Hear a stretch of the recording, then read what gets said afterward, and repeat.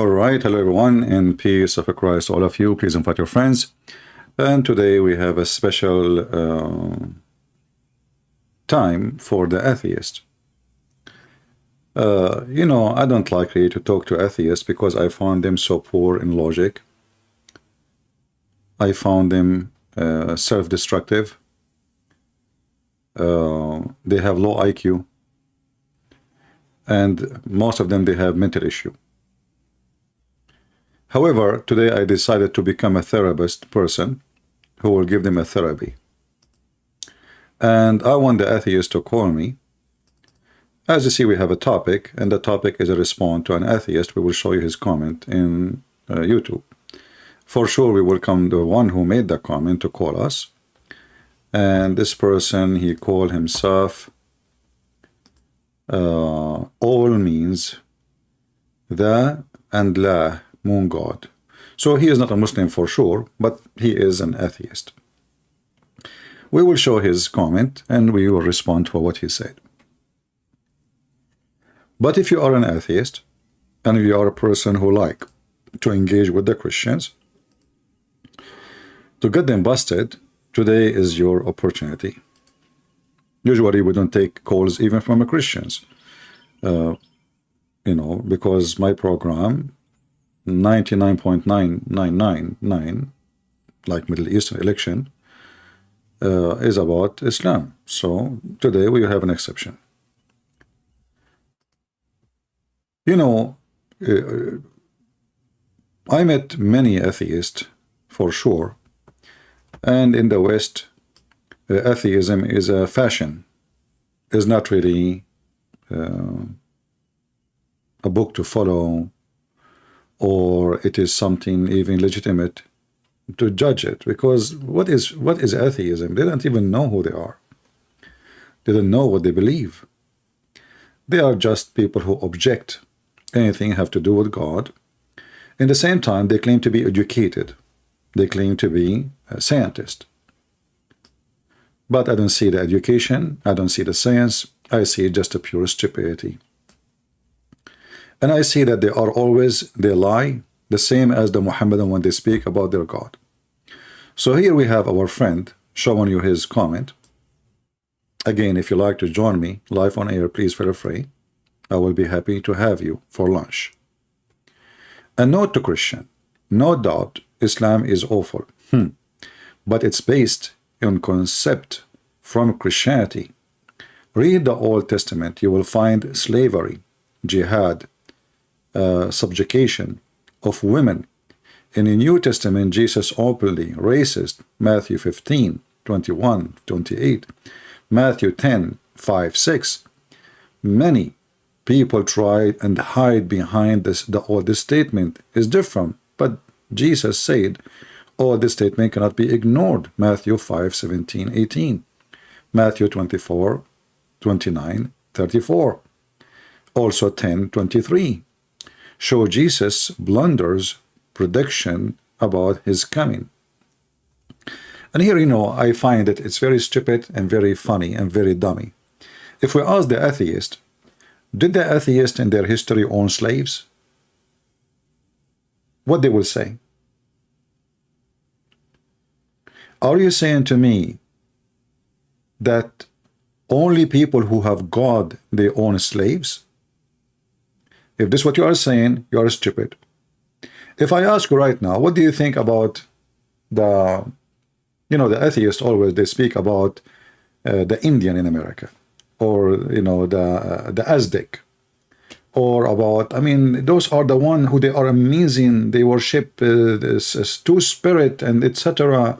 And they are very spiritual, but they will not mention to you that they own slaves. They sacrifice children for their God. To the point even they sacrifice 80,000 human beings in less than 4 days. Just for demon God. But they never mention those. But they defend a group of people just because they are atheists. You know, atheists, they, anything will hurt Christianity, we will take it for granted, and we will make the Christian look bad. Look what, you know, you came to America, look what you did to the Indian. What the Indian did to the Indian, it doesn't matter. The Indian used to cut your head, take your hair, take your skin, doesn't matter. The Indian used to sacrifice babies to their gods, it doesn't matter. The Indian, they used to attack each other, rape women, kidnap women, etc. It doesn't matter. But you is evil. Why? Because you brought your gospel here. So which one life was better for America before the new American came, if we can call them American?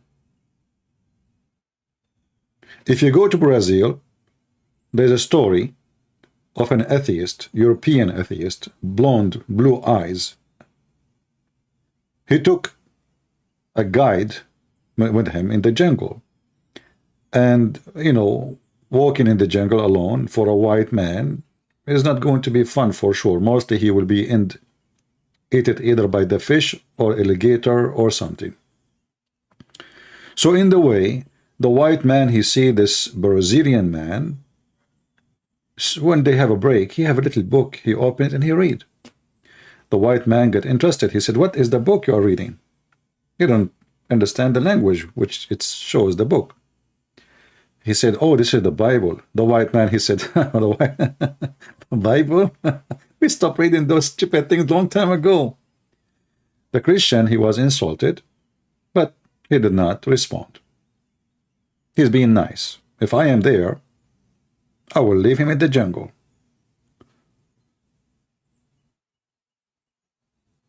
And then they arrived to a cave. And in the cave, they found a lot of human being bones. And they have dishes used to be cooked, the bones with it, and the meat, the human being meat. The white man, he was astonished. He said, what is this? He says, my tribes used to eat human. He said, and now what they don't do? The Brazilian native man, he said, well, because of this little book in my hand, which you made fun of, you are not today in my dish. And this is how I find the atheists are a bunch of stupid people. They ignore that Christianity brought a lot of civil life to all nations. In fact, your United Nation is based on Christianity. The Red Cross is based on Christianity. Charity is based on Christianity. All the best things a human being accomplish is based on Christianity. Your freedom of speech is not based in atheism. In atheism, go to China. Go to Soviet Union. Go to Vietnam. Go to any place conquered and controlled by atheism. There's only one voice. If you don't agree with us, we executed you. Or we will put you in a camp and you will be our slaves working hard labor just for making a statement they don't like it. Yet they come to us and they speak about slavery. So let's go to slavery. You will notice here that this person, he mentioned that the slavery in the Bible, but he forgot that the Bible is talking about the stories exist thousands of years ago when the people of the Bible themselves have been taken as slaves, all the nation. So we will see that the Bible mentioned to us how the Babylonian, they enslaved the whole nation of Israel. Is the Babylonian good people when they enslaved the Jews? For sure they are. You will never see him mentioning that. He blamed every slavery in Christianity. When the Chinese attacked Japanese attacked China and they slaughtered millions and they raped countless number of women, or they did the same in Korea, was the Japanese at that time Christians? No, but I never heard of an atheist attacking Buddhism. In fact, you will see every atheist, he put statues of Buddhas, and they are number one people who attend the hippie, stupid, sad guru and sad an idiot guru or the love guru. Just take guru and they are there. But they are the same people who claim that they are against slavery when in India they have a caste system which mean if you are not from my level, you are under my feet. I never heard of an atheist speaking against it. They blame everything in Christianity. When the Bible speaks about slavery, you idiot, you will notice that the Bible is talking about either one of two ways for slavery. The enemies take us, slave us. We take the enemy, we enslave them. I do to you what you do to me. This is the law of Moses. Eye for an eye. To stop the enemy, I do to the enemy the same harsh he does to me. It's not because they favor slavery. We can find actually in the Bible that even you cannot, if you beat a slave and you break his teeth, you have to let him go. You will find in the Bible that if a man, he enslaved in war, the women, they have to shave their head so the man will not be tempted to rape them, sleep with them. You cannot, yeah? Either you marry them, you have to marry them in order to sleep with the women. And you can do it only after many months. This is why she have to shave her hair, so she will not look like an tempting female. Today you are atheist, you women shave their hair because they want to look like male. You are even confused about your gender. You don't know even what is women is.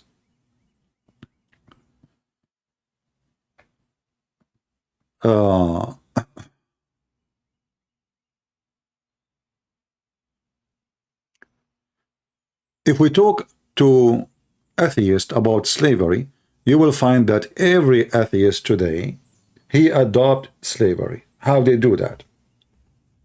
They want open borders.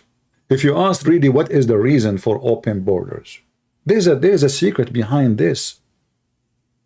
Companies, they will get very cheap labor. They will bring a poor Mexican man who is desperate to find a job to support his family. He will accept $10 a day. Just give me $10, it's okay. They open the borders so they can use them and abuse them, and not to mention drugs, human trafficking, sexual trafficking, prostitution. They take those poor people and they abuse them. When you protect the borders, you are protecting the human dignity of those people who they will be abused for sure by the cartel and the mafia when they enter the country. They have no papers. They are running from the law. And everybody will use them. If I want to hire somebody now to cut my grass, which one is going to be cheaper? Illegal immigrant or an American blonde man with sunglasses and cowboy hat? We know the answer. So you promote, you claim that you are speaking in the name of humanity. You want to bring them because they are human. In fact, you don't treat them like a human.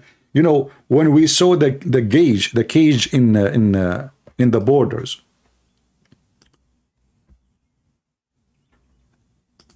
the stupid atheist, they start saying, this is a Trump. But if you go check, you will find that the one who ordered those cages was Obama. Obama, not Trump. Trump have nothing to do with them. But every single news agency, let me search for you and show you.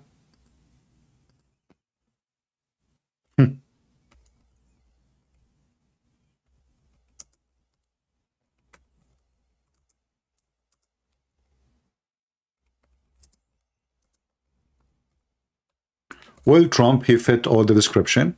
He is blonde, he is white, and he is the enemy.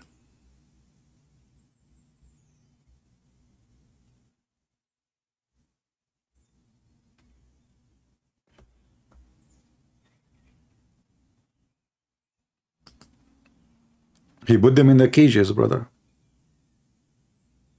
Can you believe it? Trump, he put those human beings in cages.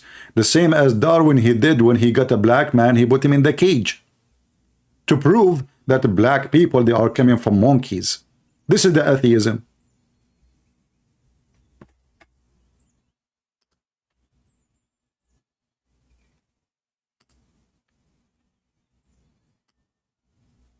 Those cages are ordered by Obama. Trump have nothing to do with them. Those are exist. Imagine they are exist for more than 12 years, and nobody noticed them until Trump become a president. And then suddenly Trump is the one who made those cages. Hypocrite, liars, zero ethic, no dignity.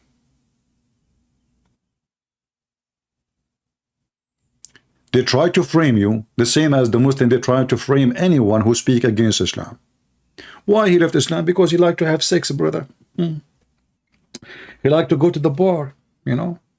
Yeah, well, okay. The Muslim don't go to the bar. The Muslim, they go and bring a boy, bachabazi, they make him dress like a girl, and they make him have a makeup, and after the party they have sex with him. If you don't believe me, search for bachabazi in Taliban. The most religious people in the world, Taliban.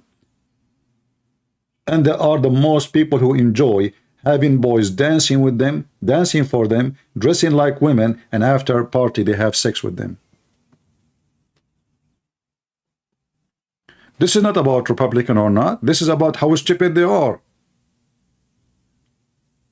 What does this have to do with Republican? There's many Republican, they are scumbag too.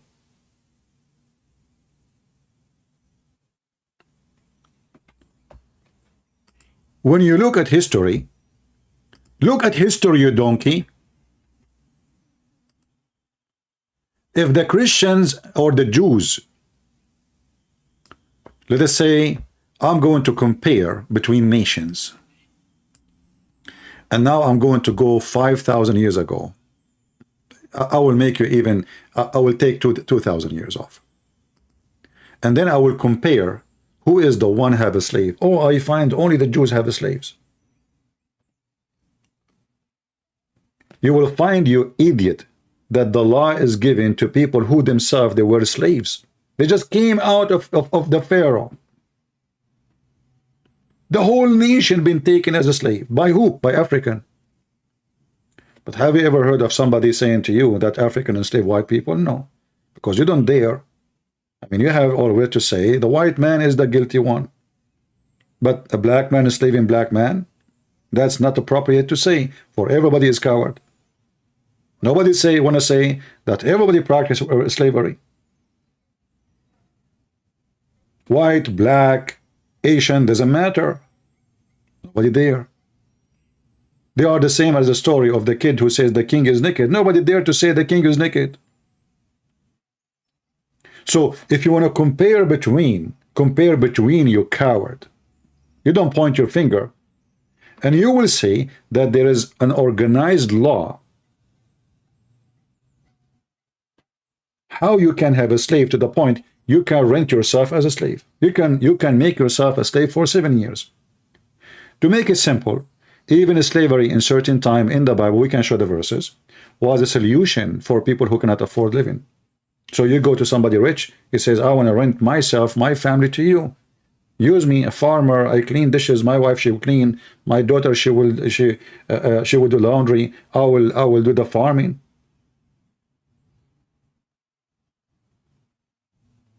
So we are talking about a system totally different from today.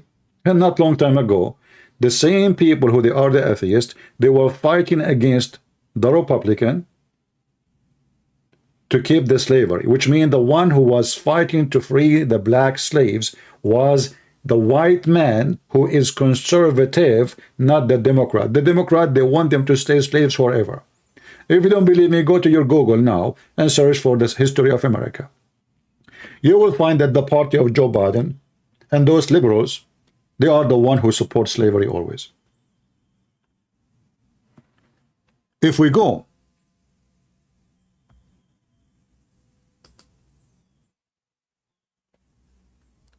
and read in the Bible, you will see the Bible have tons of verses making people equal.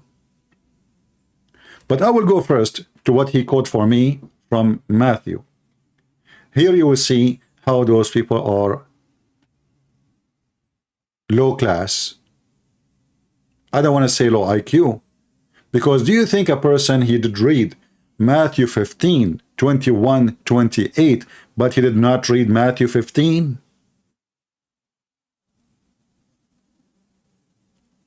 If Jesus being a racist, openly, you see, I'm just reading your words, openly he is being a racist.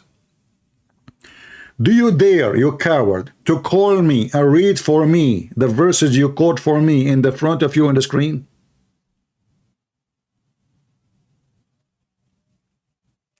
Do you dare, you monkey? Because if you are not a monkey or a kangaroo, there's no way you jumped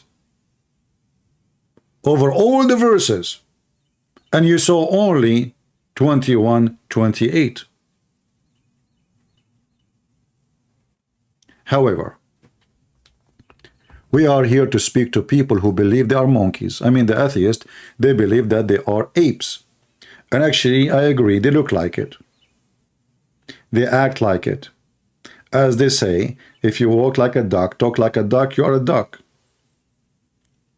An atheist for me is a duck. Walk, walk.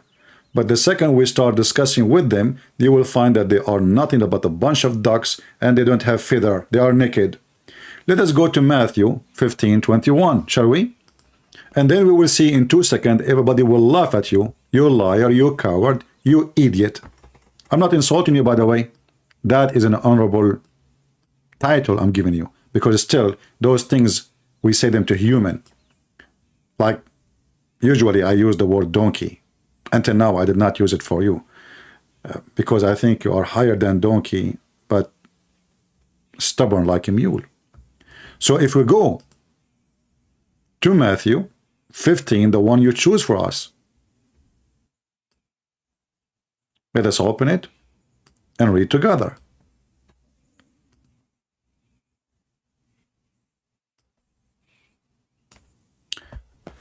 You know, if we ask those potatoes, what is the word racism mean?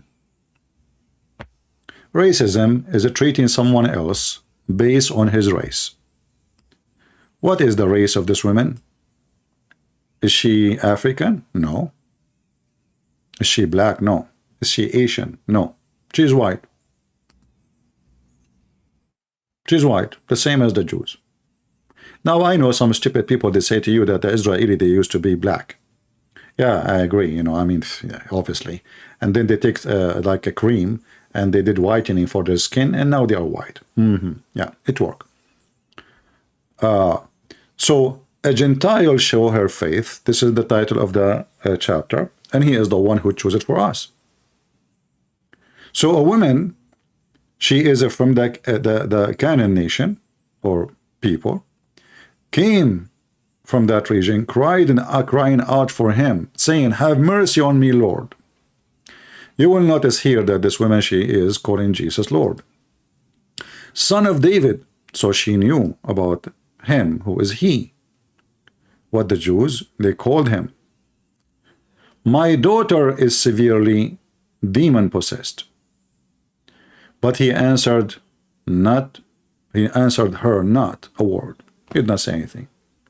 His disciple came and urged him, saying, "Send her away, for she cry out after us." She is annoying. You know, she keep going after us, crying, asking for help. But he answered, said, I was not sent, except to the lost sheep of the house of Israel. So Jesus now is telling her, you know what? I'm here for the people of Israel. Who are you? You are not from the people of Israel. The women, she said, she came and worshipped him. And you will see the Mohammedan, as usual, they say, where Jesus says, I'm God, worship me.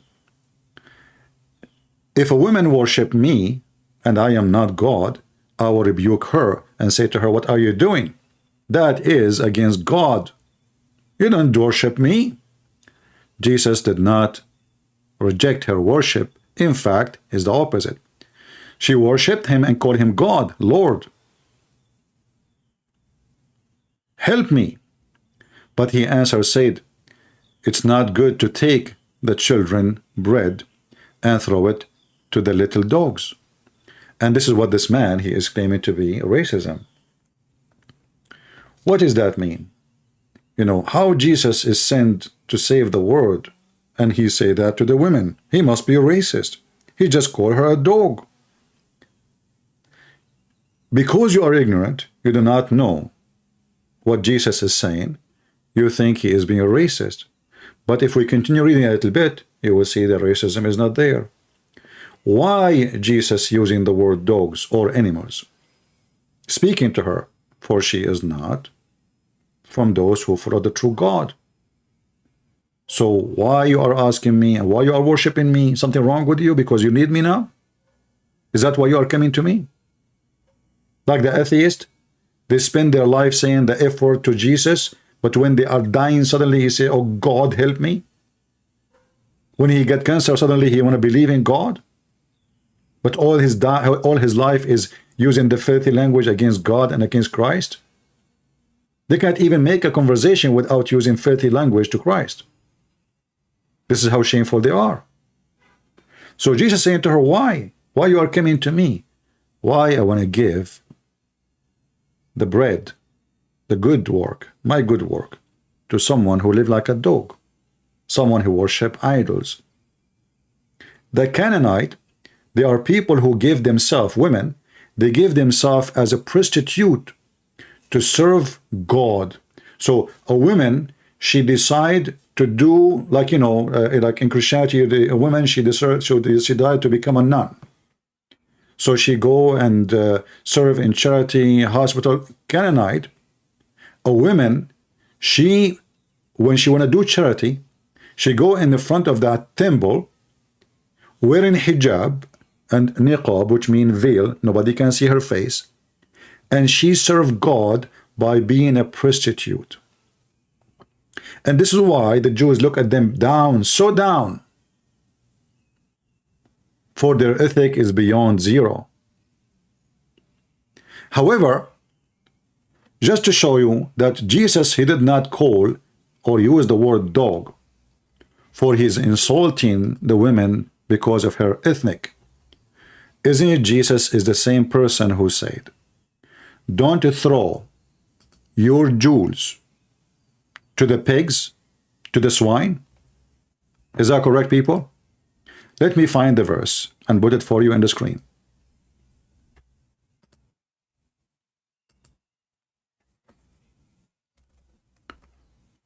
Who Jesus was speaking to?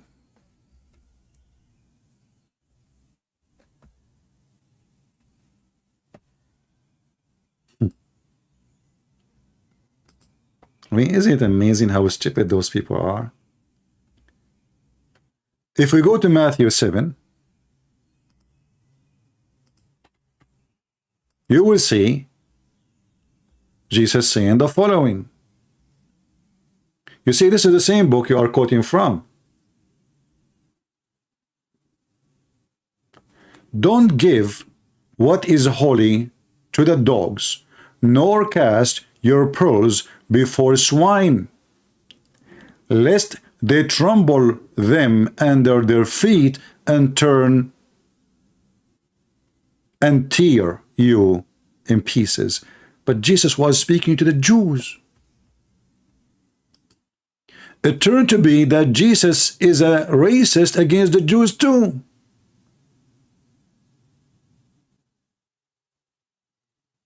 Are you following me, guys?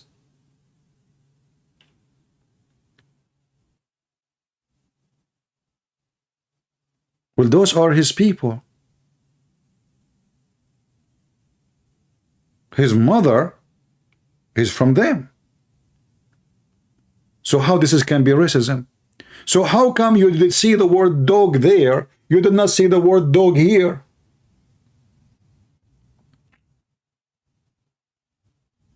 I will tell you why. Because you are a dog. You are a dog and you are looking for a bone.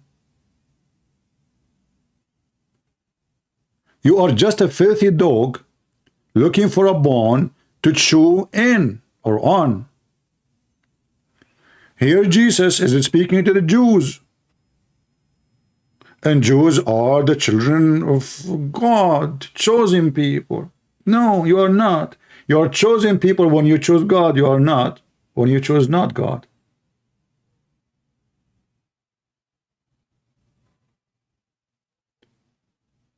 This is have nothing to do with racism, you donkey. And you will notice here the word dog is here, the word dog is there, but they did not see it.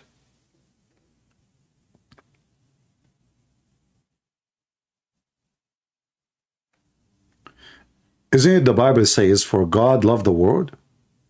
He sent his only begotten son. He loved what? He loved the world.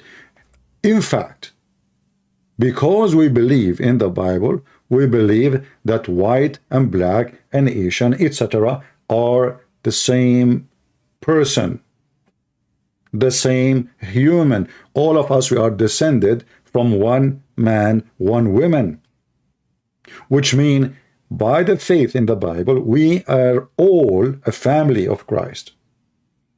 Isn't it the Bible says, there's no Greek, there's no Hebrew, there's no slave, there's no free, all is one in Jesus' name? No free, no slave, no Greek, no Hebrew.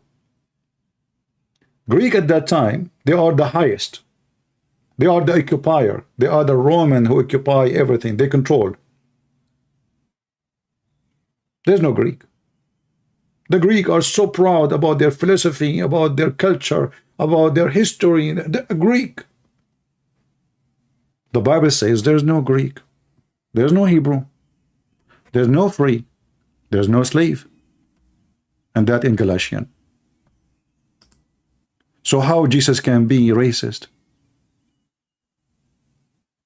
Not only that, you will notice that the Bible speaks clearly that even the prophets of the Old Testament, they are a prophet for all nations.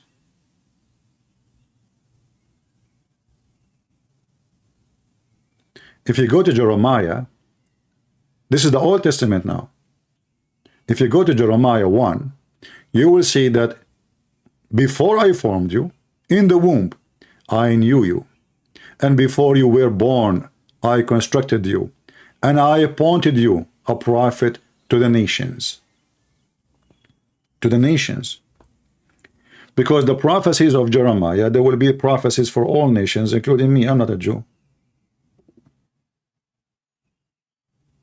I am not from the children of Israel. And you will notice that from the beginning of Christianity, right away the disciple of Jesus, they went directly in all direction. They did not go in the white direction. They go in all direction. Right now there's a very ancient church built in India by one of the earliest church father, disciple of Jesus. So how we can be racist if we follow Jesus? Yet we have the earliest churches in Ethiopia, in Egypt, in India, not only in Thessaloniki or in Antioch. Let us see if we have an atheist.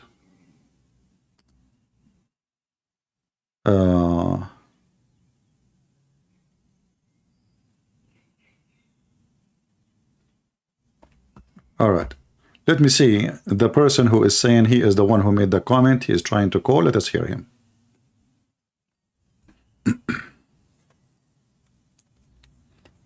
Hello? Yes, my friend, you are the one who made the comment, correct? As I understand. Hello? Hello, can you hear me? Yeah, I hear you. So you are the one who made this comment about Jesus being a racist? Yeah, I always had this particular doubt Can you speak why. louder a little bit, please? Is it okay now? Yeah, you know, still a little bit low. You know, I'm sure we hear you, but it's not strong enough. Okay, so always you have a doubt about what? Yeah, like why did Jesus say this thing? Because I always had this doubt. If someone is coming asking for help, I always thought, why did he say that? And it's not in just one place. There is some other places also he says, okay, don't go to the Gentiles, go only to the Jews. Hmm. So when, giving blessings or salvation, he again and again makes that distinction. Okay, I want to ask you, if you you work and you make money, do you go in the street, give your money to everybody, or you give it only to your children? Yeah, of course, only to your children. Why? Because they are near to you. They're Near what? to you. I mean, because you have a limited supply. If you have a lot of money, then you Okay. can give everyone. All But right. if you have But why you favor limited- your children? Are you racist?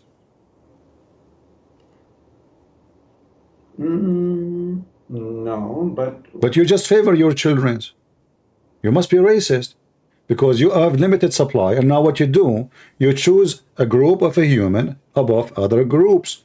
Because this is what racism is about, according to you. He did not say to But them, then- he said to them, don't but go to the this Gentile, go to the Jews. So, okay, here we go. You give the money to your wife. You say to her, don't give the money to the children in the street, even if they are homeless. Give it to our children. Buy food for them.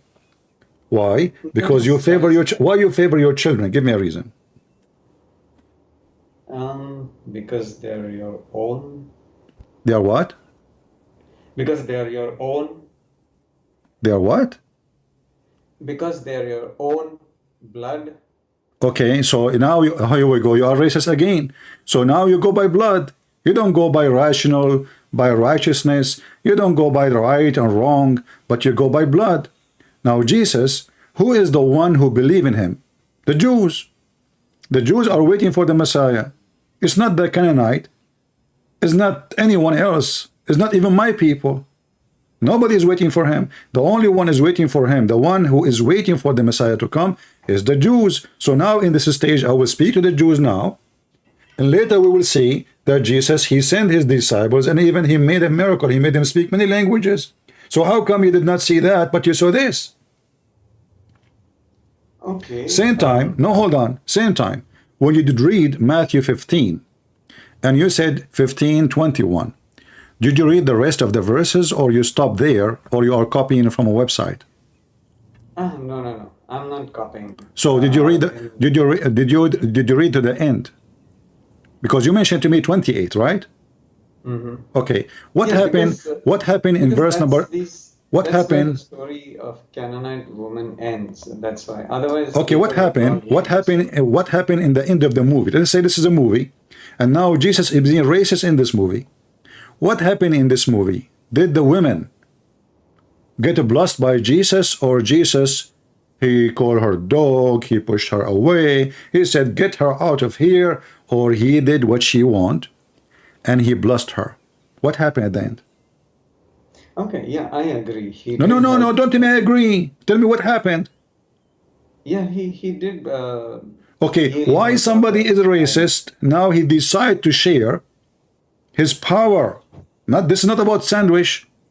This is not about food. This is not about you want to give your children some money or a sandwich, as we spoke of. This is about God himself questioning the women. Why you coming to me? You don't believe in me. You don't worship me. You don't follow me. You are not waiting for me. You are a Canaanite. Your people worship demons and idols, and you promote sex, and you have zero. Why are you coming to me? So the Messiah here is asking her why I should help you. And the woman, she showed her faith. She showed that she have faith in Jesus. And you will notice that even Jesus, he said to her what he said about the word dog, but she is not insulted. She understood, but you did not. Did you ask yourself why the woman, she insists still for help? He just, as you said, he just told her, well, don't throw the bread of the children to dogs. So why the women, according to you, why the women, she insists after what he said, keep asking him, and even she worshipped him? What do you think?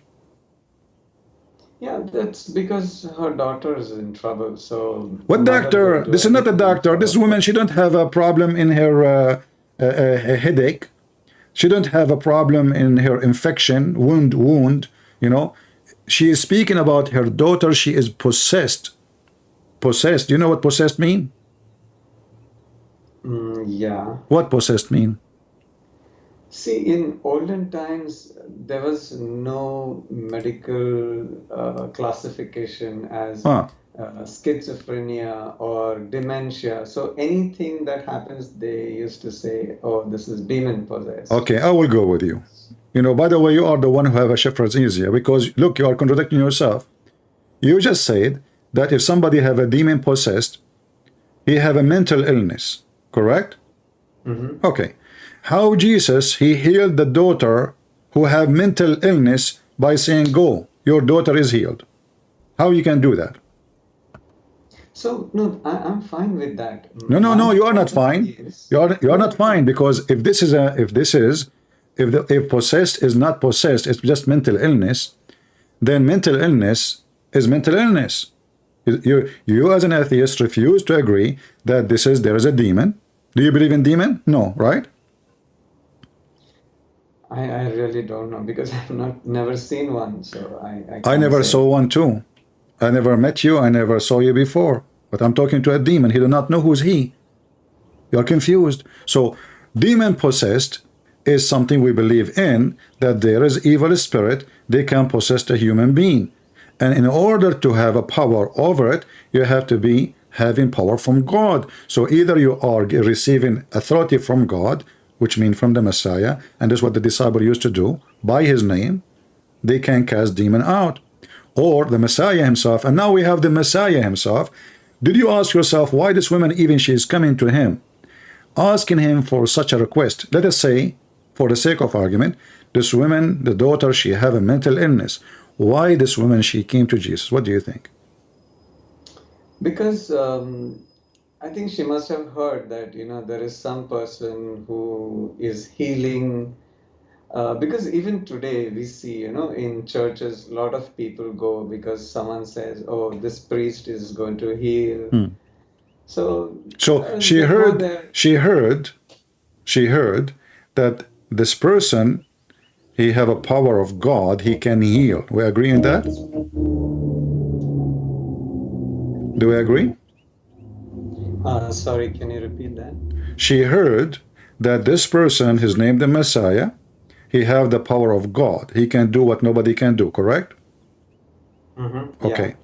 So your reputation speed you, which means Jesus already he healed a lot of people. Do we agree? Yeah, I suppose, yeah. She is not even from the children of Israel. So this is mean that the reputation of Jesus spread widespread all around, to the point even those who they are not Jews heard of the miracles of the Messiah. So now this woman, she came to the Messiah. She knew she is not from the Jews. She knew that even they are the enemy of the Jews. They are not just not from the Jews. They are the enemies, literally the enemies. There's long war between them, blood and killing. So she is coming to the Messiah asking for help. Why the Messiah should help us? Can you give us me a reason? You have an enemy who you have war with them, and now this woman, she is coming to me. She don't believe in Elohim. She don't believe in Yahweh. She don't believe in the Messiah. She don't believe in their book. She is just a pagan woman. Why she is coming to me? So why she came to him? You said because she heard news that, and obviously she believed in it, correct? Okay. So when this woman, she insists that she need his help even after what he said, don't you think that this woman, she did not notice that Jesus is racist? Yeah, so that is where I was coming to. See, I'm fine with, Jesus healing her. The problem I'm having is, why did he wait for her to accept? See, she said, it's okay that, even dogs eat the crumbs that fall from the table. So only when she accepted that she is a dog, only then he helped her. He did not. Exactly. But this is the case for all of us. If I no, my friend, listen, you don't even understand what Christianity teach. Jesus himself, he washed the feet of his disciples. Is that correct? Yeah. Okay. That's right. Who wanna wash the feet of people? Nobody. And this is the one who we worship as God, washing the feet of his disciple. His disciple, they said to him, Lord, we will not let you do that. He said to them, if you don't let me do it, I don't know you. In order to be a master, you have to be a servant. So this woman now, she practiced to be the servant. So the Messiah, he gave her the power of the master. He gave her what she was asking for. So she humbled herself in front of God. Me, myself, as a Christian, if I don't humble myself in front of God, why I deserve the mercy of God? If I am arrogant, if I am proud, if I think I'm good and God is nobody, why God will help me? So in Christianity, it's extremely important that a Christian person, a believer, he humble himself. He knew that he is sinner. The Bible says that the good man, the good deed of a man is not even like a dirty rag for God. Doesn't matter how much you are proud of yourself. So when she humbled herself, she thought she saw that she deserved help. She is not proud. She is not arrogant. Lord, even dogs did get some crumbs. Treat me like one. Very humble. And then the Messiah, he said to her, your faith is great. Suddenly the Messiah is what? Is giving her glory. He's giving her a compliment, big compliment. Your faith is great. Why her faith is great? What she did, can you tell me? So for the sake of her daughter, she was ready to go to any No, length. no. You see, for the sake of your daughter, if you don't have faith, you see, he said to her, your faith is great. He did not say your ethnic is great. He did not change her gender. He did not change her ethnic. He did not change her color. What he appreciated from her is her faith. So Yeah, her faith is what answer her call. And this is all what Christianity is. But I will go with you. I don't know if you were listening from the beginning when I started. In the same book of Matthew, you mentioned to me Matthew 15, correct? Okay. Here the word which is making you upset is the word dog, correct? Yeah, and by the way, CP, I just want to tell you, I am a born Christian, I don't but care if you are. There's nothing called born Christian. You are not. no. This is just for your reference. I So, don't care, my friend. There's nothing is called born Christian except being born Christian after you are born, not when you are born. Which means if you are born from a family, they are Christian. Neither you, neither your family are a Christian unless they are Christian. There's nothing called. We are not Muslims. There's nothing. Somebody, his father his name is John, and his mother, her name is Christina, and now they have a baby. His name is James. This is not Christianity. Christianity is you are born again by faith, not by birth. So you got it wrong. So even this one, you are wrong. But I will go with you now. Listen, I'm just trying to tell I you that understand you are trying to tell me, but you are trying to tell me something wrong information about yourself. You are not a Christian. You never been Christian, and maybe your parents never been Christian too, because obviously they did not good job to tell you what Jesus is teaching. But listen to me. The word made you upset is the word dog, correct? okay, Okay, and that make it racist, correct? okay. Okay. How come when Jesus said the word dogs to the Jews, that did not upset you? Yeah, I saw that part. So now I have to go and study that part also. But No, then, no, hold on. You see, I understand you want to study now. I'm asking you, why you did not see it before? How come you saw? I mean, you did read the book of Matthew, correct? Did you read the book of Matthew, or because you said to me, no, I read it. yeah, I Okay, read it, but okay. maybe that As was long you right. did read it, how come you did not notice the same in the same book? How come you saw that you did not see this? Okay, but CP, aren't No, is my it friend. You see, I'm trying to understand. Don't tell me. Okay, don't tell me. You know, I don't even go and make a program about atheist. You know that, right? But you made me so angry yes, because this is not being fair. And if you are a person of high education, then you should know that Jesus and the whole Bible actually condemn the Jews. So how the Jews are a higher race then? How many times God he condemned the Jews? How many times he punished the Jews? How many times he speak against the Jews? And then you come to me and you say, oh, Jesus being racist. So when Jesus called the Jews dogs, he called those who they are hypocrites sons of Satans. They are Jews. Not only Jews, they are the rabbis. They are the most religious people in the nation. If your father is Abraham, you do the work of Abraham. Okay, I give you that. You are right in that. But there are other instances where Jesus says, you see, you are being hypocrite again, because you cannot take other instant or whatever story without connecting all together. Because if you are racist in a place, you are racist all over.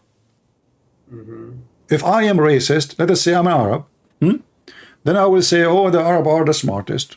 Wherever I go, but you cannot say the Arab are the smartest, and then second day you say they are the stupid, most stupid, ignorant. You cannot do that. You can say they are the most clean, and then second day you say they are the most filthy. You are speaking about an ethnic group now, right? Even though Arab is not really an ethnic. Arab is a word meaning desert. Whoever live in the desert is an Arab. So you don't understand even what ethnic is. Do you know what ethnic is? I believe it has something to do with people from different countries. How is that? I'm coming from different country, but I live in USA.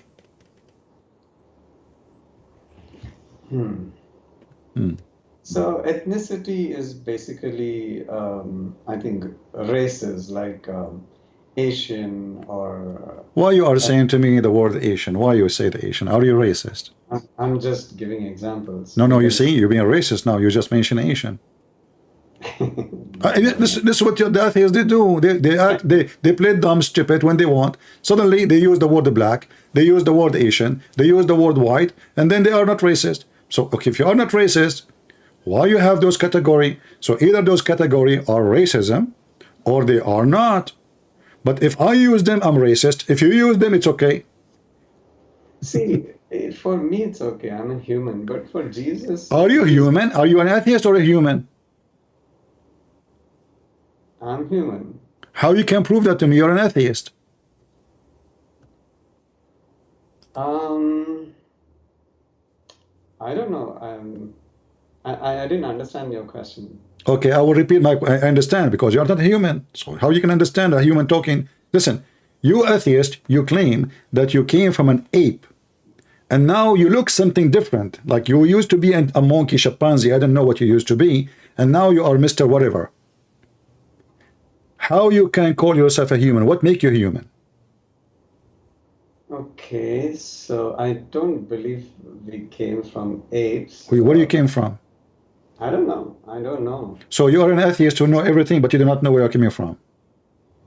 Yeah, because see the history, I mean, you'll have to go millions of years back. Millions of years. Okay, millions of years. My friend, it doesn't matter if it's a million of years or not. The fish is still a fish, and the monkey is still a monkey, and the donkey is still a donkey.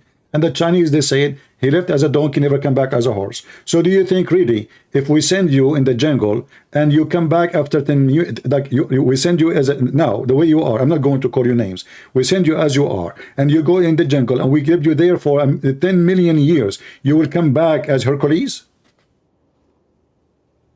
Probably no. So what time will do? How time will change you? Time can change you, understanding life, have wisdom, have more experience, but it's not going to grow tail for you. It's not going to make you out of your species, if we can call you a species. So if you are a fish, you will stay a fish. If all those apes, let us say we used to be apes one day. Okay, why we have still monkeys? Okay, we used to be monkeys. Should be all the monkey become a human now? Look like this is endless. Still there's monkeys, still there's donkeys. I think we are sidetracked. So basically, my question was that if Jesus is God, why is he using words like dogs Why or not? people? You know, Because actually, no, hold on. We use it. This is a language we understand. He's speaking to us in a language we understand. So he put you down so he can take you up. He put you down, like the Bible taught to us that we Christian, we should rebuke each other. When one of us is doing sin, rebuke your brother, which means you put him down. You tell him you're wrong, you are being filthy. So this is not because it's a bad treatment. This is part of the therapy, so you can see that you are wrong. This is not an insult. For you, you see it an insult. As you see, this was a very nice end for this woman. She got what she want. She did not go empty-handed. She got what she want. The miracle happened. that is true. So if I come to you now and I have a heart problem and I'm going to die soon, and I say, you say to me, you are a famous doctor. You say, listen, I don't treat dogs, you know. Look at you. You know, I treat Elon Musk, you know, those rich people. Look, who are you? You know, what do you have? Look at your car, 20 years old, you know. But Jesus did not discriminate her because of her money, because of her look, even because she is from where? No. There's only one question. Why? Why I should give my bread to those who don't seek it, those who don't wait for it, those who don't worship me. But the women, she worshipped him. The women, she is very humble. The women, she show how much faith she have in Jesus. In return, Jesus granted her what she is asking for. And this is the situation for all Christians. If I don't pray to the Lord, you know, the second I pray to the Lord, what I'm doing, you know? What when I pray, what does that mean? You're basically trying to connect. No. Connect is something, yeah, but there is more than connect. I'm going down in my knee, asking Lord for helpness. What the difference between calling me dog and acting like one? Help, please, help me. Okay. So you are proud, you don't receive. You think you are higher, you think you are different, you think you are the one who can accomplish things by yourself. Why I will help you? You humble yourself. And the Messiah, because he is a unique person, he himself, he humbled himself so he can be the best example for us. This is why he washed the feet. When the Messiah, he was healing somebody, all the Jews don't want to touch him. Oh, this guy, yeah, those people are bad, don't touch him. The Messiah, he says, I came for the sick, not for the healthy. Oh, in that case, CP, because in Matthew 10:5, Jesus says to the disciples, don't go to the Gentiles, but go only to the house of Israel. Okay. So actually, the people who are suffering or who don't know God are the Gentiles. So he should tell them, go to the Gentiles. No, my friend, you are mistaken again. So You see? maybe you can No, explain okay. that. So when I say don't go, is that a final order that said he is leaving, is gone, the story is over? No. Today, now, don't go. This is the mission. We came for the children of Israel. Let us see who's going to accept us. Let us gather the disciples, make disciples, so you can go and teach the whole world. So now we go, now we teach, now we gather, and then now we are preparing a peaceful army of wise men who will go and preach the gospel for the whole world. So you take, as usual, this is what I notice about you, you take a statement and you forget the rest. Isn't it Jesus, he said, I have sheep other than this, which means the Israel? Okay. So how come we take this one, we don't take that one? So the Messiah, if he is about just the Jews, but this is the normal thing, the Jews are the ones waiting for him. If the Messiah, he go to the Roman don't even know what the Messiah, I mean, who is this Messiah? They aren't prepared. They are not informed. They are not even waiting for the person. The only one is waiting for the person is the one who should receive him, is the Jews. When the Messiah came, many received him, many rejected him. And you will notice that those who rejected the Messiah from the Jews, they are rejected from God. This is why we see here that the Messiah, he said, don't give what is holy to the dogs. Speaking of who? Not different race, not different ethnic. So here you notice that the Bible make it clear that those who accept God and God help and seek it and worship and believe, those are the chosen people, which means you choose God, God will choose you. You refuse God, why you claim this is racism? You refuse him.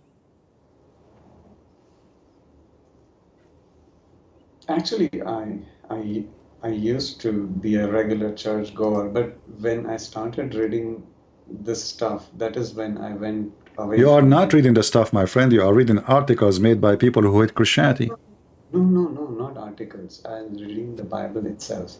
Hmm. And when I read these things, it troubles me because I always feel that for Jesus, for him, everyone should be his children. Why does he? No, not Yes. everyone. No, you see, no. You see, this is the hippie idea. This is a stupid idea. This is a stupid idea. If you now, if you have children, and you get older, and now there's a child or your daughter or your son, one of them, he come every day to your house, take care of you, clean the house, cook for you, etc. And there's a child who never called you ever since you gave birth to him, maybe since 20 years after. Okay. And then one day you are going to give your wealth. Which one you will give? You will give to that child. All of them, they are your children. But there's one he never called you. Not when you are sick, not when you are unhealthy, not when you are poor, not when you are not walking. He called you only when he need you. This is what Christianity teaches us. Those who they deny the Father deny them. Which means it's your fruit. It's not his fault. You denied him, and then you cry for he deny you. How fair is that?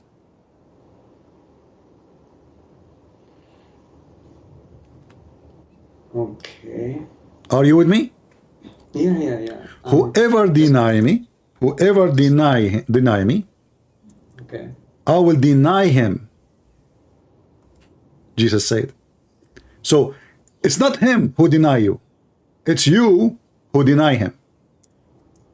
And then you cry and you say, what kind of God, this merciful God, is not going to take me to heaven just because I'm an atheist? And I find it is that, you know, like you did read the book of Matthew. Did you read the book of Matthew or a verse from Matthew? You said to me you did read, right? Yeah, I'm reading chapter Okay, by if you go chapter. to John, if you go to Matthew, the same book you are quoting from, Matthew 10, isn't it Jesus says, whoever denies me before the people, I will deny him also before my Father in heaven? Yes. Whoever deny me, not even whoever black or white or Asian, whoever deny me. So who is the one who deny who first?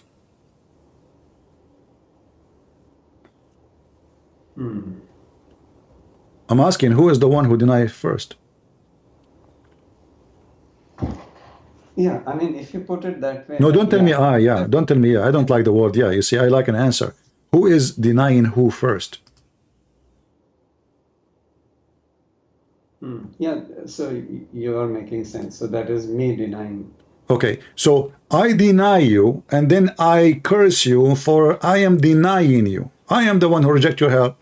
God, he says, you know, the Messiah says, knock at my door, I will open for you.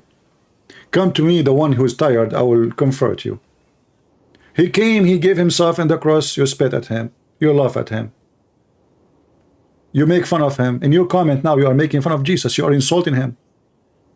And yet, still he say, come to me, knock at my door. So you yourself now is invited. And now if you say, oh, I'm not going to believe in Jesus, what do you do after? You go and make a comment, says, oh, Jesus, he must be an evil person. Isn't all of us supposedly the children of God? Isn't he supposedly merciful? Isn't he supposedly a nice person? Look, he don't want me. He is going to punish me. He will send me to hell. But no, he will not send you to hell. It's you who send yourself to hell. You rejected him. You refused him. You insulted him. You spat at him. You make fun of him. And then you cry for him is not taking you. Why he shall take you? There's no reason. Okay. No, what do you mean? Okay, give me your opinion. I want to hear the smart you. You know, I want to hear the smart you speaking. Okay, so the way I look at it is, now, do you as CP, do you believe in Jesus? Are you serious? I mean, okay, so I assume that is a yes. Oh no, come on. I mean, you are asking. Okay. You know, sometimes I ask God, I mean, God, what you did to me? I mean, do I deserve this? So you are calling me, speaking to Christian prince who make people leave Islam and convert to Christianity. And now we are talking about how Jesus is God. And after 30, 40 minutes speaking to me, you're asking me if I believe in Jesus or what? Okay, so Are you taking drugs? A wrong question. So okay, no. Listen. This is clear evidence that when you are an atheist, I'm not insulting you, by the way. I'm telling you what I think about you, about atheism and atheists. They are fool. Their brain, they have their own chemical. They have a fantasy. He's speaking to Christian prince, and you do not know if a Christian prince is a believer or not. You know, if you see me in the street, I will understand. You do not know me. I actually didn't finish the question. No, you don't have a question. You have an insult. No. Okay. Because after all what I said, you are saying to me, do you really believe in Jesus? No, I said that was a wrong question. So it's a wrong question. Okay. Well, sorry, I gave you the wrong insult then. Go ahead. I'll give you a different example. So if I say that I saw a man fly, okay, and you say, okay, I believe in you. Are you believing in me, or are you believing in the man who flew? I don't believe in you, neither in the man who flew. Unless, hold on. You see, we don't believe just to believe. The word believe in Christianity is not just a word you throw, like throwing rocks here and there. If somebody says to me, he fly, all the atheists, they fly every day. They are monkeys, they are hippies, they don't know their gender, they are male, they are female. A guy, he put a wig in his head and he think he's a woman and he want to go to the bathroom. Hold on, let me answer you. You put lipstick on your face and you think now you are flying, you are really a woman and you are so sexy and you love it. No, hold on. So I don't care for this, hold on. But to believe in something, somebody told me, the Bible teach me that I have to examine the spirit. Because even Satan, he can fly. Even Satan, he can do miracles. Even Satan have power. So for me as a Christian, it's not a matter of belief in a power.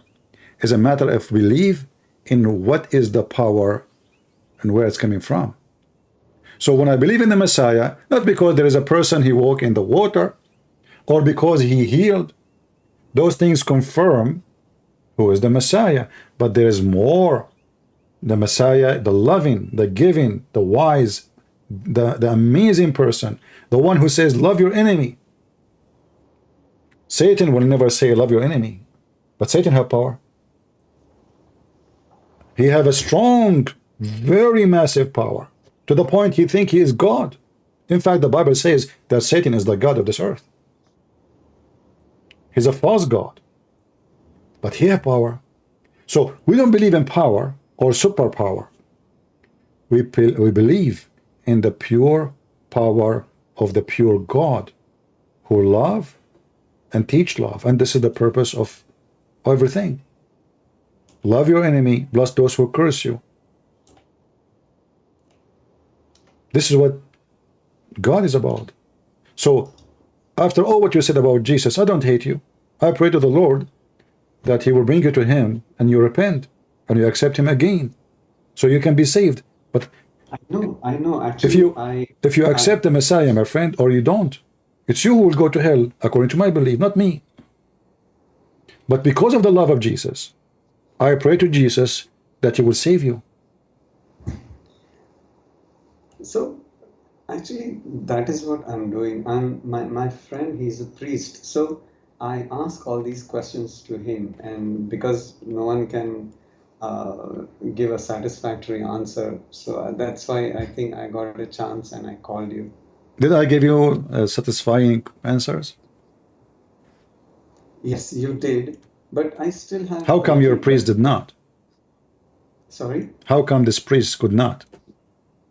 So instead of giving an answer, he used to send me videos. Watch this video, watch that video. So I Okay, told my him, friend, don't you are not record me. talking really to a person who know the Bible very well, Yeah, I because I will tell you know. why. Because there is two things about teaching. It's faith and knowledge, and faith mean courage, and faith mean God who will use his tongue, your tongue, to speak. So I believe when I speak to you, the Lord is using me. The wise man is a fool. Never trust the foolish of a man, the wisdom of a man, because the wisdom of a man is a foolishness. The Lord is where wisdom coming from. So when I speak to you, I did not give you my answer. I gave you the answer from Jesus. This is not my answer. So the priest, because he is not really a faithful man, he have no answer, for he never listened to Jesus. He never learned about Jesus, yet he called himself a priest. Yeah, even I think so. So my friend, I invite you to repent and accept the Messiah as your Lord, because your life can be taken away from you. And yes, the life will be taken from you and me. Don't think this is about race. Everyone will die. But the Messiah said, whoever believe in me and I will live. Whoever, not a black, not a white, not an Asian, whoever believe in me and I, he will live. So I invite you before it's too late. I'm still studying CP because I have so many other questions. Like, for example, in the Bible, it says that evil spirit comes from God. So when I read that, I was like, That's really? because, okay, you know, I'm not insulting you, but let me use the word fool. Is that okay? Yeah, go ahead, no Okay, problem. isn't it us, the believers, we believe everything created by God? Yeah. Okay, who Okay, created fine. Satan? No, hold on. Who created Satan? Okay, I got it. Fine. No, you don't get it. Let me explain to you more. But God, when he created Satan, he did not create Satan. He created an angel. Is that correct? Mm-hmm. Angel, a fallen angel, he decided to become Satan. So when the Bible speaks about all the evil, you see, this is coming, you know, God created the evil Satan. God created this evil man. God created the evil Joe Biden. God created the evil Democrat. Well, God, he created them. This is true. But God did not create them to be evil. Mm-hmm. Okay. So again, what you are doing, you are having a limitation with the letters, you know? You don't want to comprehend the book. You want to comprehend only if you, oh, the word evil. Does it say evil there? How God he do that? But if you think about it a little bit, deeply, not shallow, then you will see there is, oh, now I know what it's mean. Well, God, he created Satan, but he did not create Satan. He did not say, hey, Satan, I'm going to create you, and your job from now on, I hire you to go and deceive people. No.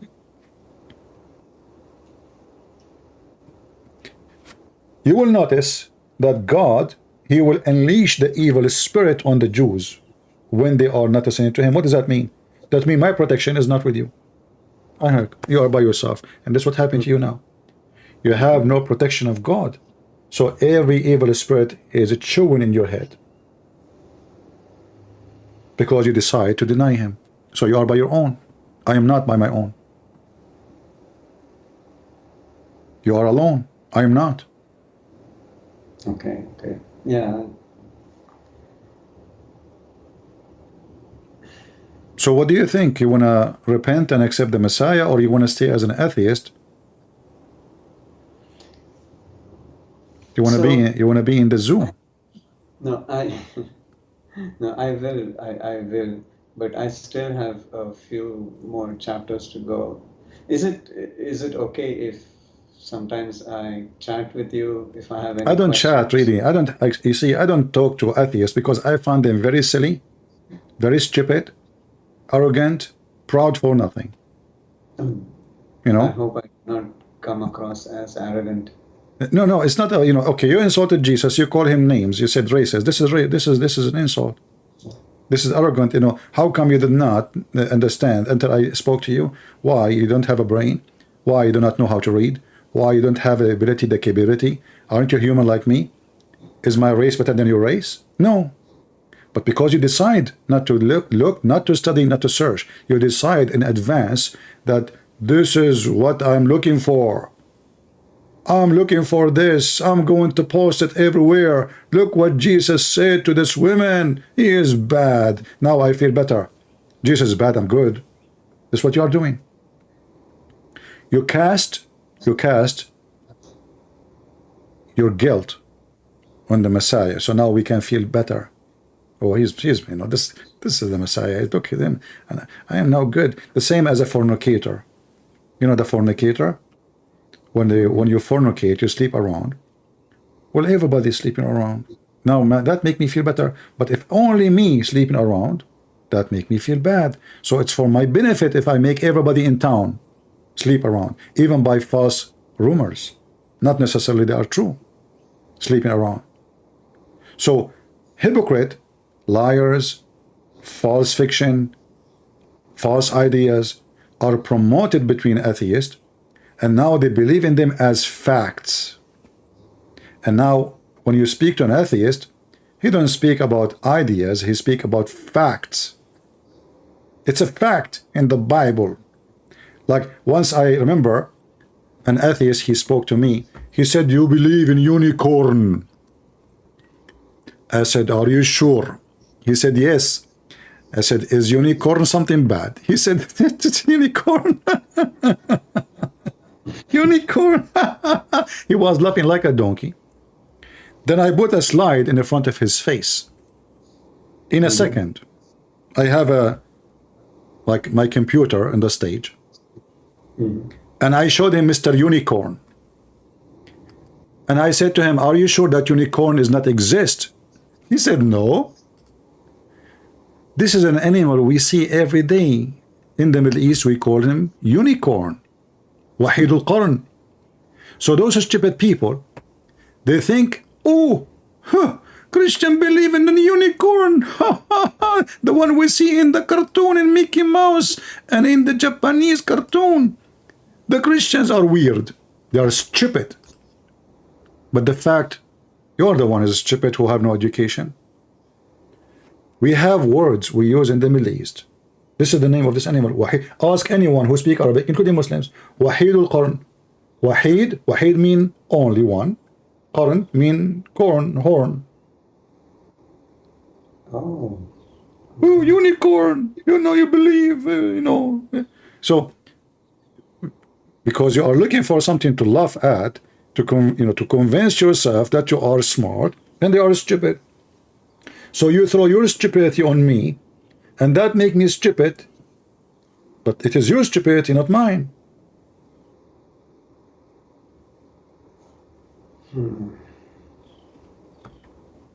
So you don't understand the history, you don't understand the background, you don't understand the language, you don't understand anything, but you claim that you are all understanding. And then you go and you teach children stupid things. I ask you, my friend, to repent before it's too late. It's up to you. You don't want to believe, don't believe. I mean, this is your business. But I say to you that the Lord one day will come. And then don't cry and say why. And you will be thrown. You see the word dog in the Bible? You will wish to be a dog. You will be thrown, not even like a rat, in the hellfire. And you will spend your eternity there. You might be laughing at me now. But time will come, and you will see. And you know what? Me as a believer,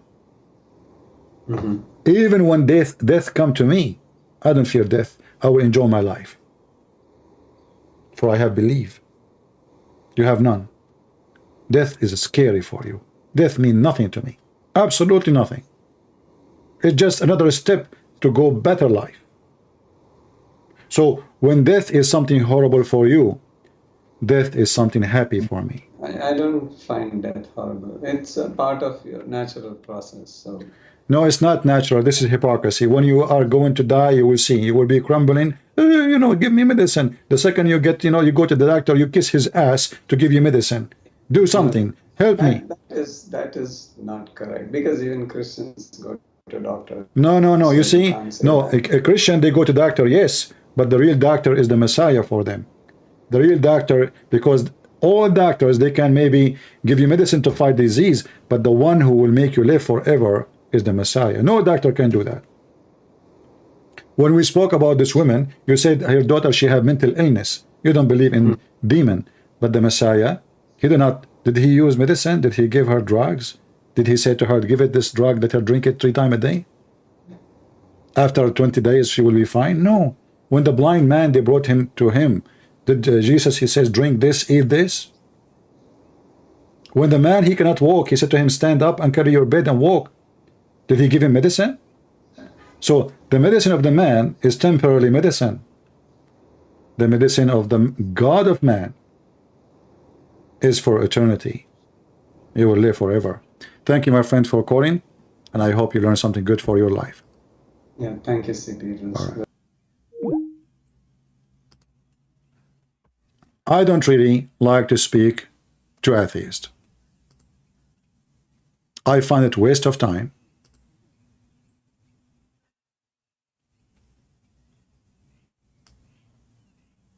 I find it embarrassment to the person I am speaking to.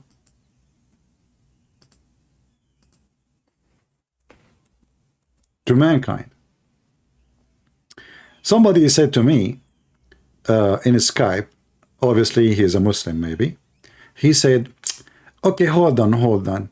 In Matthew chapter 17, verse 21 is not exist in the physical Bible. That's because you are stupid. What physical Bible? You know, if you study the how the Bible has been written and spread, you will notice that there's hundreds of copies, but they were written on papers. Those papers, even if you don't touch them, if you put them in a box, even if you hide them, by time the paper itself, not only the ink, will be demolished. So if you don't have original manuscript for the copy of the copy of the copy, does not mean there was no book. You are being stupid. To make it simple, when the Christian, they make a new copy, they throw the old copy. They never thought that time will come and they will call it manuscript. Why they want to keep it? The book is destroyed. The book is, the papers is ripping apart. And that's what we do actually even in our house. So when they make a new copy, better copy, they copy from the original which they have in their hand at that time, not necessarily the original of the original of the original, because at the end it's copy of copy of copy. Why? Because the books itself is going to be decay like a human being. For the material is not good quality, cheap. Remember, the Christians in the first 300 years, they were the poor, not the kings. The first time we have a book written in an official way, let us say, expensive way, is when the King Constantine become a Christian. Before that, the books is written by Christian, poor people, poor material.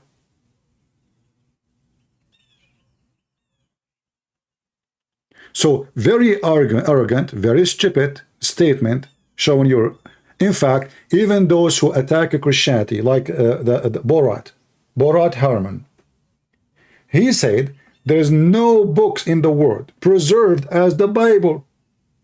No book ever have evidence and manuscript as the Bible. So let us say there's a verse was missing. That will not change anything.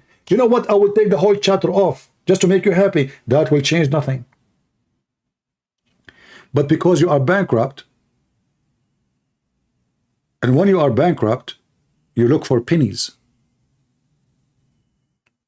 Are you with me, guys?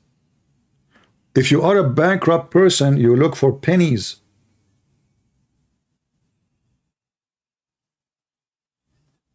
Even if what you are saying, for the sake of argument, is true, that changed nothing. Still Jesus is God. Still Jesus did the miracles. Still Jesus said what he said. But because you are desperate, and I understand, your situation is so bad. Physical Bible. That make me laugh more. We have a Muslim. I hope it's not a fakira. She put shaitan in jail. Fakira. We will take a Muslim for a snack, you know.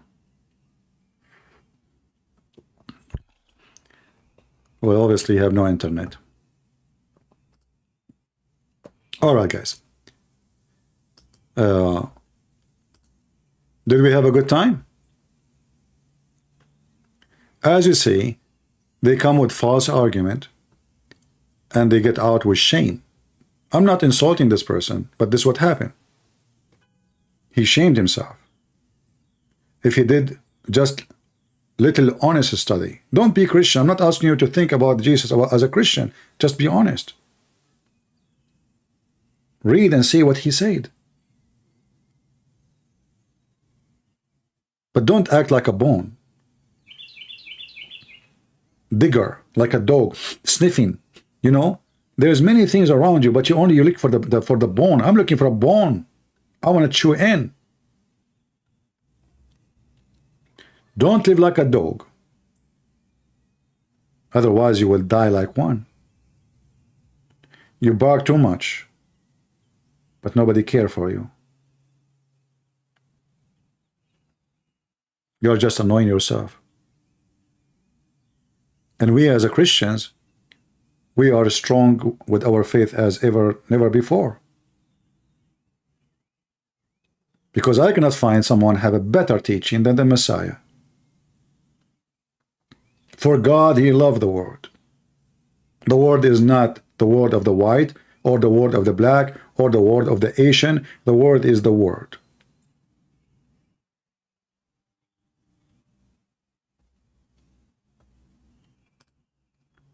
But when you want to make a selection fit with your propaganda and agenda, we will laugh at you.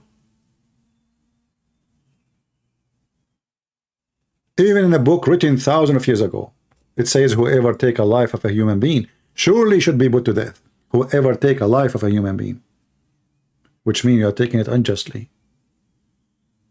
Whoever, not his skin is green or white or Asian or black or or like these days there's a new ethnic. It's called suntan.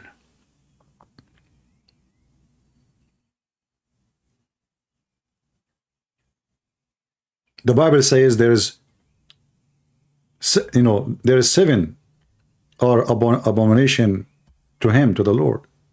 Hafty eyes, lying tongues, and hands that shed innocent blood, a heart deceive or device, wickedness plan. This is what people do today.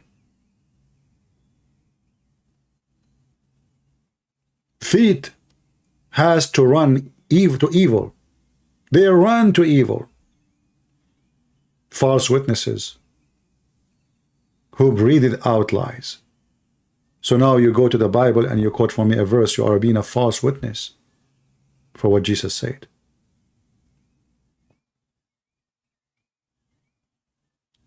What a shameful behavior. The Bible says whoever justify wickedness, he's a wicked man. Who justifies the wicked and he who condemns the righteous are both alike. Because when you justify the wicked, well, he did something wrong against the righteous, obviously, something wicked. You are condemning the righteous by justifying the wicked one. And they hate us because we condemn their wickedness.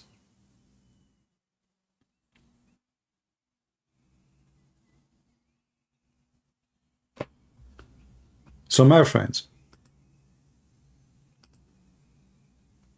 there is no better than the Messiah to listen to obey, to follow, to worship, for he is the only true God we believe in. God the Father, he sent his only begotten Son. We worship one God. Don't listen to the fool when they say to you they have many gods. That is a false story. At least when you debate people, debate them about their belief, not your fictions.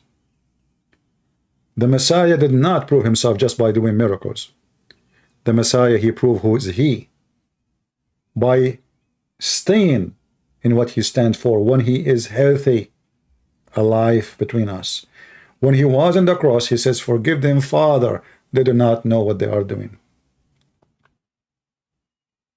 If the Messiah who asked me to forgive my enemy, then he start cursing them. I will kill you. Just wait, you will see what I will do to you. No, in the cross, he showed love which nobody can have. If somebody touch your eye, you will curse him. You will go so angry, even if you are the best Christian. He was in the cross, dying on the cross. What kind of death? The most ugly death. Crucifixion.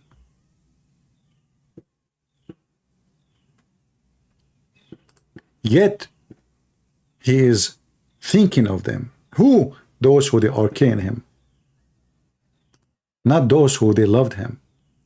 They were shouting, his blood on us, on our children. Look how rude, look how filthy.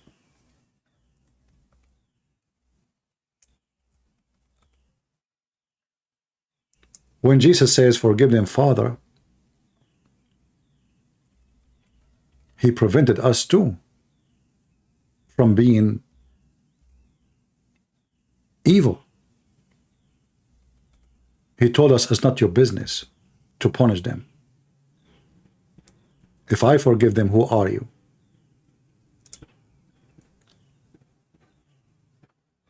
The Messiah, he can see the future. That somebody, he want to take that an advantage to attack the Jews and kill the Jews. Oh, they are the one who killed Jesus. Actually, I remember a Muslim, he said to me, why you are defending Israel? Aren't they the one who killed Jesus? Aren't they the one in Matthew 27, they said, his blood on us and our children? I said, look how hypocrite you are. In Islam, he did not die in the cross. Now, because you want me to hate the Jews, suddenly the Messiah was killed by the Jews.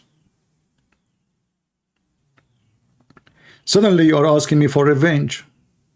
But this is not what Christianity teach, and this is not what Jesus said.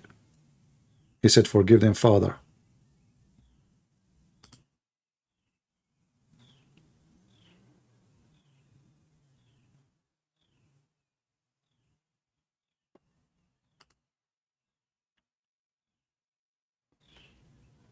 Anyway, I think we have enough for today. We have a Muslim here. This is the same guy who, the coward, I call him, he don't respond. He texts me, I'm not going to answer you unless you speak to me. But you know what? I will make an exception just today. After that, I will block you. Next time you post in the chat, you potato. I have a question to refute Christianity, Christian Prince. Since Mary is the mother of God, does that mean make Mary mother of a grandmother of God? Ha ha ha ha. Actually, what you just said is additional proof that Muhammad is a fraud and he is a stupid like you. If the Christian, they say Mary is the mother of Jesus and Jesus is God, they are not making Mary grandmother of God or mother of God, even though you can say it. It's not wrong to say she is mother of because Jesus is God. She is the mother of Jesus. But they try to make it as if she is divine, but this is not what it's meant. But we find that the stupid Allah, aka Muhammad, he fall into same stupidity when he claimed that Mary, she is, according to the Christian, divine. According to the stupid Quran, the Trinity is Allah, Isa, and Mary. And that is telling us that the author of the Quran is mentally stupid. He have zero education. He do not know what he's talking about. And even when Allah, he wanted to prove to us that Mary is not God, or even Jesus, he said they eat food. I mean, do you see the stupid logic? They eat food, man. How they can be God? Well, my friend Abdul, angels in Islam, they don't eat food. Isn't this the same story about Lot? The angels came to Lot, which you took from the Bible, and when he put food for them, their hand did not touch the food. So here we go. Jibreel don't eat food. He must be God.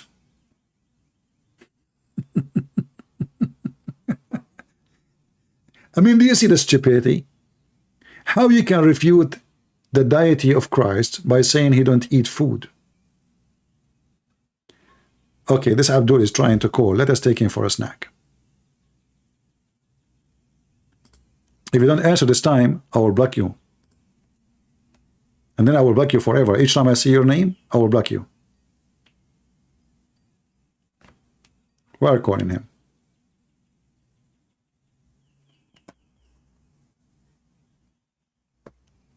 Obviously, he's a kid. He's not answering.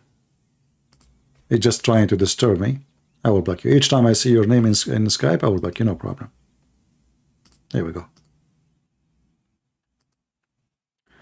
We have another atheist. He want to try his luck. Let us see.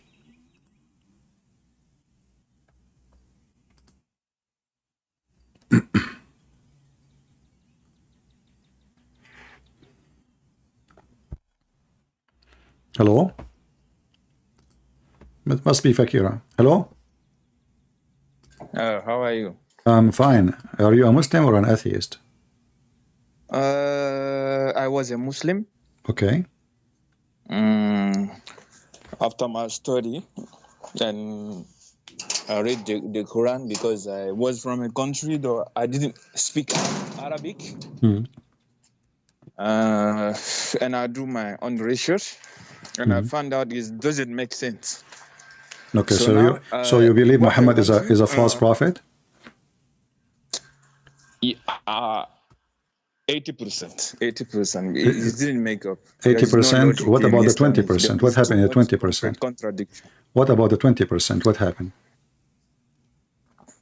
Now, I grew up in a Muslim family. Okay. Even though my family didn't know, I left Islam Okay. because, it's very dangerous telling people All right. that you left Islam. Okay. So how can you convince me that Christianity is not the same as Islam?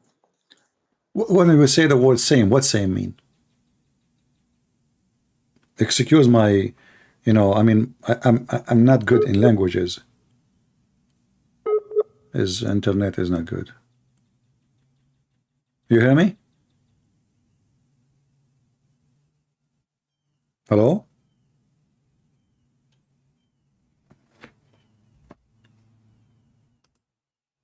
Let me call him again. We lost connection.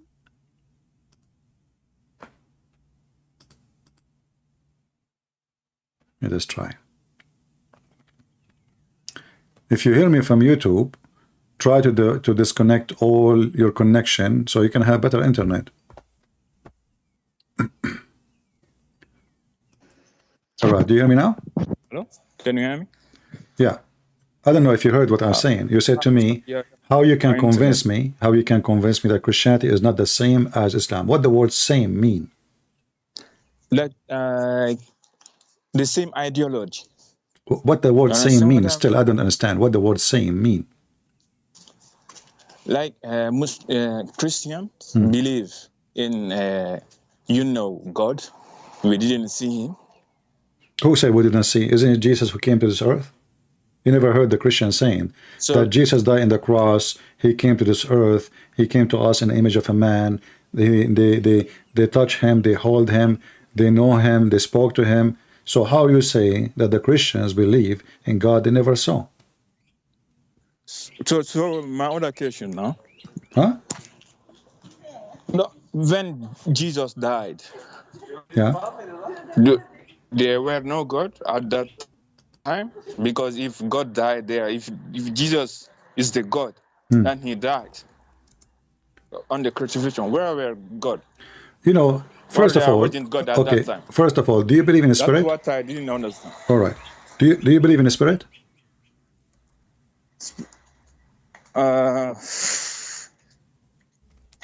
With my African spirituality, we believe. Okay, what does that mean? What do you mean believe? Like in our African culture, we believe our ancestors. No, I don't want to talk about, my friend. I don't want to talk about culture. I'm talking about you. I don't care for culture. I'm talking to you as an individual, not to your culture. Do you believe in spirit? But no. You don't believe in spirit, because I didn't see any proof. Okay. Do you think so? So are you saying you don't have a spirit? I have a soul, not a spirit. Oh, you have a soul. Okay, what soul is? Okay, yes. We are getting closer. So what soul is? Soul is something. Is like energy, invisible energy. It's energy. I can define it like this. Yeah, it's energy, invisible. So if we go to the gas station, we can put soul. What? How it is energy? How we can? How soul is something physical? No, it's energy. But energy is physical. You know electricity, right? Electricity is physical. Electricity is physical. No. The thing is going there. You didn't see electricity. It's not physical. No, it is. Electron, and proton, all those things are physical. They are real. They are particles. They are small particles. Yes. Huh? You cannot see them. It doesn't matter. Or they exist or not. They exist, but you cannot. I define it like this. So okay, but are they exist as a material or not? Yeah, they exist. Okay, so it's not. Energy is not something new. It does not exist. It's not something. It is material. So when I speak to you about your soul, you said your soul. Is your soul is something physical or not physical? You compare it to electricity. It's something physical, but I don't have access to it. You don't have what? It's like it's something physical, but I don't have access to it. You understand what do you mean you don't have access to it? So are you speaking to me now? You are dead. I don't know where is it. I know. Are you dead? Are you dead or alive now? I'm alive because I have my soul. You have your my what? Soul left my body. You have your soul. Okay, dead. So you have your soul. So how you say you don't have connect to it? You are not connected to it. What? I didn't understand. Okay, I said to you, you are telling me that you have no connection to your soul, right? Yeah. As a person, I don't have connection to my soul. My body has. Your body have. Your person does not. Yeah. Like I'm a human being. I made body and soul. Oh, okay. So if we take the soul from the body, what we will have? Can you repeat it? If we take your soul from your body, what we will have? Nothing will be left. Nothing will be. I will be dead. You will be dead. What does that mean? Yeah, my body will be human. Okay, but is your soul going to be dead? That's a big question. I don't know what my soul will be. No, it's not a big question. It is you who said to me how God can, or he is dead. Now there's no God then because he's dead, correct? Yeah, Okay. Now you are not. Hold on. You are not God. You are a human, correct? Yes. Okay. Of course. So your body is dead. Your soul is dead. That's a big question. I don't know. I didn't see this. So how you can confirm that God is dead, Your Majesty, if you do not even know what's happening to you? No, you Christians said that God is dead. No, we don't say God is dead. No, we never say God is dead. We say that the Didn't you say, Messiah, my friend, listen many carefully. Christians say that? No, Because I know what the I've Christian, listened to I many know what the, debates, I Muslim know, debates listen, and Christian. listen, Many of them say that. my friend, listen to me carefully. We are the Christians. It's not you who to tell me what we believe in, what we don't. If you go to 1 Peter chapter 3, you will see it says, being put to death, speaking of Christ, in the flesh, but made alive in the spirit. How you say to me that we believe that God is dead? For That's God, what I heard. huh? In every debate, that's what I heard. No, you got it wrong. They say they crucified the Messiah. The Messiah flesh is buried, but God is always alive. So his death is a death of the flesh which came to this earth. But God always alive. So why? No, listen. Don't you know? Secondly, hold on. Died for their sins. Because he died in the flesh. He gave himself. He humbled himself. He came to us in the image of a man. He humbled himself. He took the image of a man, and he died in the cross as an image of a man. The person, the flesh, real flesh, real human being. He put in the cross. That is Jesus. So we cannot deny that. In the same time, the power of God is always there, and God is always there. Same time, didn't you hear that the Christian believe in the Trinity? That a country I didn't understand at all. You never heard of the Christian believe in the Trinity? The Trinity, okay. but So if you go with the child doesn't mood, make sense for me. if I go for you with the child mood, so Jesus is dead, as that's it. Jesus as a person, which means the spirit and the flesh, which is not what happened. The person as a flesh and the spirit both are dead. The Father is alive. The Holy Spirit is alive.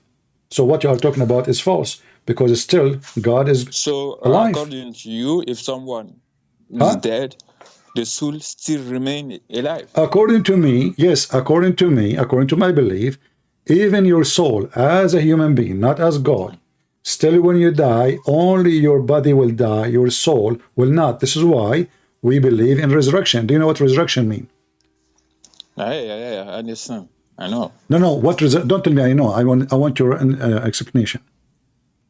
Resurrection is when you dead and then you came alive. How? No. This is not what. No. It's not that. That's what we understand in Muslim. Resurrection is reuniting between your dead body and your soul. But you will be alive.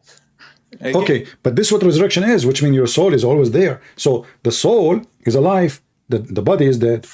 Resurrection is putting them together. When God in the Bible, he created Adam, he gave him spirit, correct? He gave him soul. But what Adam was, he was just mix of dirt, flesh, right? Okay, so the spirit you call it soul, the soul and the flesh together, they make you as a living being, correct? Yes, correct. But the spirit is what? Is the power of God. You call it energy, correct? The power of God, of life. This is life. This is the essence of life. So when somebody have a soul, he can be an animal. They have soul too. Cat, dog, human.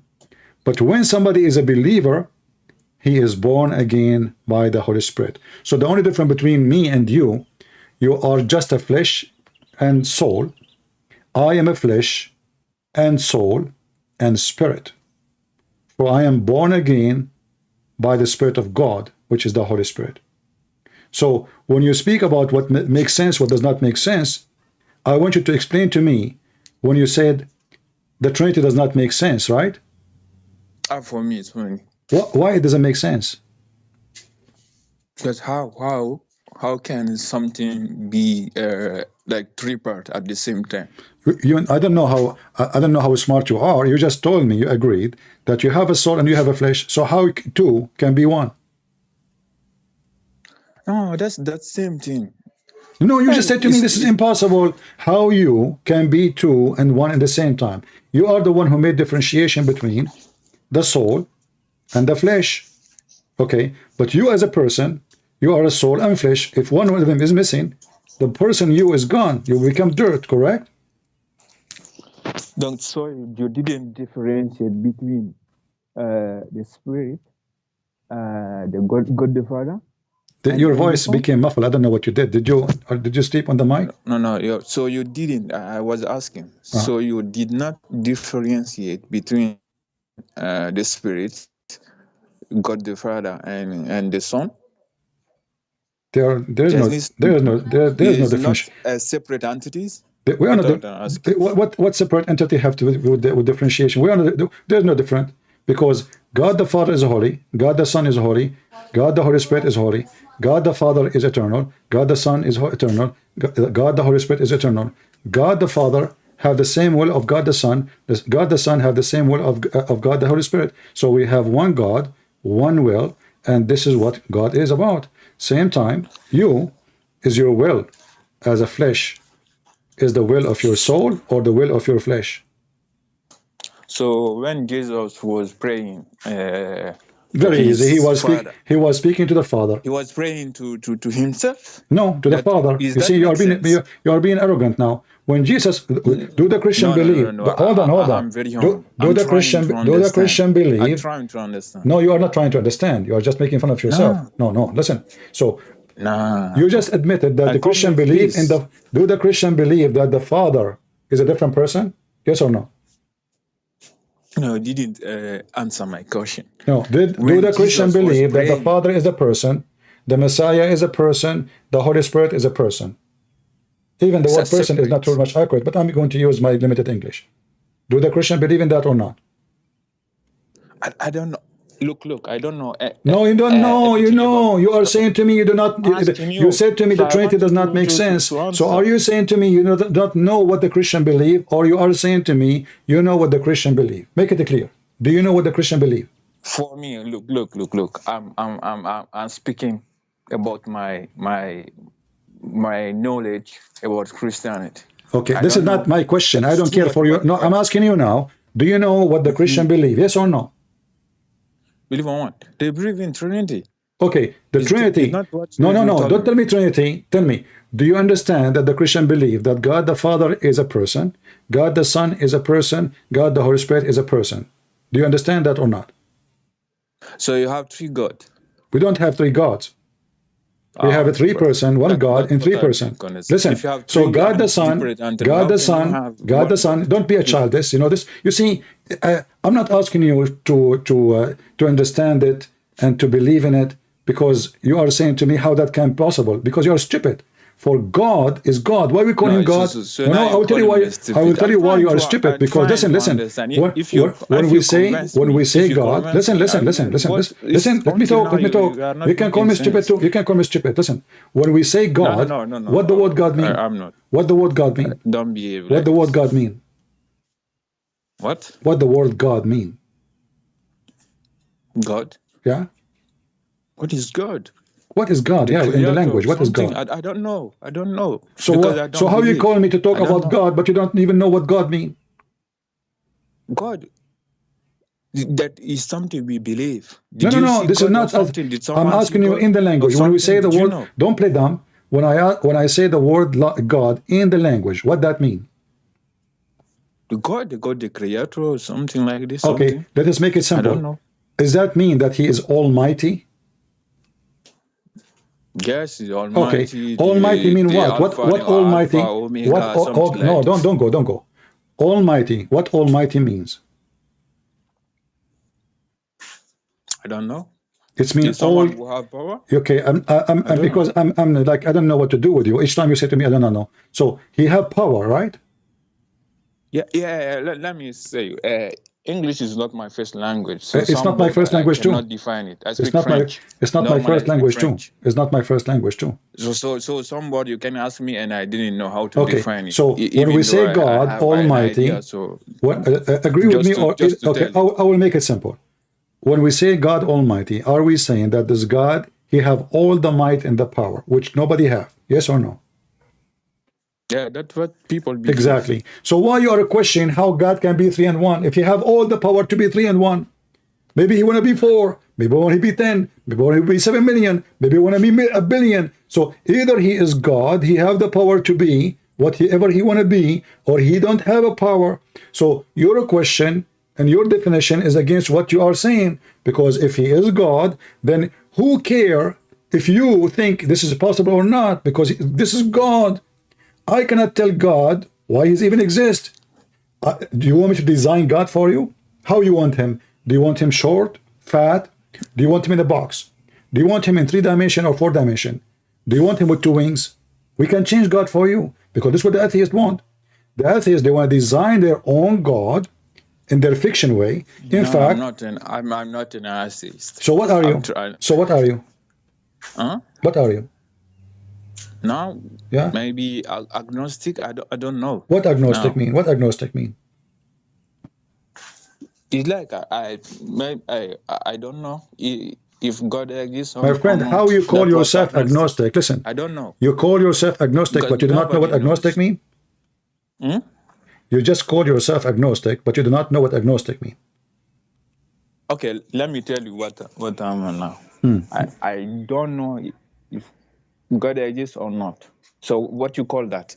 You do not know if God is real or not? Is mean that you don't believe something exists until you see it.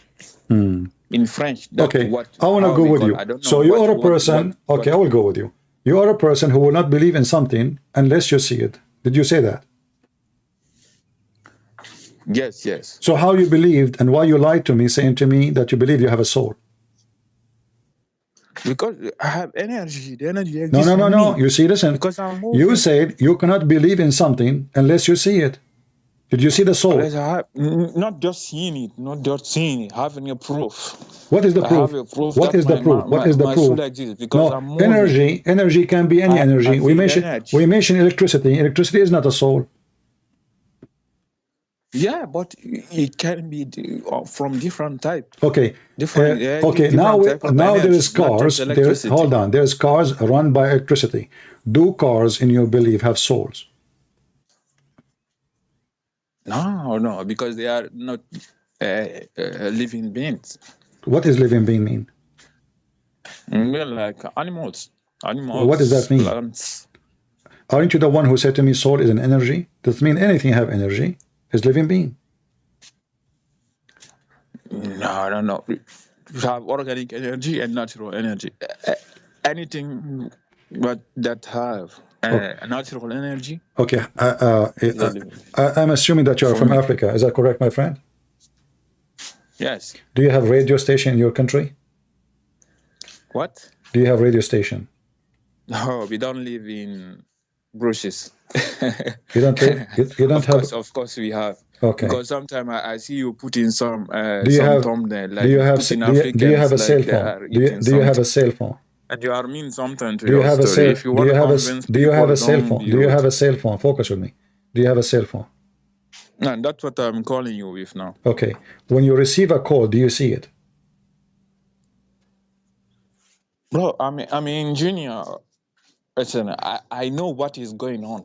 No, you do not know. You said to me you don't believe unless you see. So when I'm speaking to you right now, you are connecting to me through the air. Do you see my words? Electronic signal is coming. No, listen. You are a person.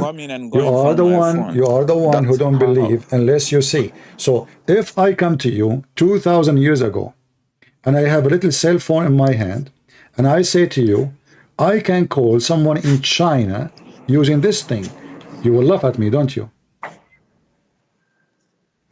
I don't know. What do you mean don't know? You will laugh. Because that's stupid. Oh. How you can talk to somebody in China and you are in Nigeria? That's funny. That's even stupid. So you will laugh at me.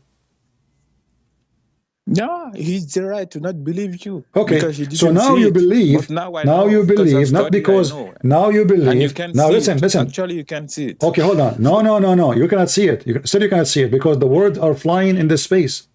There's nothing to see.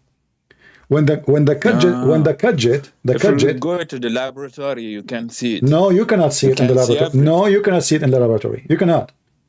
There's nothing you Bro, can see. that's what I Even the studied. radar, my friend. Even the That's radar. what I Listen, studied. listen. You Even know the boson this? even the radar make a virtual images of something, not what it look like. It's just an image by software. So the virtual image does not present really the waves of the energy, which is flying all the way from China, going to satellite, coming back to me. Hold on. Now the energy, look how many people are talking now in the world, and all their voices in the space around us.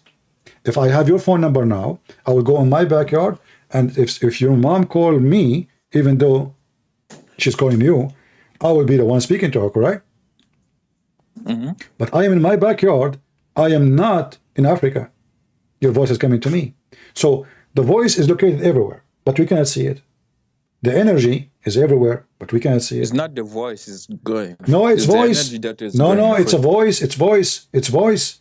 It is voice. No, the it's no, my friend. It's converted. Okay, hold on. No, no. Now you are saying. Okay, hold on. Look what you just said. 5 years, you just said. No, you just said. It's not your voice. Listen. You just said it's converted. If it just converted, listen. Yes. No. Listen. If it's only converted, as you claim, then we should have all of us, when we speak in this machine, the same voice, like Morse. So the word will come the same. You say he, I say he, she say he. It's going to come as he, but we will not have different voices and different energy in the voices and different type of voices. So the voice. So how do you think my voice now is traveling? Because now I'm in Turkey. No. I am speaking to you and your logic. You see, I don't care for how the voice. I'm not here to study physics now. But I am showing you how your logic is awkward, because you said you don't believe anything unless you see. But can you see your voice? Not just see. Having a proof. Can you see the voice? Energy or something. Having a proof. Having some. Not okay. Just do you have see. A proof? Okay, hold on.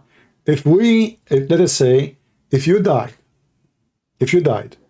and then a fire or somebody throw you in the acid, do we have a proof that you will exist? I didn't understand there's dictators, they kill their enemies, and they make them melt in the acid, totally melt. They put them in the acid. If there's any proof that those people ever exist? Yeah, because I have my DNA. You have what? If someone comes, you can find my DNA. What DNA? It's acid. Acid destroy all DNA. You know what acid mean? Acid destroy everything. I know. There's no DNA there. My friend, if you put some chlorix, don't be a foolish man. Listen, I have patience with you. I am being patient. I am being patient with you. Have you ever heard of a chlorix? Have you ever heard of a chlorix? Chlorix. What? Chlorix, the one they use it, the bleach. They use it for cleaning. Yes. Okay. If a criminal, he go to a room and he killed somebody, and then he spray over what he put his hand by chlorix, there's no DNA. It's gone. It's destroyed. So what DNA? If there is any proof that you exist, the answer no. Because your bones is melted, your flesh is melted, and your DNA is destroyed. Nothing left. So now there's no proof that you will exist, but the fact you will exist. But now we have no proof. So are you a person who believe only in a proof of existence physically, or you are a person who believe in a proof of existence even if they are not physically? I gave you many examples. I gave you the soul. You said it's energy, but you cannot give me energy, can you? That's why I told you, not just seeing, but having a proof. What is the proof? What? What is the proof? Proof of what? Of soul. Then I understand. What is the proof of soul? Look. I'm talking to you now. I have energy. I wake up. I can. My friend, you are the one who chose the word soul. You are the one who chose the word soul. Now you want to talk about energy. So is soul is energy? Yeah, that's how I define my soul. Okay, so soul is energy. Nobody knows. Okay, soul according to you. Hold on. Nobody knows. Soul is. What do you mean nobody knows? Where? So how you believe in it if nobody knows? Where did you see it, or who did you study? You see, I want you to hang up, and after you hang up, listen to yourself what you said. You are the one who said to me. You are the one who said to me, I ask you how No, you know bro, that you you are have, not how you have a convincing because soul. I Hold heard on. you were speaking to You are everybody. saying, So, listen, listen. Let me give you, let me give you because my, what, we cannot understand each other listen. on this No, topic. we cannot, Can I because ask you are you contradicting one yourself. question? You said to me that you believe that you have soul, and then you said to me the soul is an energy. I asked you, did you see your energy? You said no. No, no, but I have proof my energy exists. How you have a proof of your energy? Bro, I'm talking to you now. If I didn't have the soul, how you prove you are talking? couldn't. How you prove that you are talking to me? Well, because you are hearing me. It might You're be a answering me. software. It might be a software. ChatGPT. What ChatGPT cannot do it. No, they can. You just a chat. There's a No. robot machine. They can talk to you. They don't have a soul. They are a machine. Don't you know? You never heard of Alexa? Maybe you're Alexa. Alexa does not have a soul, does it? Yeah, it have energy. I know Alexa. Okay, so you are mixing things up between energy and soul. Soul is the power of life. But even if you see listen, Alexa, listen. Soul is not just soul is not energy. Only foolish people, they believe in it as an energy because energy is something physical. Soul have nothing to do with any physics. Soul is God life gave it to you. He take it away from you when he want. Energy is exist. So how did you define it? I just did.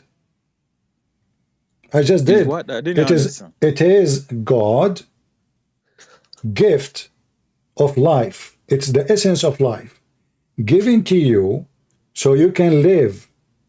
God take it back from you so you die. It's not an energy. Okay, what is it then? I just told you something God gave you, but not. Yeah, you said. Okay, just.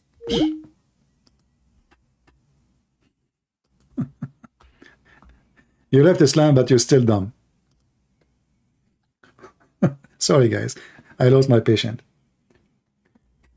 First, he said it's an energy and he have a proof. What is the proof he's talking to me? But this is not a proof of anything. How that make you, how you make soul and energy? Energy is energy. If you don't eat, you don't have energy. Stop eating. Are you saying to me when you eat, you are feeding your soul? Do you understand, guys? If this is what soul is, that means when I eat, I'm feeding my energy. If I stop eating, I would die. But soul have nothing to do with food. Absolutely nothing to do with food. There's a physical need to sustain and fix and repair your cells, your brain, your skin, everything. And that need energy. Soul is not an energy. It's not electricity.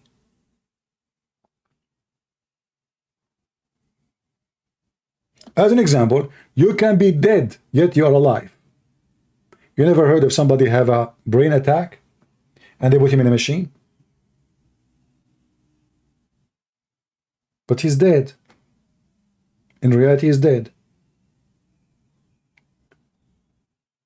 Is the brain now separated? Is the brain, did we take your energy from you?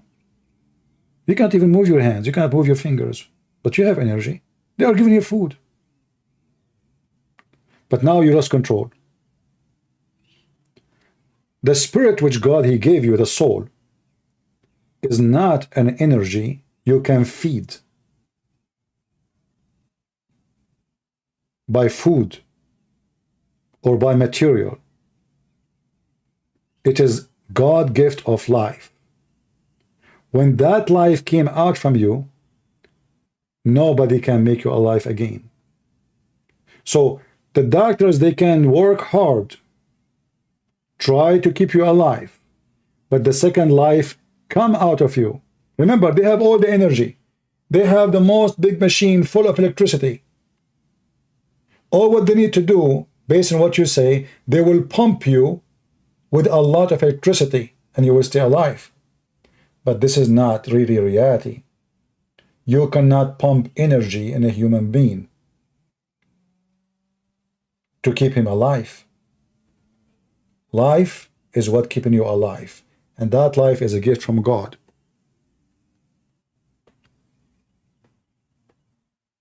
I remember last summer I have a driver. He is a Buddhist, and he told me that he believed in energy. I said to him, okay, well, let us say you have an energy. You know, electricity is energy, isn't it? I have somebody translating. He don't speak English. He said, yeah, electricity is energy. I said, okay, but do you know that if you use the electricity without reading the manual, electricity, which is a good, and he agreed actually, I told him, is electricity is a good energy? You know, we can have light, hospitals, machines. He said, yeah, electricity is a good energy. I said, okay, but if you don't read the manual of the same electricity, the same good energy can kill you. He said, yeah. He said, so you believe in energy can kill you. How it's good? So it's good only when you use it for good. But the same energy can be a killing machine. So it's not the energy is good. It's how you use it. So who's making decision? Is it the energy making decision for you? Ask yourself. I'm talking to you, all of you. Energy is energy. There is someone in control, controlling the energy. So if the soul is an energy, then you are not in control. Actually, that energy is controlling you. That means there's nothing. It's called good and bad. There's just energy, and this energy do as you wish. A human being is not an energy. He have motive. He have reasoning. He have action. Present what he want. Reaction. Emotion. That is not energy. That is life. So they mix things up and they make themselves confused, believing in themselves to be energy, which is something very stupid. Because if this is the case, none of us should die. We have a lot of electricity. Just hook up yourself to the wire and you will live forever as long as the electricity is coming. But this is not the case.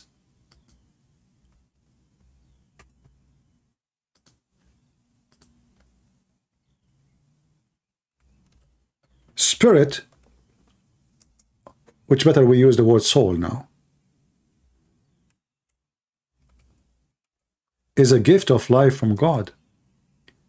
It is not an energy. And that's why we believe in evil soul and good soul. Why? Because soul, the life in you, which making decision within you about being good or bad. You can say, oh, my brain is doing the decision. Well, your brain is the same as my brain, the same as his brain. Why your brain will make decision different from mine? Why my brain will say, I will help the poor? Your brain says, I will rob the poor. If we have just material brain. If we have the same machine, why your machine will make decision different from my machine? If you buy electric car, all of them, they have the same equipment, the same move. You turn the key on, the light is on, the engine is on. There's a bomb you push, you go forward. There's one you push, you go backward. This is not the same for a human being. You are not the same as anyone. There's a Mohammed, and he said that Isa is a Muslim. You have to change your name in order to call me potato. I will not accept somebody insulting Jesus, allowing him to be a Muslim to call me. Shame on you. If Jesus was a Muslim, then he should be a child molester like your prophet. He should go to his neighbor's wife and flirt with her. The son's wife, and he take her. Somebody says, I believe in Jesus, but Sabbath, Saturday, Sunday, and who right of the many domination? We don't care about domination. The only right is Jesus. Domination is just a school of thought. However, the word Sabbath, many people understand it wrongly. Sabbath is any day you designate to God. It's not necessarily Saturday. It can be Saturday. If you go and read the Old Testament, you will see how many Sabbath there is. But the Sabbath can be Wednesday, can be Tuesday, can be Friday, can be Sunday. That day, which is a holy day, is Sabbath, which is a day for God. So wrong understanding, and we are not studying enough. And about the denomination, or like Christian sect like Catholic, Protestant, Orthodox.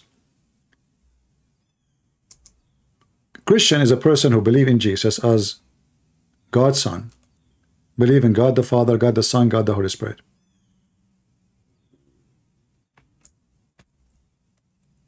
Believe in the crucifixion, in the resurrection of Jesus, in the coming of Jesus, that Jesus have the power over the flesh and he is the judge for all mankind. And nobody can go to heaven but by him. He's the way. He's the truth.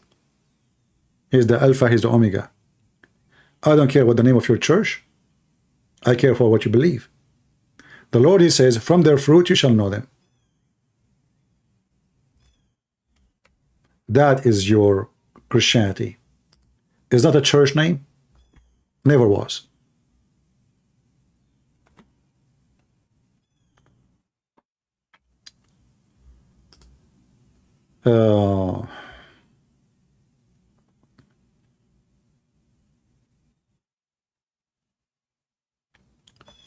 All right, I don't see any more. I am a Muslim, call me. Let us take this Muslim.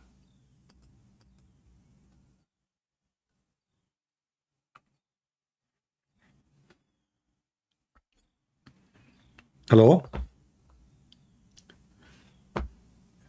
Go ahead, I hear you. Can they hear me? I hear you. Go ahead, my friend. You are a Muslim, you said? Yes, yes. What does that mean?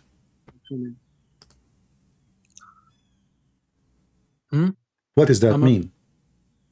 I'm a revert Muslim, so... What does that mean, you are a Muslim? What does that mean? Muslim is somebody who submits their will to Allah. It comes from the word Aslama, I think, in Arabic. Coming from a word what? Aslama or something like that. Aslama means surrender. Yeah, to submit, yeah. No, not submit, surrender. There's a huge difference between surrender and submit. No, well, it means submit. No, it means surrender. You want to bet? Well, go show me where in the Arabic dictionary it says surrender. Okay. When you say Shahada, do you have to be a believer to become a Muslim, or you do not need to be a believer? Just say Shahada. You have to be... what do you... Say that again? Listen carefully, my friend. If you say Shahada, should you be a believer to say it, or just say Shahada, you will be accepted as a Muslim? Well, a believer is somebody who believes in Allah. No, I'm not talking about the believer. See, the word believer, the second you say the word believer, you made an assumption that he is a believer. This is another question I'm asking. Listen carefully. I know. I'm to say, I know already, my friend. Don't worry. Okay. Are you trying to say Muslim and a believer is different because of the verse in the Quran about the certain group that pretended they were Muslims so they can get all the wealth of Islam and stuff like that? Fool. So when they pretended to be Muslims, what the Quran called them? What the name he gave them? He didn't give them a name. He just said Aslama, which is the Arabic word. Actually, say that you've submitted, not believed. You see, you just told me that the word, I said to you what Muslim mean, you said to me Aslama. So are you saying to me that Allah, he called them aslama, comes. when It the, comes from the word aslama, but aslama and Muslim are two different words. Aslama just means submit or surrender, whatever you say. I So ask it you means what Muslim mean? You said to me means it submit. does. Yeah, but submit to what? Submit to Allah, innit? Yeah, but those people are they No, believers? Are they believers or not? They are not. no. Okay, how the Quran called them people who submit according to you? If they did not submit, how they are submitting? You are the one who chose the word submit, not me. They're submitting by following, like how do I say, they're submitting simply because they're pretending that they're Muslims, but they're not really, because they're just like behaving like all the other Muslims, and like when they're praying, and when they're fasting, and they're just trying to like be like the same as the Muslims. That's why Allah said, say that you've submitted amongst the Muslims and amongst the Prophet as in society, but the belief has not entered your heart because you're fooling. Okay, I'm going with you. Wonderful, guys. Those people, they are pretending. You are the one who said that, not me. That's what the verse says. They're Okay, pretending. so they are pretending to be Muslims, yet Allah called them Muslims. Where it says that where did he call It's them in front of you. Allah is saying to them, don't say we believe, say we are Muslims. No, he did not say we are Muslim. Why are you lying? Yes, here we go. Read it. You know Arabic, and you are an Arab. Okay, where is the... I can't see the screen. Hold on. Read it for me. Go ahead.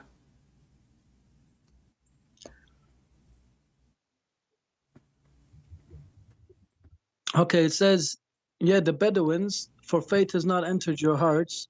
Read in Arabic. Read in Arabic. Read in Arabic. Hold on. Where's the... I can't even see the verse. Chapter 49, verse number 14.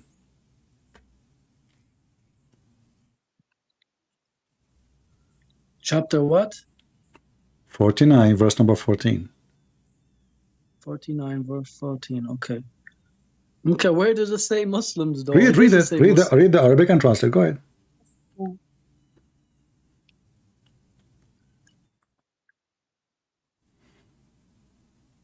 Hold on, my friend.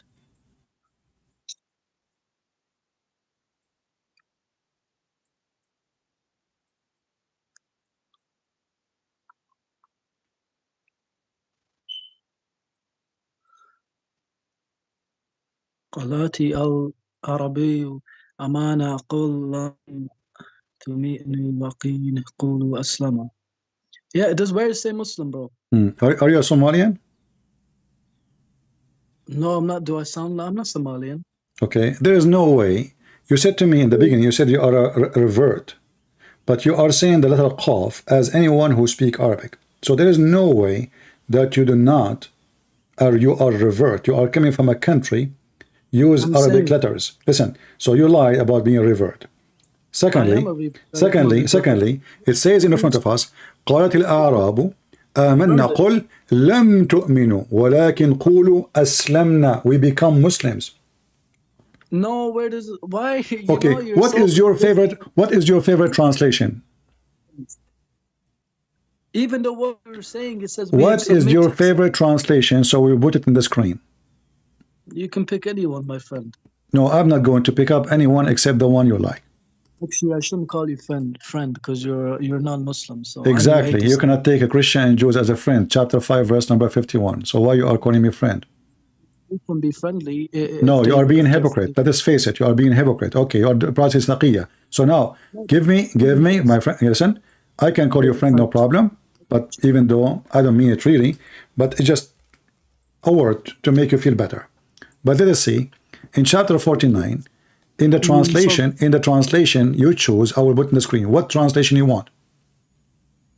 My friend, put a Sahih International. Go ahead. I will go to Sahih International. Thank you very much. Choose one. We will go for it. Here we go. All right. Okay. I asked you in the beginning what the word Muslim mean. You said submitted. No, I did the way. Go play. I said submit. Al-Slama means submit. Exactly. I said Muslim. Okay. What Muslim mean? What Muslim mean? No. Submit to Allah. No. Submit to Allah. Okay. Those submit to Allah. They submit to Allah. No, they didn't submit to Allah. They didn't know. What is the word? What the word the Quran use? Aslamna. Yeah. We become Muslims. Oh my God, you have basic. Okay, hold on. I wanna. Which interpretation you like me to put for you in the screen so we can read it together? Let us see if it means they become Muslims or not. I just said to you. I just said to you. What interpretation you like me to put for you in the screen? Because you know what? I have a scholars who they are Muslims. They can make a judgment between me and you. Either you are saying the right thing or I'm the one saying the right thing. What scholar? Scholar, Muslim scholars. What scholar you want? Al-Qurtubi, Al-Tabari, Al-Jalalain. There's big ones. And nowadays, okay, go ahead. I mean, oh, you want me to pick a scholar now? Yeah. Okay, well, show me. I don't mind, like Ibn Kathir or Al-Qurtubi or whatever. I don't mind. Okay, we have to show something in English, correct? If you want, yeah, for them. Yeah. All right. This is chapter 49, verse number 14. Uh-huh. All right.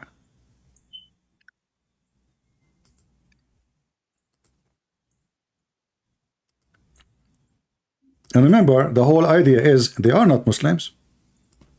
Yeah, no, it says you have not believed. Okay. There's a difference between trying to imitate the Muslims and submit in the society Okay. to pretend you're a Muslim, but you're still not a believer. Yeah. So That's what I'm saying here. You're Okay. not believe. You don't believe in Allah okay. or anything like that, but you just say you've submitted amongst the people. as in When they submitted, do they obey the Prophet of Allah in Islam, or they are hypocrite? They don't obey. No, they're submitting, yes, but the belief is not there. I can follow you, All right. but that does I can follow Prophet Muhammad. That doesn't mean So I believe. are they now called Muslims, or they are going to do jihad against them? Who? You said to me, you are the one who said they are hypocrite, correct? Yes, Okay, they are hypocrite what? They are hypocrite pagans or hypocrite Muslims? The Bedouins, they're pagans, yeah. No. Now they say shahada. Where did they say shahada? Okay, read with me Tafsir Ibn Abbas, and this is the cousin of your prophet. Do you see my screen? Abbas, again, you're ignorant because Tafsir ibn My Abbas friend. is Islam, and you want to talk about scholars. He's not accepted in Islam because the Tafsir is not fully transmitted back to him. It's not. So why you call it Tafsir Ibn Abbas then? I know that you said you study of Islam, scholar of Islam. You don't even know that. Okay, hold on. So you are saying to me, if the scholar of Islam is not the one who wrote the book, this is not his book, correct? Huh? Huh? You are saying to me, if this person himself is not the one who wrote the book, then this is not his book. Somebody else wrote the book of Ibn Abbas, saying Ibn Abbas said, correct? Well, Say yes. my friend, it's lost. Yes. Okay, It's not. but that means everything in Islam is not valid because the Quran itself is not written by Muhammad. Al-Bukhari is not written by Al-Bukhari. Sahih Muslim is not written by Sahih Muslim. None of your books is written by the Muslims. Who No, you it's claim them? Did Al-Bukhari write Sahih Bukhari? Sahih al-Bukhari transmitted them. Yeah. Thank you. Transmitted. He didn't have his book. Do you have the book of Sahih Muslim? No. Because it's not from him. It's from the Muslims before him. He came 200 years after. Thank you very much. But no, but you don't have the book. You claim now that this guy who said Ibn Abbas said, and this is what he interpreted, give interpretation, you don't accept it.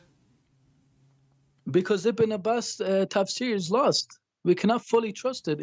Many Well, do you have Al-Bukhari? Al-Bukhari? Yeah. Yes, we have Al-Bukhari. No, you don't have. You don't have the original. You don't have a single copy of Al-Bukhari. How do we not have a single copy? What of you have Al-Bukhari? today is the student saying from Al-Bukhari said. You don't have Al-Bukhari book. Oh, really? Yeah. Yeah, You don't even know have it. a single copy. This guy knows. This guy. Listen. this guy- I will go with you. But let us see. This is Ibn Abbas saying that those people, they join Islam and they moved with all their families and children to Medina. They joined Islam. You said to me, those are not Muslim yet. They did not join Islam. So why your book, regardless of who, you see, when you Muslim publish it and print it and put it as a source of education, if it's not accepted, people will laugh at you. Imagine I write a book, Muslims don't accept it. And then what the Muslims do? They put it in their library so they can, so the Muslim can learn about Islam from me. But you don't know nothing about Islam. You My can't friend, even you are speak. the one who knows. Obviously, you just said to me, Ibn Abbas is not trustworthy. He's a donkey. I'm asking you, if he is an idiot, if he is not the one who wrote the book, if this book is not valid, why the book is there, and why you are teaching it to your children? He is not valid. I'm taking their word. They're more Okay, knowledgeable. I want to ask you, is Ibn Kathir valid? Ibn Kathir, yes, he is, because I don't see nobody saying he's not. All right. No, I want you to be sure. Is he valid or not? I said to you, yes. Okay, wonderful. Let us go to Ibn Kathir then to save ourselves. I want to ask you a question. Don't change the topic. Let's finish this one, my friend, and then you can hold on, my friend. No, we don't change. We don't want, because I know Muslims, they change topic in the speed of light. Nobody is fast in changing topic as Muhammadan, you know. So let us finish the topic, and then we can go and see. And now what you will say to me? You will say to me, Ibn Kathir is not valid. Christian, you claim that you're a smart guy. You Listen, know the Bible. I did not claim anything. You said that, not me. You said I'm smart. You are the one who said that. Now listen carefully. This is Ibn Kathir. This is Ibn Kathir. Bibles. Listen, this is Ibn Kathir. It says here, I want you to look with me in the screen, and you are the one who said you accept Ibn Kathir. It says, when they embraced Islam.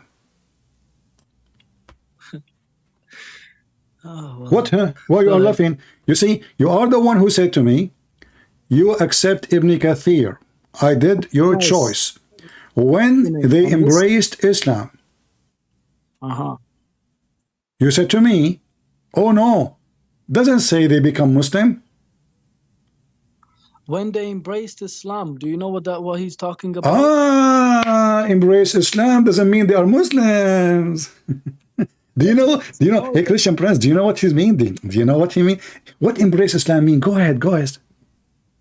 You don't know what he's trying to say there. Oh, tell me. No, you see, I asked you, did they embrace Islam? You said no, they did not become Muslims. They are hypocrite. They did not become a Muslim. So I showed you Ibn Abbas, I can show you Jalalain, I can show you Al-Qurtubi, I can show you every single stupid Muslim scholar. All of them, they say the same. You showed me Ibn Abbas? I showed you Ibn Abbas, yeah, the one before it, you forgot? Okay. I've already explained to you when it says they've embraced You Islam, jump like a monkey saying Ibn Kathir. Here we go, this is Ibn Kathir. That doesn't mean I believe in it if I embrace something. But okay, why you say to me, okay, I said to you, which scholar you agree with? You said Ibn Kathir. I said, do you really accept Ibn Kathir? You said, yeah, nobody oppose him. Suddenly you oppose him now. My friend, you said embraced, right? What embrace mean? Embrace means that if you practice it or something, it doesn't mean you believe in it. So embrace Islam. Thank you very much. You confirm what I'm saying. Thank you. You're helping me. So guys, in Islam, if you embrace Islam, you practice Islam, you don't have to believe in Islam. Just embrace Islam. Say Shahada. Be hypocrite. Islam is religion. Islam is a religion of hypocrisy. You can be satanic. You can be demonic. You can be pagan. Just embrace Islam. Practice it. Don't have faith in it. You know that's not true. Everybody knows it's not true. This is what the verse saying. Allah saying to them, say we are Muslims. Say, okay, listen. Say we are Muslims for you have no faith. He is saying to them, say we are Muslims. Yeah, really. I'll give you 1,000 pounds if you show me where Allah says say you are Muslims. It's just in front of you. My friend, it says submit. Are you okay? Okay, I asked you in the beginning, what Muslim mean? You said the one who submit. Submit to Allah. Yes, they submit to who? They submit to Allah. So, I mean, this is stupidity. So it's the same word Muslim. They become Muslim. He says, where it says that? Where it says that? And now we show him Ibn Kathir. He don't want Ibn Kathir no more. Now listen. So what we learn from you right now, that you can be hypocrite and you will be called Muslims in Islam. Are they going to go to heaven? They're not going to go to heaven, no. So your prophet is a liar. Really? Isn't it your prophet is the one who said whoever says Shahada will go to heaven? But they did not say the Shahada. So how they embrace Islam without saying Shahada? They embraced Islam You can embrace Islam by the verse is explaining itself. They did not believe if they said the Shahada. Okay. Like, for example, actually, let me say something. Don't cut me off, yeah, Mr. Princess. I can say the Shahada to you, yeah, but I don't necessarily believe in it. Okay, wonderful. Do you understand? Can you read for me the screen, please? So they could have said the Shahada. Can you read for me can you read for me the screen? Well, it's different. I can say anything, huh? No. You see, the one who called themselves Muslim is not them. Allah called them Muslims. They say we believe. They did not say we are Muslim now. The objection is they say we believe. Allah said to them, don't call yourself believer. Don't say we believe. Say we are Muslims. So you are so silly. You are now exposing your God. You just gave a spank to Muhammad. Read carefully. It says in the front of you. Read with me. Say, this is the Quran. This is the translation. This is Ibn Kathir. Say, you do not believe, but say we are Muslims. So Allah is correcting them. He is saying to them, you should not say we believe. You should say we are Muslims. They said that we believe to the Prophet, yeah, but they were lying. Okay, no problem. So Allah is saying to them, don't say we believe, for you do not believe. Say we are Muslims. Oh my God. Don't say oh my God. Say oh my Allah. Listen, it's in the front of you. Allah is correcting them, saying, you say, He is correcting them. Don't say we believe. Say you do not believe, but say we are Muslims. So the correct way to say, for in their case, to say we are Muslims, because the Muslim is the one who don't believe. Fantastic. Okay, can you show me some? Can you go to the next topic, because I explained it already? And no, you did not. Why you are not reading Ibn Kathir? This is the book you asked me to open. It's in the front of you. Read it. Explained it to you, yeah. So do you agree? Do you admit that you were lying to me or not? Wait, hold on. Say you do not believe, but say we are Muslims. Who says this? Allah. No, but what tafsir is this? You idiot, Ibn Kathir. Ibn Kathir, fantastic. Did he write this in English? Oh, he did not write it in English. Who is the one who wrote it? Allah. Where did it say they are Muslims? So now we want to play the game of English. So the Muslims, when they write in English, my friend, they are lying, correct? No, I want you to admit that you Muslims, when you translate your books, you are a bunch of liars. We cannot trust your translation. Some Muslims are they might not understand. Same as the Bible. There's many translations. Okay, same as the Bible. Okay. Now listen.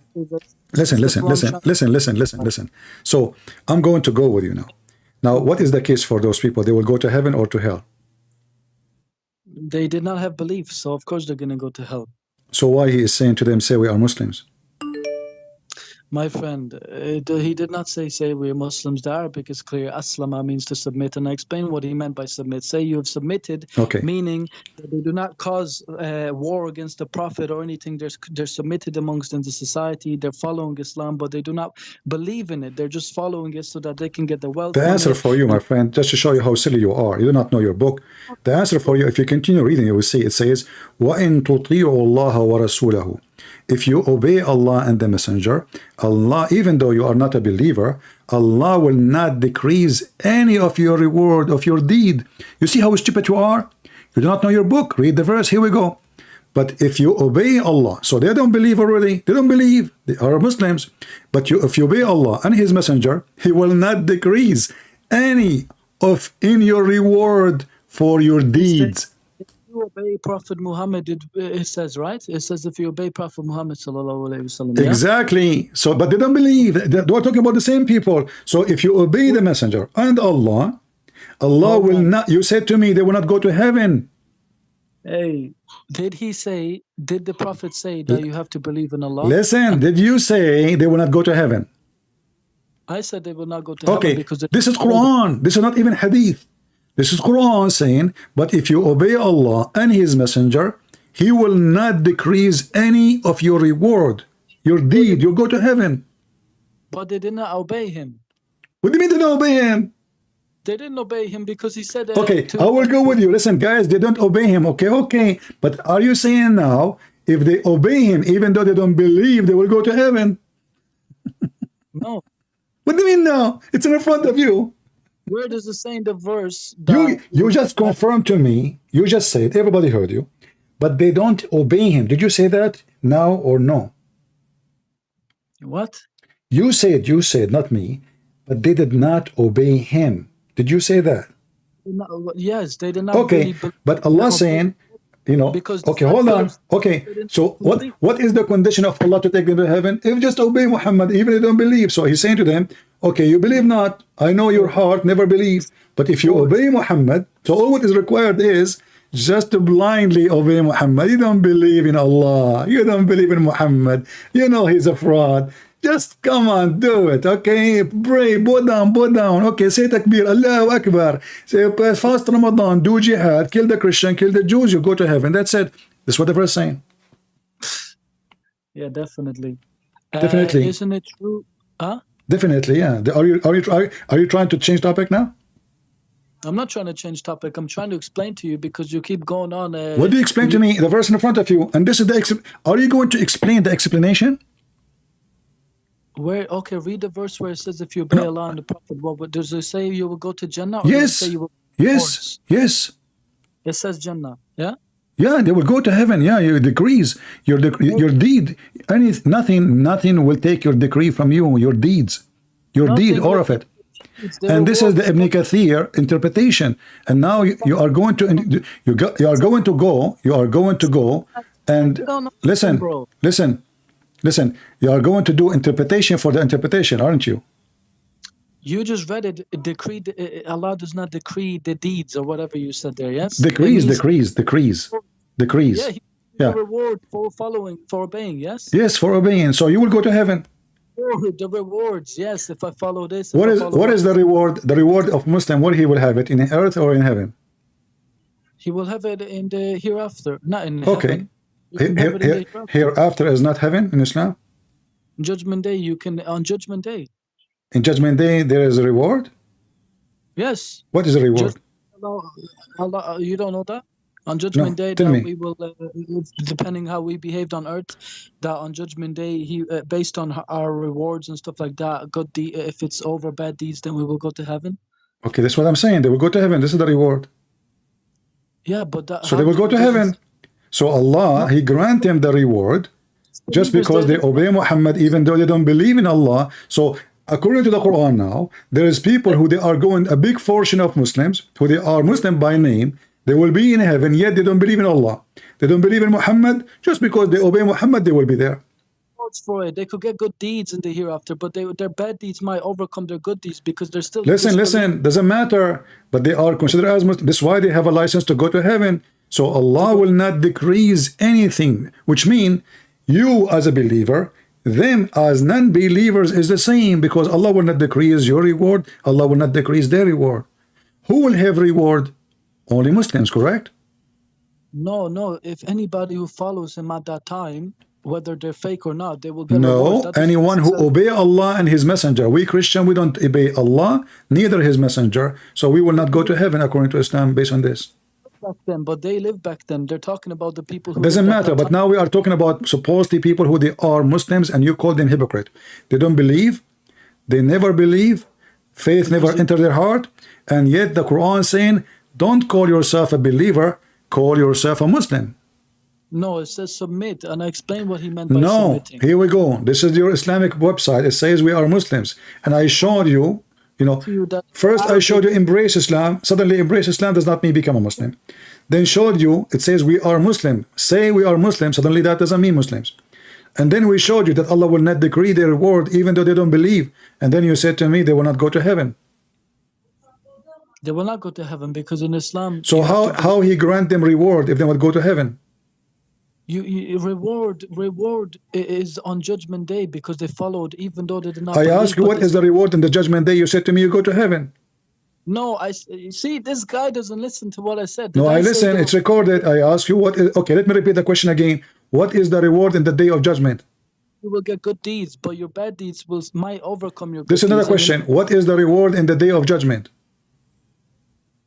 The reward on Day of Judgment? Yeah? The final reward is to go to heaven. Here we go now. He's going to ask me for the fine.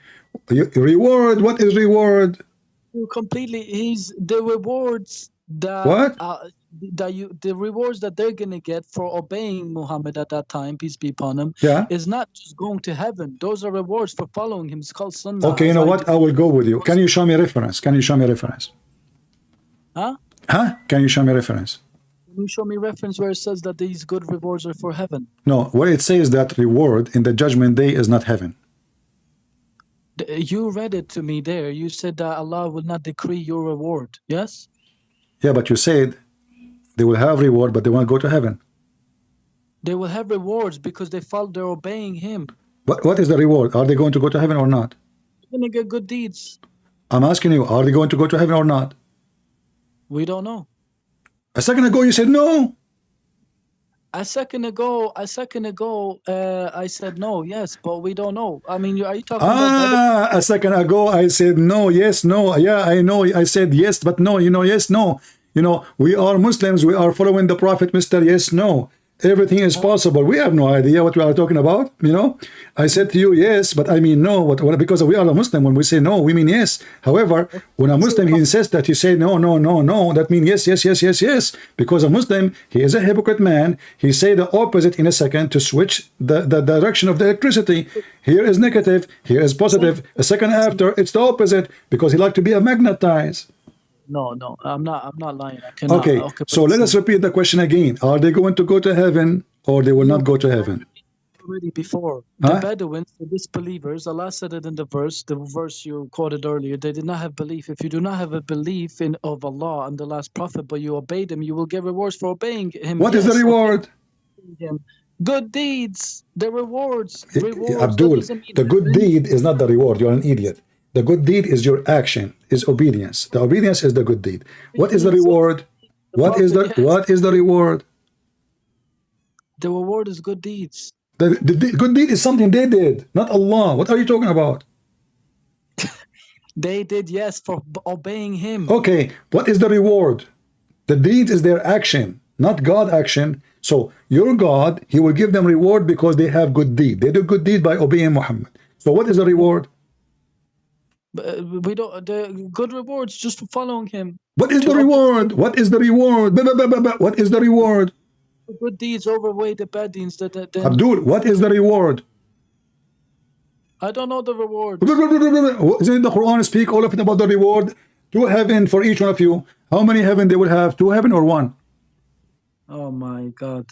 You have no clue, bro. Listen, Mr. Clue, how many heaven you will have? You as a Muslim. 1 heaven or 2 heaven or 3 heaven or 5 heaven? I'm not sure. I think the Quran is talking. I don't know actually.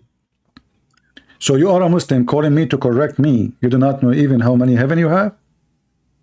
We have in total 7, yeah. But I don't know how many heavens I'm gonna. You have 7? Where do you get this from? Huh? A Muslim he have 7 heaven. I didn't say I will have 7 heavens in the hereafter. I'm saying in total. Okay. Allah has A Muslim when he have a reward. We are talking about reward. Focus with me. The reward of a Muslim, is it 1 heaven, 2 heaven, 3 heaven, 5 heaven? How many heaven? I think there's multiple gardens. I think the Quran talks about. I don't know. So you give me an answer which is not an answer. So you avoid the spanking. I insist. You can search Google right now and tell me. We are talking about the reward. Those people, they will have a reward. And you are the one who mentioned. You keep mentioning. They will have a reward. They will have, so I'm asking you. They will have 1 heaven or 2 heaven or 3 heaven or 4 heaven. Or maybe more. They will have no. They will have no. They will have no heaven because they're disbelievers, bro.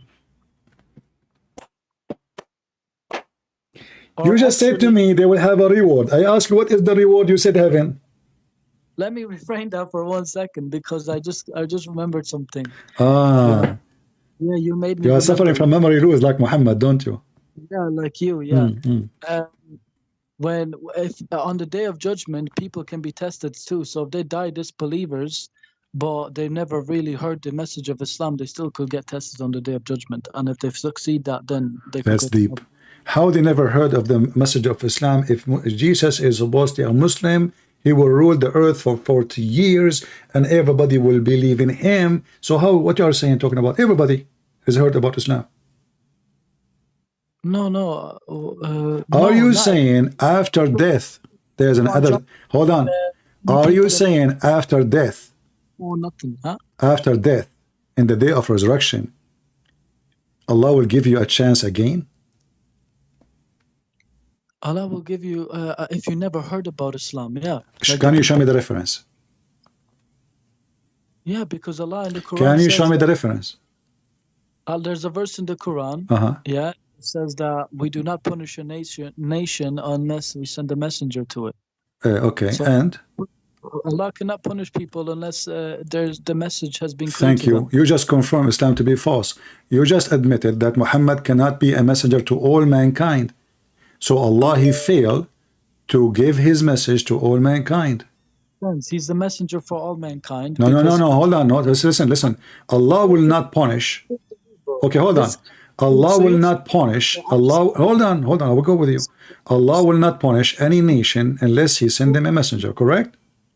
You want Muhammad, yeah, to go all the way to the Amazon jungles and Listen. give them all Okay, I will go with you. Listen. So, now Muhammad is dead. He lived for 67, 63 years. Okay, Muhammad is dead. Who is the messenger? He will come to those people in the jungle of Amazon. Huh? Huh? You said to me, are you saying to me that those in the jungle of Amazon, they heard about Muhammad? Sure not. You said that now. So I'm asking you now, Muhammad is dead. Who is the messenger will come to the Amazon and warn them? My friend, there's no messenger that came to the Amazon. No, you said Allah will not punish any nation unless he send them a messenger. Astaghfirullah. Huh? You said that. Yeah, I said that. Yes, okay, fantastic. so and you are the one who gave me the example. You said, are you saying to me that those who live in the jungle in Amazon, they heard of Muhammad? Sure they did not. And you said that Allah will send a messenger in the day of judgment as a warner to give them a chance. I'm asking you, are you saying to me there's a messenger will come after Muhammad? Actually saying, bro, you make up your own words as you go along. No, this is what you said. Allah will not punish a nation unless he send them a messenger. And you are the one who quote for me the Amazon. Unless the message has been clear. A messenger is somebody who delivers the message. I can be a messenger. You could be a messenger. Okay, but you are saying to me now, are you saying to me in the Amazon, there's people they never heard of Muhammad now? They have internet, they have electricity, they have computer, they have TV, they watch 9/11. They did not hear it. They did not hear it. How can the people in Amazon here have electricity? They live in jungles. That's a good point. Okay, so how Allah now will send them a messenger? You said he will send you? He's not going to send me, but I could be one of those messengers. But if are you saying to me that you are a messenger like Prophet Muhammad, the messenger of Allah? Huh? Are you saying to me that a normal Muslim is a messenger of Allah too, like Muhammad? It's not like that. I'm not talking about that. Well, Muhammad is a messenger, and you said to me, it's maybe me. He's not just a messenger, he's a prophet. It's different. Huh? He's a messenger because he delivered a message, but he's also a prophet. I'm not a prophet. I could be a messenger who delivers the Quran to an atheist. But listen carefully. All Muslims agree, and I'm sure you agree too, but now you are in trouble, that there's no messenger. One question about there is no messenger after Muhammad. Questions about this, about this. There is no messenger after Muhammad. Do you agree or not? Like, let me ask you why the Bible. Don't change the topic. If there is any messenger after Muhammad, confirm that. Let me show. Why you don't? You should be proud. So, can you promise me something? Can you download the video after we finish? Put it in your channel. Let a Muslim asks you so many times about the Bible, you were terrified because you know it's false. The Bible is false. Okay, you want to change topic? Yeah, Bible's okay. You want to change topic? I want to change topic, yeah. Okay, I don't want to change topic, but I've asked, you're just asking all these questions. Let me ask one. Okay, ask one. Go ahead. I will give you a chance to change your topic. Go ahead. Fantastic. In the Bible, okay, fantastic. In the Bible, do you need to call a friend? No. There's in the Bible, I think there's in Matthew and I think in Mark and Luke in the chapters there.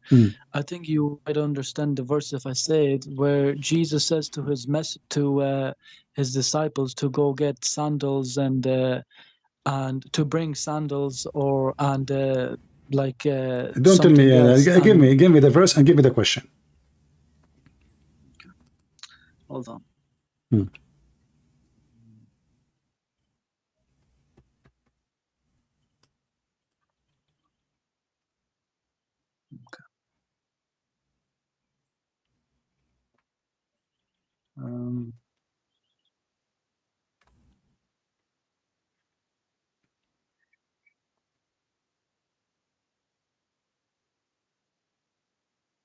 Give me a question you know. I mean, this one, obviously, you do not know what you are going to ask for. Give me another question. Okay, here. Okay, it says in Matthew chapter 10, verse 10, yeah? It says, Jesus says here, peace be upon him. He says here, you know, he's talking up to his disciples to take something for the journey. He says, no bag for the journey, or extra shirt, or sandals, or a staff, for the worker is worth his keep, yeah? Okay, so here he says, bring no staff, no shirt, or sandals, yeah? And in another verse, he says that take all those things,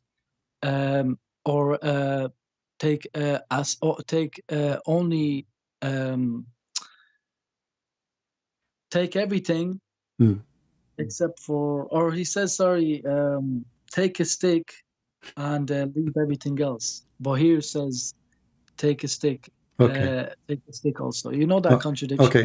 I want to go with you. So now, if Jesus, he said in one place this, in other place it's a contradiction, because this is here he said this and there they said that. So do we agree? I want you to confirm. I want you to swear by Allah that if I show you something in the Quran is similar, you will agree this is a contradiction.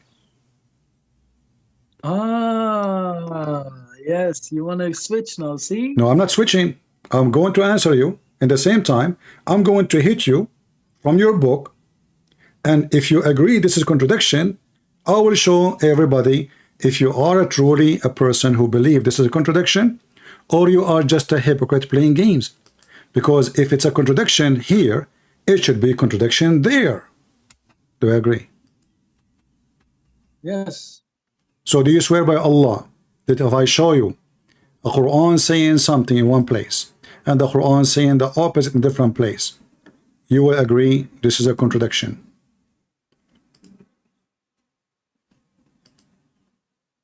Okay. Okay? All right. Well, Jesus here. Hold on, let me read the verse for the audience, yeah? I read already Matthew chapter 10, verse 10. It says, take a staff, take sandals, take money and bag and stuff like that, yeah? Okay. Here in Mark, in chapter 6, verse 8 to 9, Jesus says he instructed them that they should take nothing for their journey except a mere staff, no bread, no bag, no money. So only a staff here in Mark, and in the other chapter, he said, do not take a staff or anything like that. So here he says, take only staff. Another verse says, do not take a staff. So which one is true, Mark or Matthew? If in the Bible says take a staff and the other one say don't take staff, that is a big contradiction. Correct? Hold on. Yes, we will go there in a minute. I know you love. No. Don't change topic. So I'm trying to. Okay, no, hold on. So if this is a contradiction, it's about a staff. Look how big the corruption is. Here it says take a staff. Here it doesn't say take a staff. So how that is coming from God? I will answer you. Hold on. First of all, how you know that this is the same occasion? Huh? How you know that this is the same speech? This is the same speech because this is Jesus talking and I know. instructing them to. I know this is Jesus talking, but how you know that's the same trip, the same speech? It's the same speech. How you know? Because it's the same thing. How you know? Because I know I read it. How you know? You are a Muslim. You don't even know your book.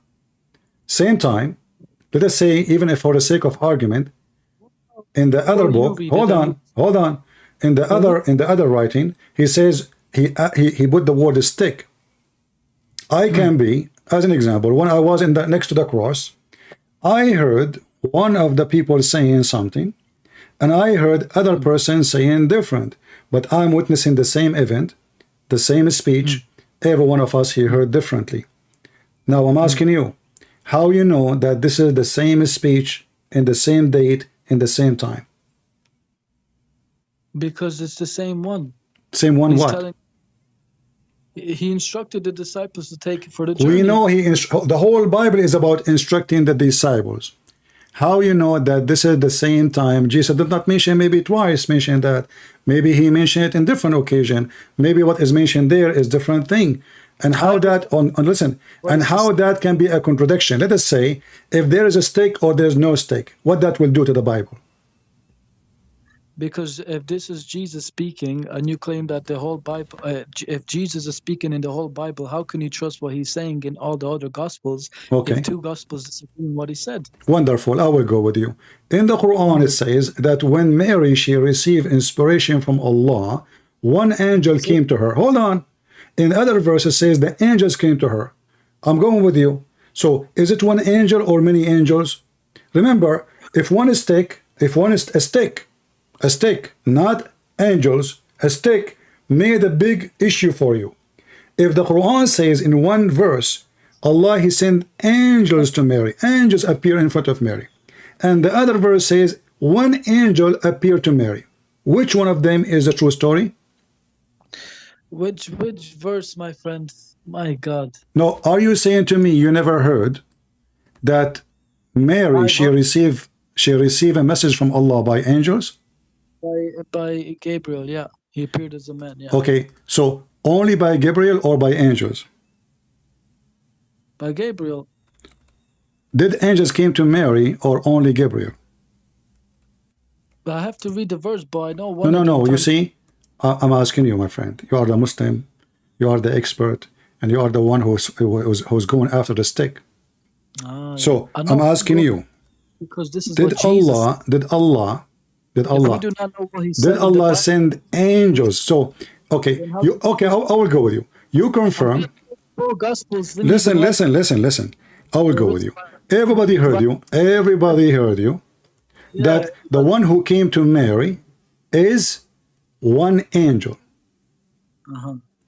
Is that correct? Yes.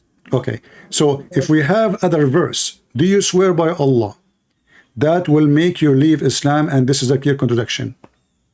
My friend, can you show me? No. Before I show you, because after I show you, you will say I did not promise you. Okay, if one verse says that an angel appeared to Mary, peace be, may Allah have mercy on her, and another verse says angels appeared before Mary. If this is the same context, before that angel. What do you mean? What do you mean? What do you mean? Same context? If it's the same context, whatever. Okay, then yeah, it'll be a contradiction. Okay, go ahead. All right. Let us see.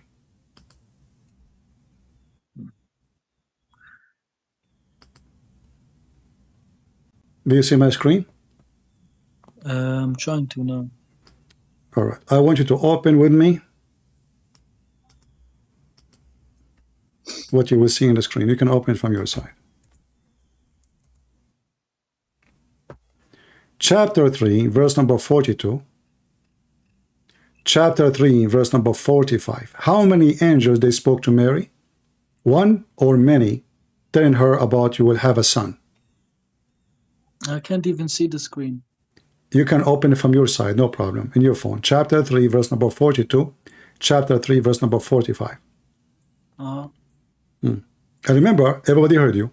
If this is really what it says, this is a clear contradiction.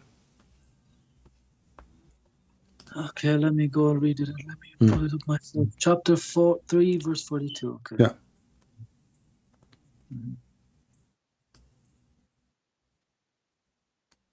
In chapter 42. Chapter 3, verse number 42. 52 chapter says, 3, verse number 45, which means chapter 3, both of them, they are chapter 3. One verse is 42, the other verse is 45. It's the same chapter. no problem, princess. And as the angel said, You're "O calling me Mary," princess. You are insult. Now, are you trying to make me hang up on you so you can avoid the embarrassment? princess is going to make you hang up on me. Are you that emotional? Oh, so if I call your prophet princess, you will not be emotional? There's a difference between insulting somebody's faith and calling somebody princess like you. Okay, Muhammad is a princess. He put eyeliner and he wear women diaper. Go ahead. So now answer. You said, if this is really what it says, everybody heard you. It's recorded. This is a clear contradiction. Eyeliner is not even eyeliner. It's It is eyeliner. I can don't change the topic. And when as the the angel angels said, "Oh Maryam," the angels, it's not an angel, it's angels. Yeah, okay. As the angel said, "Oh Mary." Is it angel or one angel? You told me only angel. I ask you if it is, if I show you it's not one angel in other verse. Many angels they spoke to Mary. You said this is a clear contradiction. The verses is continuing. Why you don't finish the verse? I don't care how many angels they spoke. Continue. Go ahead. Continue. Who's stopping you? Did I? Remember the angels. When the angels, it's the same thing. You agreed. I said to you, it's recorded. If I show you in the Quran that it's not one angel in other verse, you mentioned to me one verse, it says, an angel, his name is Jibril, came to Mary. You said that. Everybody heard you. I said, if I show you, other verse says angels, not one. Do you agree this is a clear contradiction? You said yes. Both of them say angels. Both of them. No. Yes. No, I'm showing you two verses. You are an idiot. I'm showing you two verses. Listen, Abdul, I'm showing you two verses saying angels, but you are the one who said to me, Allah, he sent one angel. So are you saying to me you do not know which verse is that?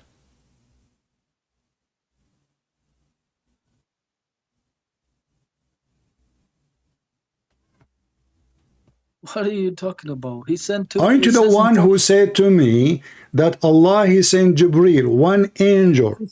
Yeah, in this, I said also in if the same scenario. No, hold on. Listen, Abdul, I ask you if I show you other verses saying it is not one angel. Do you agree this will be a clear contradiction? You said yes. Yes. And you said to me even the word Jibril. Yes, it was the Jibril. Okay, so it is one angel or many angels who spoke to Mary. You said to me it's one, and I asked you if this is not the scenario in the other verse. It is many angels came to Mary. Is that a clear contradiction? You said yes. Well, if it says here when the angels, yeah, okay. Okay, they're informing her about Jesus, yeah? Okay. But I don't see where here it's he became a man or something. I don't care. This is the other verse. The one you choose for me, that is the one says that Jibril came to her and became a man. So only Jibril came in the other verse. The spirit, yeah, ascended to her. Exactly. Yeah. So now do you agree that Islam is false? But the spirit is not angels. Hold on. The spirit is not. So why you said to me it's Jibril? No, it's Jibril, but I mean, I'm trying to say angels. So, listen, hold on. You just said the spirit is not an angel. Did you say that? The spirit is not angels. Okay. Who is the one, according to you, when you start talking to me 5 minutes ago, you said to me Jibril came to Mary as a spirit. Jibril is an angel, not angels. Listen, he's an angel, yeah. But now you are saying that Jibril is not the spirit who came to Mary. Okay, so you're trying to say... I'm not trying to say, it's you who said that. You said that Jibril came to her. Did you say that or me? I'm trying to summarize, yeah? No, don't summarize. Tell me, did you say that Jibril came to her? In chapter 3, you're trying to Did you say that Jibril came to her? Say that the spirit is angels. So did you say that Jibril came to her? I said that one angel, which was the spirit who transformed into men, as Jibril. Yeah. Okay, so it's Jibril. So what you are saying to me, Jibril is not spirit. You contradict yourself a second ago. So now, so is it one angel or many angels? And you are the one who agreed. If it says many angels, that's a contradiction. You said that already. So you are worried about the stick, but you are not worried about how many angels. Not what you will say. You will say to me, well, here it mentioned, well, there's many angels came there. It's what a big deal. I can help you. Huh? It's not about the stick. It's about which one Jesus said. Okay, but remember, the Bible is written by the disciple of Jesus, telling the story of Jesus. Hold on. So if let us hold on, listen. Here the Quran is Allah is talking word by word.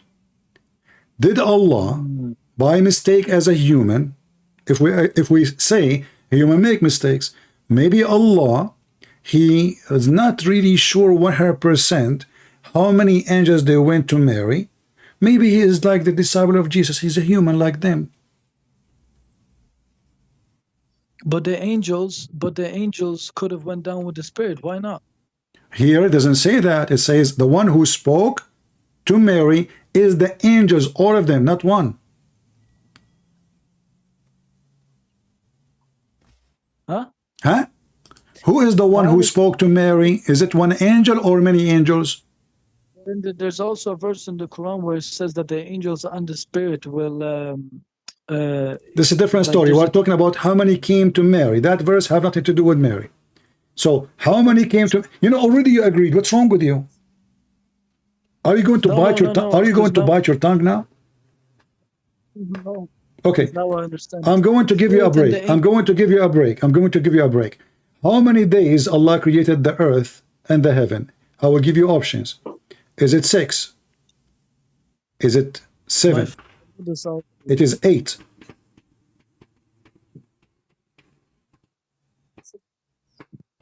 Hello? I didn't hear you. 6 days. 6 days. Okay, guys, 6 days. Do your prophet knew how many days there are, or he's an idiot? Yeah, I think he said 5 or something. Oh, he said 5 or something? So are you saying to me, so now you are upset from a disciple of Jesus, according to you, he add the word stick. But you are not upset from your prophet taking off days and adding days? Can you show me that hadith actually? I will show you a hadith, I will show you Quran, not only hadith. Here we go. You said to me, it is 6 days, correct?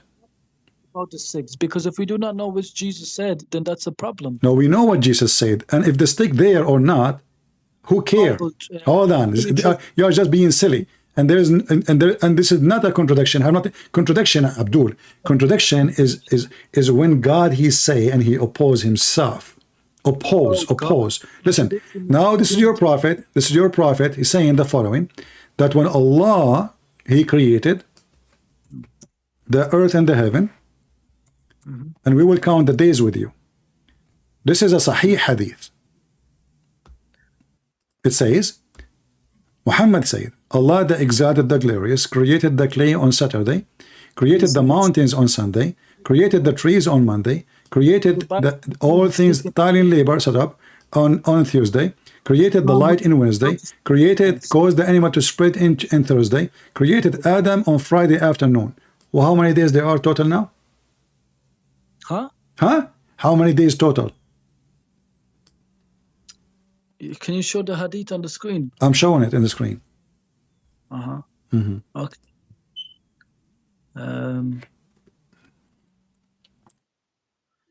Yeah, okay. So you have Sunday, Monday, Tuesday, Wednesday, Friday. Okay. How many? And between afternoon and night, okay, which is Maghrib, and technically after Maghrib everybody agrees, then it's the next day. So how many days total now? Yeah. So 6. There are 7. Oh, 7? You start in Monday, you finish in Friday. Are you mad? Actually, Don't tell me actually. What do you mean 6? Read it. Monday. where's Monday? It's in the front of. Are you blind? Created clay on Saturday. Okay. Do you see? Okay, I'm going. Saturday. Sorry, Saturday. He started in Saturday. He finished in Friday. How that is 6 days? Okay, that is 6 days. How that is 6 days? Oh my God. Saturday is Okay. one. Hold on. Listen. You just said to me a second ago that Allah, if we say afternoon, Asr, that is a second day. Did you hear? Did you say that too? You're confusing me. Did you just say? Did you say if we say Friday afternoon, Asr, that is another day? Did you say that? It's recorded. I didn't say Asr. You said that. It's recorded. I didn't say Asr. You said Asr. I said Maghrib, bro. It's different. Ah, Maghrib. Ah, okay. It says the last hour of a Friday. The last creation of the last hour of a Friday. The last hour of a Friday. Uh-huh. Okay. So Friday is over. So now let's count the days. Saturday is 1 day. Do you have your fingers? I think so, yeah. Go Okay, ahead. count with me. Saturday is 1 day. Sunday is 2. Monday is a 3. Tuesday is 4. Wednesday is 5. Thursday is 6. Friday is 7. You said to me it's 6, and you laugh at me. Yeah, I didn't see the Saturday because it's a lot. I had Ah, you did not see. So now, Mr. Stick, how Muhammad do not know how many days there are? Why he's adding words? He's not adding a stick. He's adding 1 day of a creation. Bible with the stick. Is your Jesus? Listen. So was this is a stick of Muhammad, or was a horrible mistake? Muhammad, he did not know what he's talking about. He's the prophet himself. This is not a disciple of the disciple. This is not somebody writing what Muhammad said. This is Muhammad himself. Ah, so your God can't even protect the book. Can your God protect the book? Not the one you have because it's corrupt. Okay, hold on. But the one I have is your book. Do you see how stupid you are? Isn't it Allah, he said, he is the one who sent down the Injil? So now you are saying to me, your God, shut up. Everybody is laughing. Isn't it the Quran says that Allah is the one who sent down the Injil? That's mean. This is his book. So you said to me, everybody heard you. Ah, your God cannot protect his book, but you forgot that according to you, this is your book. How are you okay? Are you okay? Isn't it the Quran says that Allah, he sent down the Injil and the Torah? Chapter 3, verse number 3. What does Injil mean? The book. The name of the book. Injil means the book? Yeah, and this is the word we use as a Christians in Arabic, even in Greek, Injil. Fantastic. Does Injil mean gospel? Yes, the good news. Yes. So Allah, he is the one who sent down the Injil and the Torah. Are you familiar with the Torah too or not? We do not. Injil is not the Gospels. It's gospel. Listen, Abdul, don't fool yourself. Okay, listen. Injil and Torah. I will go with you. Just to see how you can play. Allah said he sent down the Injil and the Torah. You want to play with the word Injil? No problem. Can you play with the word Torah? Torah is Torah. So now, did Allah protect the Torah or he did not protect the Torah? He didn't protect the Torah. Get lost. So why you are upset about protection?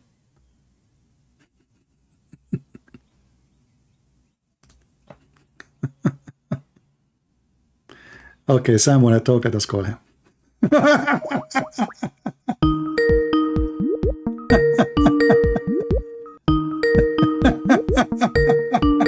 Sir. Yes, Sam, how are you, my friend? How are you, brother? Are you calling me? I'm listening to you live. Huh? I'm listening to your... Are you live right now? I'm on your channel. Yeah, I'm live. As people told me that you want to talk, and I see your text. No, brother. I wasn't. I said if to get CP, if that Muslim wanted to come afterwards, after you're done with him. Oh, okay. I thought you want to say something. No, I didn't want to destroy it. No, I was Yeah, just listening to you schooling him. Okay, yeah. But this guy, he said to me in the story about Jesus, he said to them, take your stick And this is the stick is making a problem for the Muslims. That's why I was listening right now when he counted. First he said 6 days, then 7 days. So I was laughing. So I didn't know you finished with him. All right, because I lost my patience, I can't take it no more. Yeah, No. that's why if the Abdul wants to come, because I'm going to go live after it, because I want to have fun with him too. Because I All love right. when you barbecue them, then I put some steak sauce on them. All right, okay, and some sauce. All right, son. Thank you very much. So let him- Thank you. Sorry, he was talking still. I thought you were done.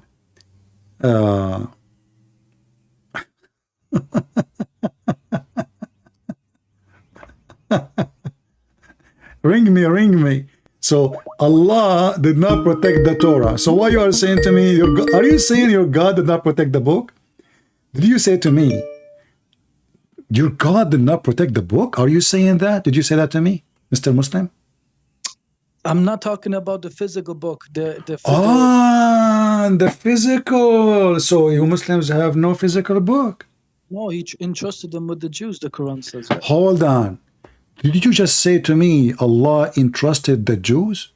He wanted to come up here and say that Islam. Listen. No, don't go. I just got you from your tail. You just gave me your tail. I'm trying to give you a freedom to go. You come back to me. You insist. Okay. You just said Allah, he trusted the Jews to protect the Torah. Did you say that? He trusted them, yeah. Okay. Does that mean Allah do not know the future? No, it's not about him knowing or not. It's about the Jews knowing. What do you mean the Jewish knowing? The Jews were given that book, and they knew that they had to protect that because it's the book from God, right? No. You said he trusted them. He trusted them, meaning like how do I say? Like they had the responsibility to do it. The word trust mean I trust you. Yeah, but obviously he knew that they would have. So are you saying to me, Allah in purpose, he trusted the Jews so they can corrupt his book? Yes. Yes? Yes, as a test. As a test. For them, yeah. But a second ago you said to me, before I hang up on you, are you saying to me that your God book is corrupted?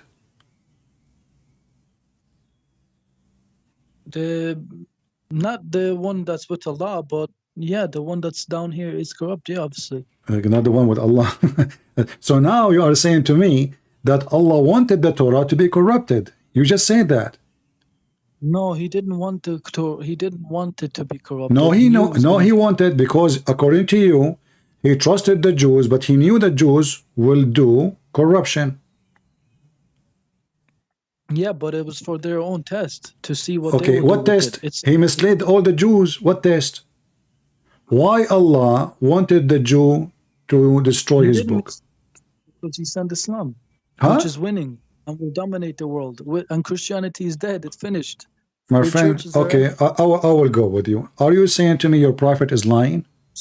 He's dead, and I'm a revert from Europe. Listen. You are a pervert from the Middle East. Now listen carefully. Listen. Are you saying to me your prophet is a liar? Because your prophet, trying to change topic, I will go with you. Isn't it your prophet, he says Islam will go small, like a serpent going inside its hole? Is that true? At the end of times, when everybody... Is that true? Is that true, your prophet? Yes, in the end of the time. So you are saying to me, at the end of the time, the one who will dominate is not Islam. No, but nothing will dominate. You just said to me Islam will dominate a second ago. Dominate now, it's in 50 years it will be the biggest. I mean, what in 50 years already? Okay, I want to play for you a video. Watch it. In 50 years will dominate. There's no Muslim in Muslim countries. The one you count them Muslim, you potato, they are not even Muslims. Not even one of you. Hi. Oh, I just click at by mistake at somebody is an ex-Muslim. You see, Islam will dominate. Muslims in Europe, they are leaving Islam left and right. I want another one. Hold on. Which one? This one? No, not this one. Which one? This one? Is it a sin? Not this one. Man? Not this one. Shut up.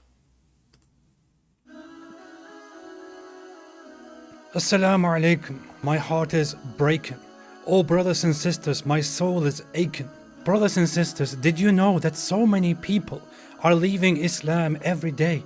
Why would anybody leave such a beautiful religion? Why would they choose to become a sick disbeliever instead? Why? A'udhu billah. Brothers and sisters, 100,000 Muslims are leaving Islam every single year. Over 100,000 Muslims leave Islam every single year. I'm telling you, this is serious. By the way, this is only in USA. And in USA, we have, I don't know, 1 million, 2 million. Most of them, they are the nation of Islam. Most of them, they are not even Muslims. So the Muslims in the Ali Dawah talking about the real Muslims. 100,000 Muslims from the small tiny number of Muslims in USA live in Islam a year, only in USA. And Islam dominating the world.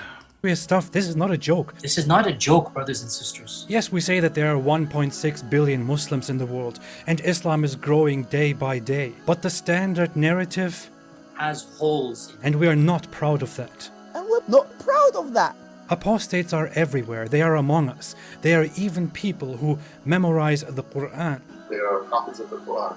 The youth are full of doubts.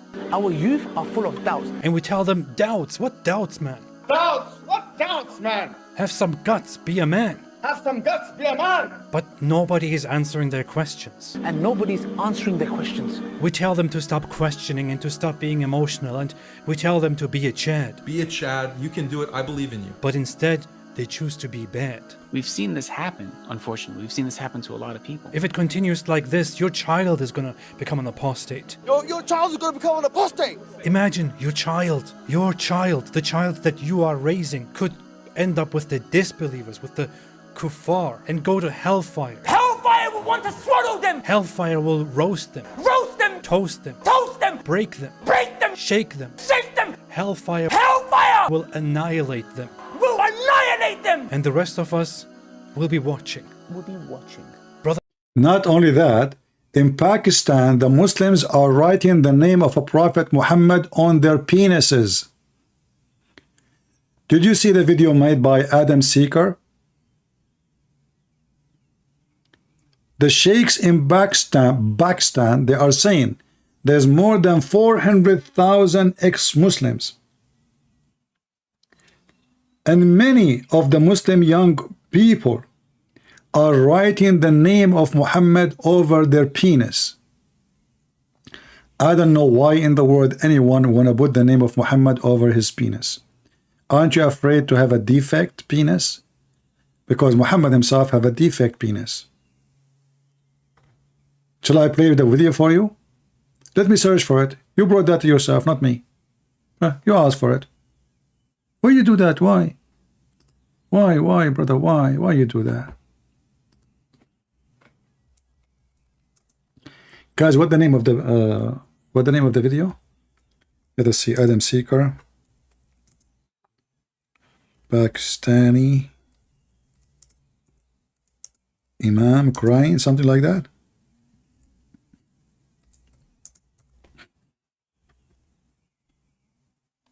Increase apostate of okay, here we go. Don't call me. Watch the video first. I want you to see. Listen, don't call me, right? I want you to see how Muslims in Pakistan, they are writing the name of Muhammad on their penises. I am so proud of Muslims in Pakistan. I want you to watch carefully, Abdul. This is a very Islamic country, and the punishment for insulting Muhammad is death. Literally. What the Muslims are doing in Pakistan, they are having fun with the name of Muhammad. Muslim women, they are writing the name of Muhammad over their boobs to make fun of him. And they post pictures in the internet. Muslim men, they are writing the name of Muhammad over their penises. And they are posting pictures in the internet. And the first question come to my mind, how sheikhs, where the sheikhs they found those pictures? Unless you search for penises pictures. Me myself, I will never see them. Unless you search for them, you will not see them, correct guys? I mean, how you will find a picture of a penis unless you are searching for a picture of a penis? People will be burning this country down. We will burn this. They are destroying Pakistan.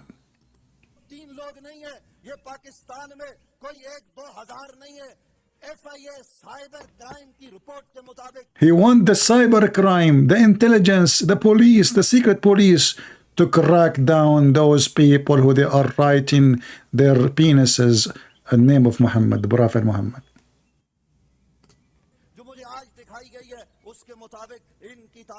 Pakistan में 4 लाख है, 120 लोग गिरफ्तार हो चुके, 11 लोगों को सजाए मौत हो चुकी है। हम करें तो करें क्या, किस दरवाजे पर दस्तक दे? हम ये सवाल करना चाहते, क्या हम मुल्क में जलाओ घेराव करें? आपके मुल्क में तो हाल ये हो गया है कि दारिया किस्म के लोग आपके यहाँ लेक्चर्स दे रहे, और ये किसी एक घर की कहानी नहीं है, अब घर घर की कहानी बन चुकी है। एक आलम दीन तौहीन करते हुए पकड़ा गया। आज उन्होंने मुझे जो A scholar of Islam, they cut doing blasphemy? Scholars of Islam? Even the scholars of Islam, they are screwing Muhammad. Read it, it's in front of you. Who's left? A big sheikh. Their biggest sheikh. आज उन्होंने मुझे जो report दिखाई है, उस report को देखकर मेरे रोंगटे खड़े हो गए। ये सब इस मुल्क में हो रहा है। ऐ वालिदैन, अपना हक अदा करो, बच्चों की निगरानी करो, और बच्चों की निगरानी हमने इस तरह से करनी है। उस दिन मुफ्ती अबू मोहम्मद साहब ने एक एप्लीकेशन की तरफ इशारा किया था कि घर के डिवाइसेस से उसको मुंसलिक करो, माँ बाप निगरानी करे। इस वक्त आपके मुल्क को This will destroy our country. Pakistan is gone. Everybody is leaving Islam. And what make it even nicer, when the ice cream starts running from their eyes and they cry like babies and they keep making complaint to YouTube about my channel from Pakistan. I mean, this country is one of the biggest in the world for drug dealers, weapon dealers, kidnapping, smuggling, all kind of illegal things. The government even cannot control the country. There's a huge part of the country is out of their control. And what the intelligence department doing, watching Christian Prince channel, and they make complaint to YouTube, and then YouTube they says this government entity decide to block your video in Pakistan. Sorry, if you have a question, send us your question.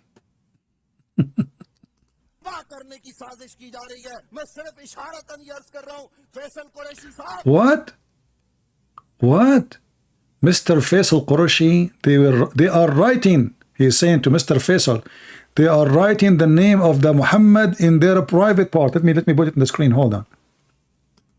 I guess I need to take a screenshot for this one, because when I stop the video have the line.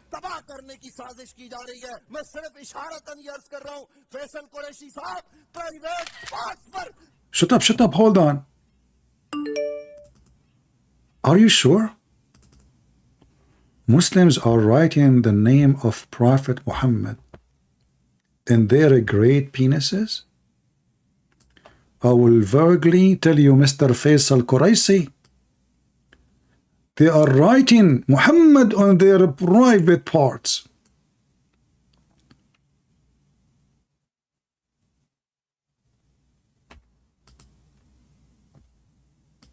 Why, Muslim, you do that? Why? Let me call this guy again. Maybe he can explain to me. Is that because Muhammad don't remember which one was 6 days, 5 days, 10 days? I'm calling him.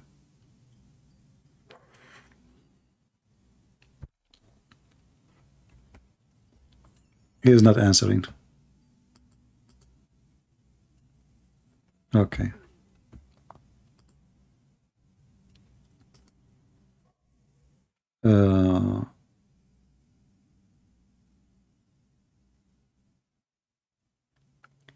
I have the greatest answer you will hear. There's a guy who have the greatest answer. That's good.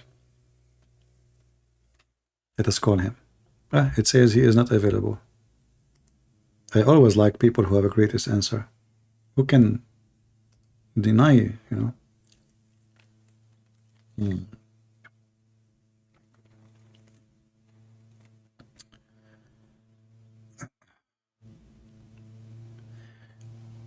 I am a Christian man who fell in love with Moroccan girl.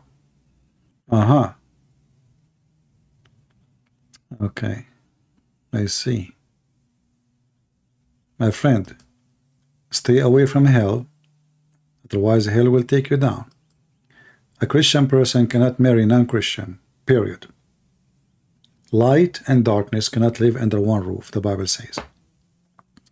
Let's call this guy. He is so excited. Maybe he wrote the name of Mohammed there. Hello? Hello? I hear you, but your voice is very muffled. I cannot hear you really good. Hold on one sec. Let me turn the YouTube off. All right. Okay, how about now? Is this better? It's still the same, but go ahead. What do you want to say to us?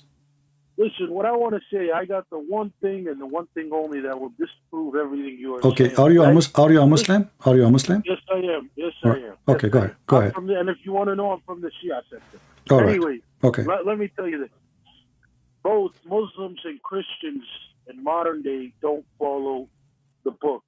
The Christians don't follow the Bible and the Muslims don't follow the Quran. And I'll explain to you what I mean. The modern day Christian I at least see in Canada or in America, he doesn't do what the Bible tells him to do. He doesn't do good works. All they do is they claim to be Christian, majority of them. And What good work mean? What good work mean? Just hear me out. Hear me out. No, I'm listening, my friend. We're having a conversation. It's okay. You said you don't do good work. What good work mean? Good works to me is when you what do you call it? When you do good things to the world. When I say the world, I mean according to studies, number one people in the world who give donations is American. Okay, so let me just tell you this. Just don't tell me. Is it true or not that number one people in the world who give donation to poor people around the world is the American? Yes or no? I don't know if. So how come you are saying that they are not doing good work, and you live in Canada, but you do not know? Because this is what I'm trying to say. Okay, right? let me ask you. Okay, what is good work according to you? What a good work? What is good work? Don't run away from me. Don't run My away friend, from nobody me. is running away. We are having a conversation. I don't like people to throw a word at me and run away with it. You said good word, good work. I want to know what good work is. According to you as a Shia, what is good work? I told you. I gave you the explanation. It's somebody that does good things to humanity, right? If you see a homeless What guy, is the good thing? help him out. What is the good thing Shia they do for humanity? Well, this is what we do, okay? This is what I'll explain to you. What do you do? So, well, first of all, you just talked about charity. So charity is a big thing we do around here. Helping out people when they're in need. Do you give a charity to non-Muslims? Yes. Okay. I worked at a homeless shelter. Do you have you said to me you follow the Quran, correct? Yes. All right. I want you to open the Quran with me, if you don't mind. Okay, well, CP, you're derailing my point. No. Before we continue, you see, I'm a person who is too much into details. You just lied to yourself. You claim that you are a person who follow the Shia sect and you believe in the Quran and you follow the Quran. You know, you said the Christians. So I can answer anything you want, but let me just finish my point. We will continue. We have time. We have time. I have coffee, my friend. I have coffee in front of. I have coffee. Listen, my friend. What is your name? What's your name? Human. Your name is a human. Okay. I will take you accountable for that. Okay. Does it say in the Quran that you will not find one Muslim, not one believer, he would do good to non-believers? Yes or no? In the Quran, yeah, it says that. But you just said to me, you do charity to non-Muslims, so you are not following the Quran. This is the point I'm trying to get to, but you're not going to let me finish. Okay, go ahead. Right? Okay. I'm trying to tell you, you yourself, you and the other guys on here, the other experts, you guys are what I consider scholars, theologists, this and that. That means nothing to me, man, because all this tells me is you've studied the books really good and you can digest it. I don't care what the books say, my friend. I don't care about the books at all. I care about following God, right, and doing good by others. That's what I'm in the field. You guys are on the books. I'm in the field. That's the difference between me and you. That's what I'm trying to protest. I'm trying to promote good works. I Okay. don't care what the Are you books say. protesting? Like, Are you saying listen, to I'm me? not going to deny this. I'm not going to CP. A lot of the things you said about the Quran, I'm not going to deny it. It's there, right? You've pointed out a lot of negative things, and I'm not going to deny it. The point is, the majority of Muslims I see, they do good by God, right? At least here in Canada, they do good by God, and the majority of the Christians here don't do good by God, and that's what I'm saying. So you could say this and that all you want, but I could tell you what I just told you. That just because one book is better than the other book, yeah, maybe one book is better than the other book. Which one is better, you think? Which one is better? Well, I mean, listen, man, there's still a lot of contradictions in the Bible itself. Okay, but tell me, which one is book? You just say it. There's one is better. Which one is better? You already know, man. I don't have to tell you. No, you tell me. Well, I don't see how anybody can go wrong with the Bible. I'll just leave it at that. So you are saying the Bible is better than the Quran? But this is what I'm saying to you, CP. Okay, but you said to me, my friend, you said to me that you follow Allah. Yes. Okay, how you follow Allah if you are just admitting that the Quran is not a good book? Okay, because this is what I'm trying to say to you, right? Okay, tell me. I'm being honest to you, right? If you're just willing to hear me out, listen, I don't argue with the truth. If there's bad things in the Quran, I can't defend it. There's nothing I can do to defend it. This is what I'm saying. When I grew up, I'm 29 years old. When I grew up since I was a baby, the only thing I saw my dad do was he would help people out, right? Now, whether you dislike him or you like him because he follows the Quran, the only thing I saw him do was help people out. That's all I saw him do. I didn't see him do anything else. So my point is, I kind of learned from that.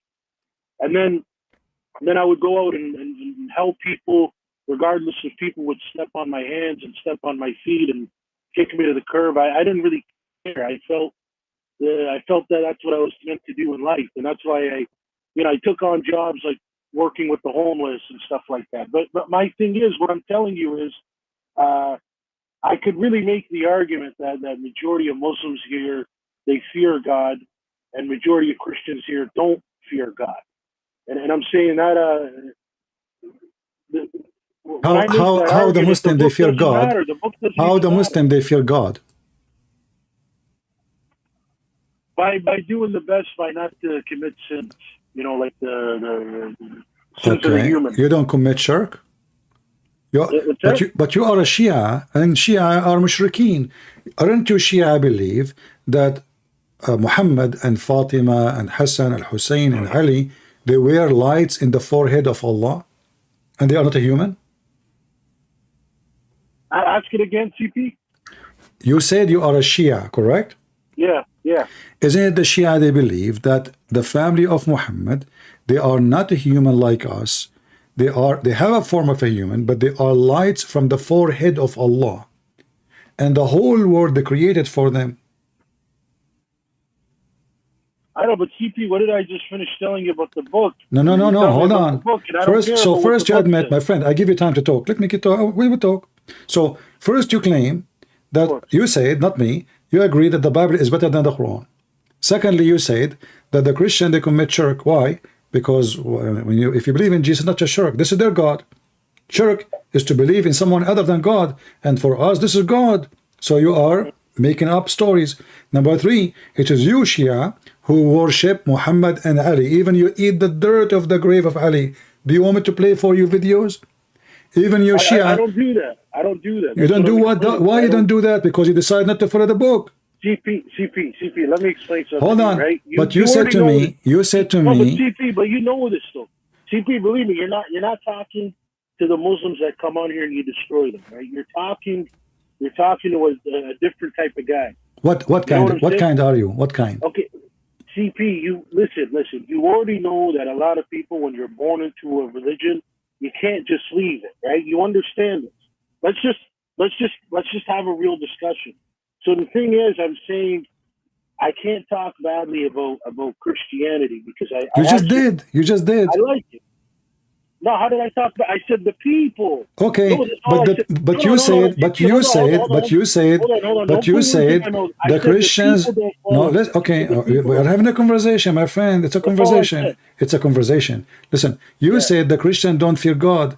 A Christian who don't fear God is no I Christian. said here in Canada. I said I here don't in care where. Canada. No, but don't label them. Why you label them as a Christians? Jesus said, "Not everyone says to me, Lord, Lord, will enter the kingdom of my Father, but the one who does His will."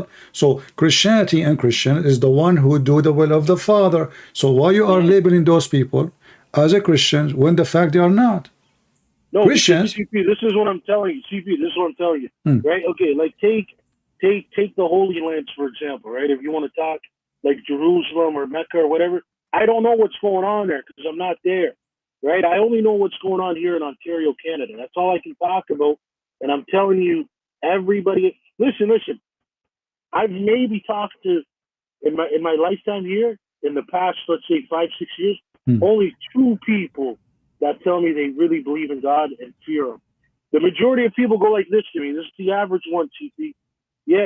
I was born Christian, blah blah. But Okay, they are not Christian. So what the problem exactly? What the problem? What this have to do? What this have? My friend. You said I was born Christian, but I don't believe. There's nothing. First of all, you are just being.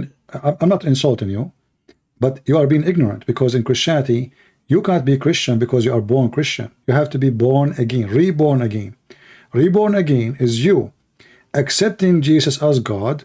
When you are in the age of maturity, you know what Jesus is about, and then you accept Him, and then you get baptism, and then you receive the Holy Spirit. That is a Christian, not somebody is born from a mother, her name is Janet, and the father, his name is George. So you got it wrong. Secondly, in every 2 seconds you wash your hands from Islam. I ask you, don't the Shia do this? You said I don't care, but you label yourself as Shia. You said to me, you are the one voluntarily said to me, by the way, I'm a Shia. So why you call yourself? I assumed you were going to go ahead and ask me what sector I am. No, I did not. I did not ask you. I did not ask you. No, I know. I said I assumed you were. No problem. But did you label yourself voluntarily that you are a Shia? Yeah, that's what I was born. Okay, but Shia they commit shirk. Shia is mushrikeen. They worship Ali, Fatima, Hassan, Hussein, and Muhammad, and they claim they are not even a human, and they claim they are exist before all mankind, and they are light. They are not human. They are made of light, and their light is the light of Allah. So if we go to the Quran right now, the verse in the Quran says Sirajan Mudiyan. Every single Shia scholar says Muhammad is light, Ali is light, Fatima is light, and what is the proof? We go to Sirajan Muniran. So suddenly the Quran become about Muhammad being is light, is not a human. And then you say to me that we worship only Allah, we don't commit shirk. But in fact, every single Shia is a mushrik. I didn't say that. I didn't say nothing. You did. I haven't disagreed with you one time, Chief. I haven't disagreed with you. Okay, I want to ask you. You said to me that people don't do good work, correct? I said here in Ontario. That's all I can talk about. Bill Gates is an atheist. He make a lot of donation, more than all of us together. Yeah, so does Saddam Hussein. Yeah. Okay. Thank you very much. So you just refuted yourself. No, I'm saying the good work is not a good work. So you see, if you do a good work, a good person who do good work, he will not go brag about it. Do we agree? In general, yeah, you're supposed to just do good work and not. So why you are telling me you do good work? Because I'm trying to tell you that I really don't think that. No, you are trying to tell me that you are a good person and we are bad people. So you are trying to brag about good work. We do not know if it's true or not. No, that's not what I said. First of all, I didn't just mention good works. I said who's closer to God. You said to me that your dad he could do good work. Yes, I said I followed. I never mentioned about my dad doing any good work. Does that mean he never did anything good? I don't know if he did or not. That's my thing. But why I want to mention it? Why I want to mention it is why? What is your business to know about what my dad he did? If he did good work or not? Isn't this is between God and you? No, that's not my business. That's up to you to share. But you are why you are telling me about your good work if you are not trying to brag about it to be hypocrite?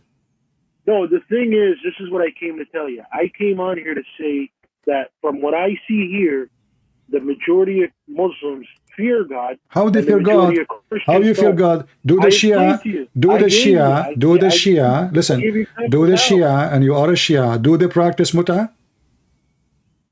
No, I don't practice it, man. Well, you are a Shia.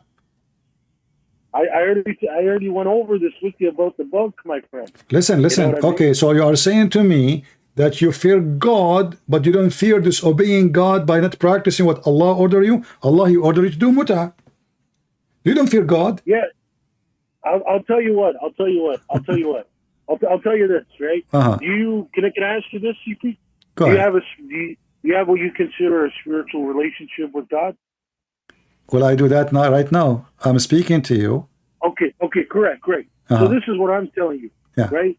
I know that in my lifetime, the pain and all that thing that I've endured, I know what it's meant for, right? And my thing is, when people come in the form of the devil to do stuff, I've actually been given the intelligence to figure it out right away. And I could tell right away this is an evil person. You see my point? So here's the thing. I might not be following the book, but I'm saying I know where my heart stands. You see my point? So you are refusing... And the thing is, no, but here's the thing. I'm not, listen. I'm not saying that when I sin, it's not a good... I'm saying I'm just as bad as everybody on the planet, right? That's what I'm saying. I'm just like everybody else, right? But I'm saying I know where my heart stands, and I know who I fear. And that's just who You I fear believe who? is the God of the world. Who is the God of the world? What do you call it? The God of Abraham, Isaac, and Jacob. Who is the God of Abraham? Well, he's who's told to us, in the Quran, if you, for more reference, refer to the Injil, right, to the Gospel. Okay. You see, my friend, I want you to listen to me now. I did not disturb you when you're talking. So you are the guy who don't want to listen to the Quran because the Quran have a lot of problems. In the same time, you are following the God of the Quran who taught you a lot of problems and bad things. But you are obedient to Allah by not obeying Allah in the Quran. And that make you a good person who follow Allah by not obeying Allah because Allah's words is full of garbage. You are an amazing person, and I find what you say to me is astonishing because this is the only way you can be a good person according to you by disobeying Allah book. For Allah book have a lot of problem, but Allah is God who you obey by not obeying His command in the Quran. Let me ask you: do you have a friends who they are Christians or not Muslims? Oh yeah, I got a lot, man. Okay, Canada, the Quran says. Canada, The Quran says. You're not gonna not have it. My friend, the Quran says, chapter 5, verse number 51, take not Christians and Jews as a friends. So you are saying to me that you obey Allah by disobeying Allah. How you do that? Well, I'll tell you what, man. If I gotta go to hell for that, then I'll go to hell. I'll put it to That's mean you don't fear Allah. So now we go back to zero. You said in the beginning that we Muslims, we are the only one who fear Allah. Suddenly you are brave and you don't care if you go to hell. I said here in Canada. Doesn't matter. It doesn't, my friend. Is hell have to do with the location? Like if you change your location, you will go to heaven. I can't talk about it, CP. I can't talk about what's going on in Nigeria because I'm not in Nigeria. I don't care about that, my friend. We're not talking about location. That's my point. We are not talking about a location. You just said you don't care if you want to go to hell for that reason.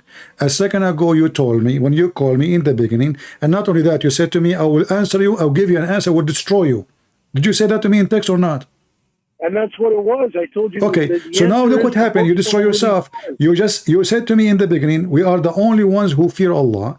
And then when I quote for you verses from the Quran, you said to me, yeah, I have friends. I'm not going to follow this, and I don't care if I go to hell. So you don't fear Allah.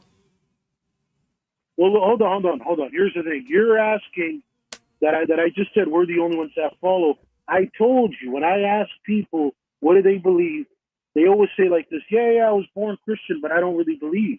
So what am I supposed to say to you, CP? If I ask 50 people down here where I live, and they all give me the same answer, I didn't assume they don't believe in God. They told me they don't believe. That's my point to you, man. They are more honest than you. So what is it that you want me to say? Let me tell you. Let me tell you what happened. I'm just Those who what the say, people are okay, saying. let me give you an answer. Those who say to you, we don't believe in God, the 50 people you are speaking of, they are more honest than you, because already you just said you don't believe in God, because you claim that you believe in the God of Abraham, and the Quran is your book, and then you don't want to follow the Quran.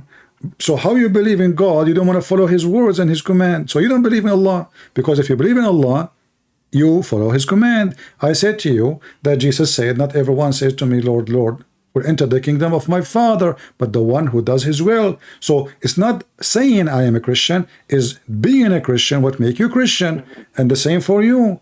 Not saying you are a Muslim, but being a Muslim will make you a Muslim. And you are the one who gave me a great presentation about we Muslim, we do good work. And now you decide that it turned to be that the good work is disobeying the Quran. Because in order to do good work, hold on, in order to do good work to the Christians and the Jews and the Hindus and the atheists, you have to be friend with them. And this is against the Quran. It turned to be that even your good work is against Allah teaching.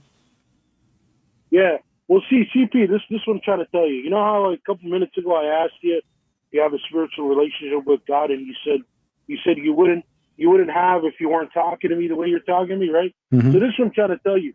I already know through the faith I have that the only thing I need to do, right? This is why I came to talk to you and say I have something that's going to destroy you.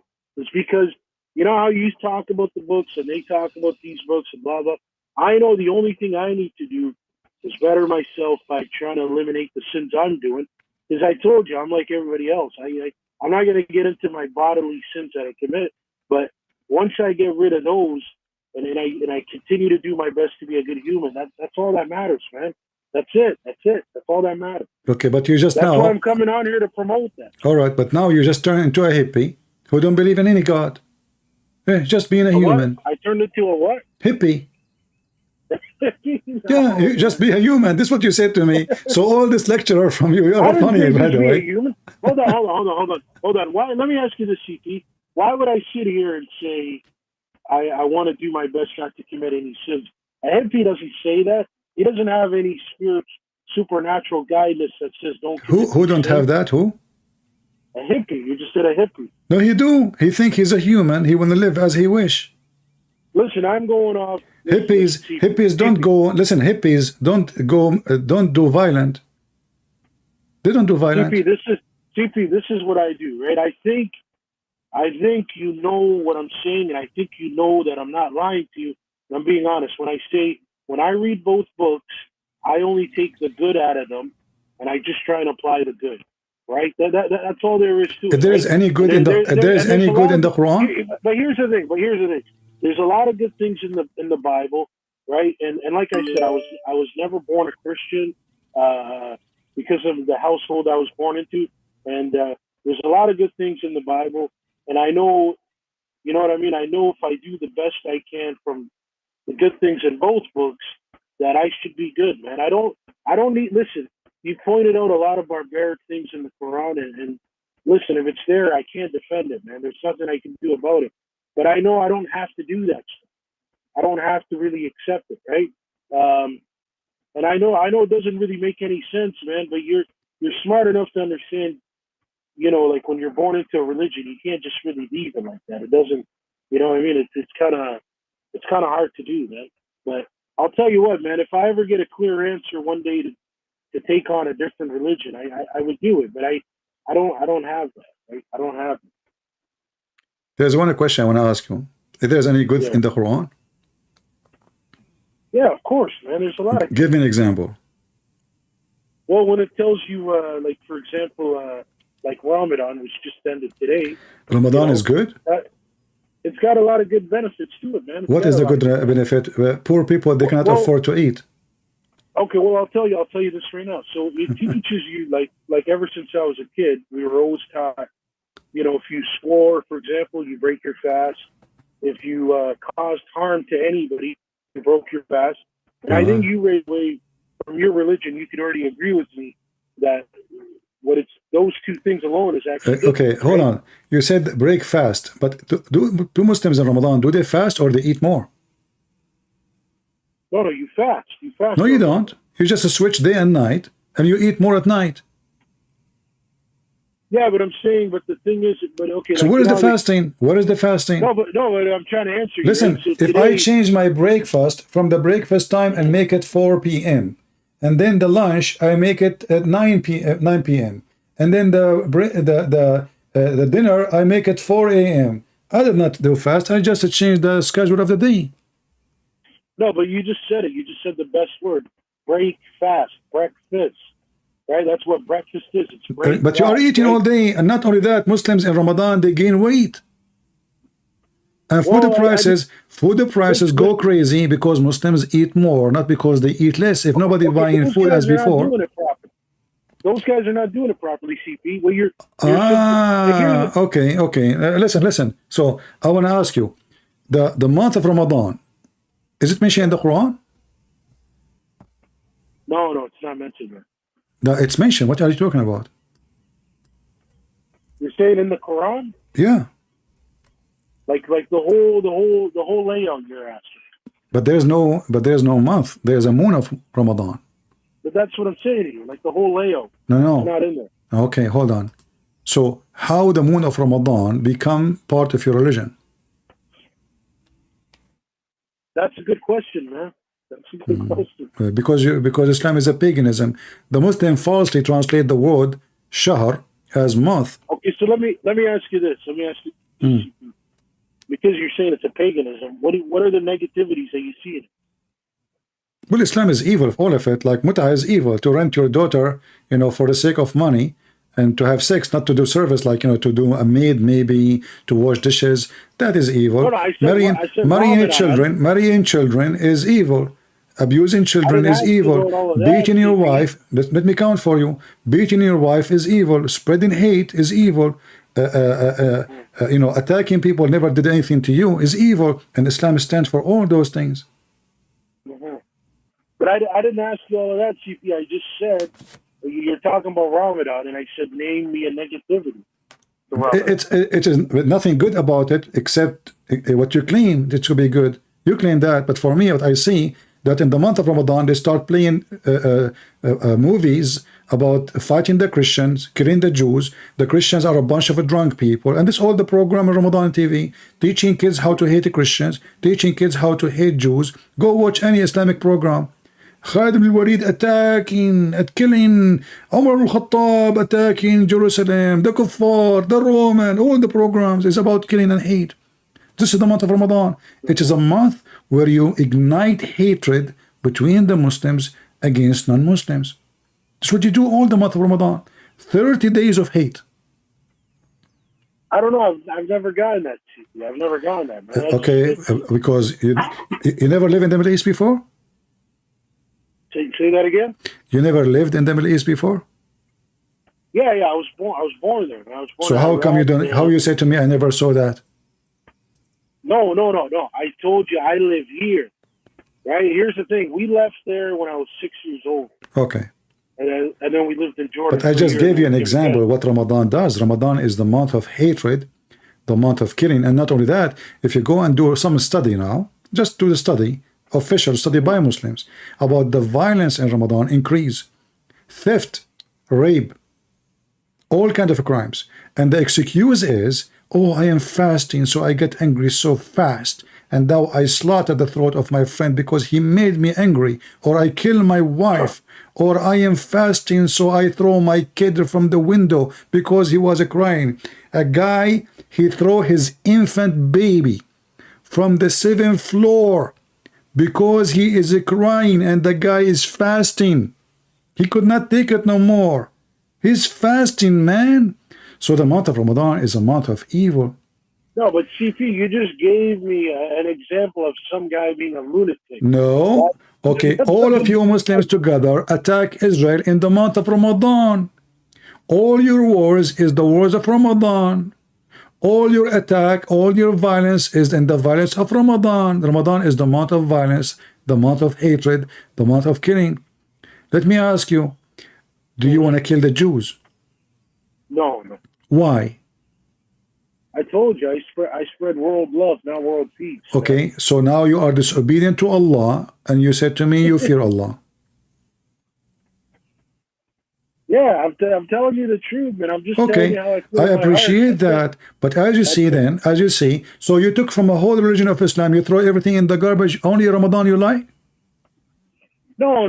Well, the thing is, like, what was I gonna say? I'm saying, like, I named you the good things of just Ramadan, right? But in general, if you see a lot of, I don't know if you watch professional sports at all, but you might see some athletes, right? Like take Khabib, for example, right? If you look at the way he moves, he's just taking out the good things of the religion, man. You know what I mean? Because he's a famous guy on TV, right? Who is that? Who is And I'm that you're saying- talking about? Who is taking good things? What is that? How? I don't know. I'm What? saying the UFC guy, that fighter, Who? Khabib. Habib is a good guy? I think so. Yeah, Khabib. Why he's a good guy? I'm saying, look at the way he behaves. man. Okay. At least the way I see What he behave? What he do? He go and beat people? Well, that's in the ring. I know how you feel about. My friend, how you feel about listen. combat. A person who made a profession is hurting people is not a good man. Doesn't matter if he is a Christian, a Hindu, a Jew. That is not a profession of any good man. And those who watch such people, they are mentally ill. Because how in the world, I'm telling you, you're going to be upset, it's up to you. How in the world I want to enjoy, listen, how in the world I want to enjoy watching somebody beating somebody. And I know that all of this is nothing but a commercial for the worshippers of money. So you are not watching sport. You are not learning something good. You are supporting evil companies who they make money from people beating each other. You are supporting the devil, and yet you claim to be good. I will never watch them. I will never give them a second. If you want to learn how to fight, good, go learn. But you don't go and beat people that get paid for it. They are not fighting for good. They are fighting for fame, for money, for millions of dollars. And the foolish you worship them and you think they are good. Did this guy give all, listen, did this guy Habib give all his money to the people, to the poor people of his country? No. How do you know? How do you know? I heard He will show that he it. actually donated. Okay, hold on. You said to me you saw what he do. What he do? Tell me. He from what I was hearing about him is he has donated money to the people in that part of Russia. There. He donated what? He donated money to the people in that area of Russia, the Dagestan area. Donated all his money or some money? No, some money. You can't donate all your money. Why? Man. Why? How can you donate all your money? I mean, you are making millions in one game. In one game, you will get back everything you lost. Give them all the money. Next week, you will make more. No, you just said all your money, all your money. Yes, all your money. If I am Bill Gates, I will give all my money because every month there's a new money coming to me. Well, the thing is, it's different. Am I going to be hungry? Listen, those people, when they go and play a game, even the videotape, they have money from it. They have royalty. Even the commercial, anything, even the company, they come and they ask them to wear a t-shirt or shoes. So they make a lot of money. So if you don't care for money, if he's a good person, he don't give 10,000. They are making hundreds of millions. This guy, his name is Christo, what his name? He play now in Saudi Arabia. The contract is $500 million. Is it a shame that to give a man he want to use his feet $500 million and you have hundreds of millions of Muslims in Africa are dying from hunger? Isn't it? I agree with you. Okay, so not only that, the Muslims are proud about those people, and you are an example. The same, there's no different. You are proud of this man when he did nothing good to Muslims, nothing good. He just, the Muslim, they use him just to supposedly, oh, he's a Muslim here. You know, my friend, always those who win supposedly are Christians. So if you have once or two or three Muslims, while you make a victory, you lose in everything. You lose in war. You lose in technology. You lose in fight. I do. You lose in everything, and then you get Habib. Suddenly, Habib is the rescue. But CP, hear me out. But Manny Pacquiao is a Christian, and he also donated millions and millions, and I supported him too, man. My friend, all those are fake. All those people are fake people, because The second they say we did donate, they are fake. The Well, second you listen, say, here's the thing. Here's no, the no, thing. not Whatever- here the thing. The second you say, I donated, even if it's $1, you are not a good person. This is what the Bible says, and that's why we follow the Bible, because the purpose Yeah, I've of heard it. Don't brag about All right. doing it. I've heard all that right. million So if you do something with the right hand, don't even let your left hand know. So when a person he speak about the good things he done, that means he's a hypocrite. He received his glory already. People glorify him. Oh, Bill Gates, he donated a lot of money. Look how amazing he is. But they put him in TV. They speak about how good he is. He got the glory. A good person, he will send money to a poor person. He will not even let him see him. He will not even talk to the person to avoid, to make the person feel like, you know, to say even thank you. You know, this is what a good person would do. You Muslims, you brag about things you do. For yes, I don't brag, listen, brother. listen. I don't know what to call you. What's your name? You refuse to give me. But isn't it you who I called me told from you the beginning? Human. I just like to go by human. By what? Human. Human. Are you sure Like, it's okay, a? look. Are you sure Watch, it's a watch. human or not? If you ask me, Are you sure it's a human, not Hamas? Listen, if you ask me where I'm from, you know what I tell people? Yeah. Earth. I say Earth. From the earth. Ah, okay.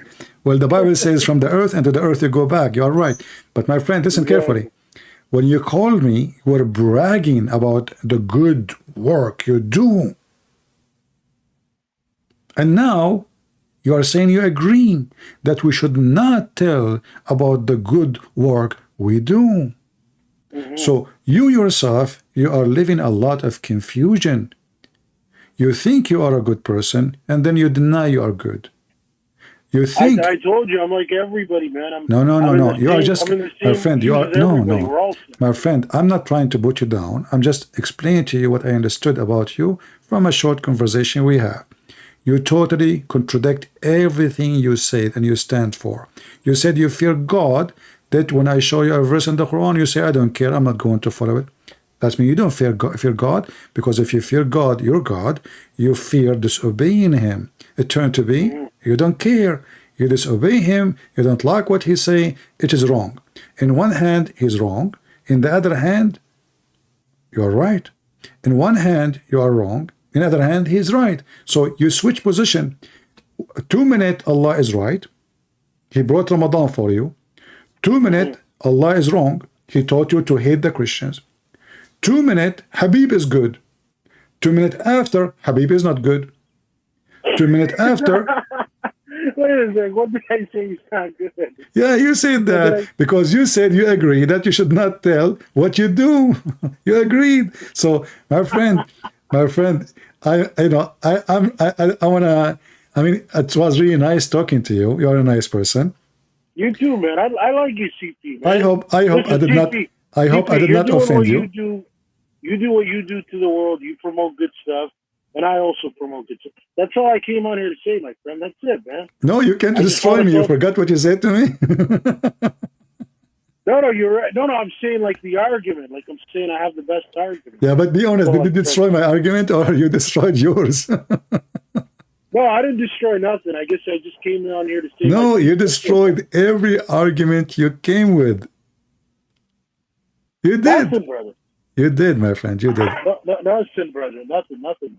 All I right. just came on here. I told you to promote good stuff, but that's all I wanted. I wanted some time. I appreciate it, man. And then, yeah, man, I'll keep listening to the show, man. Thank you. All right. Thank you very much for calling. Take care. All right. Peace. Well, you know, when I saw like he wanted to destroy me, I said, this man is really so good. Man, so good. How amazing. And that made me actually interested to get destroyed. And actually, I don't want to share this with people. I buy glue all the time from Amazon. Because most time they break me pieces, put them together. How I can put myself together? Glue. Walmart is out of duct tape. What I can say? Muslim, they can refute me always. They debate themselves, making videos about me, but they don't dare to call me. And the one they call me, they end with sorrow. Anyway, this gentleman is a nice person, but obviously he is confused. He do not know what is good, what is bad. He think, in one hand, he think the Quran is full of bad and the Bible is better. In the other hand, he think his religion is Islam. But if you don't trust your book, how you can claim anything good about your God? This is your God words. Can God be wrong somewhere and right somewhere?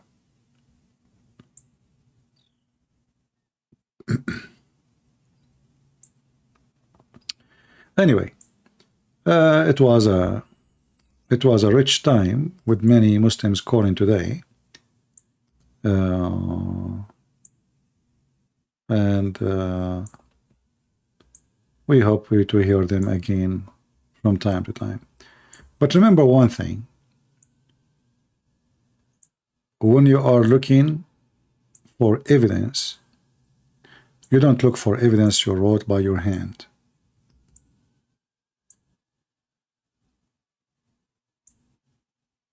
Which mean, if you want to see really if you're good or not, it's people who say that about you.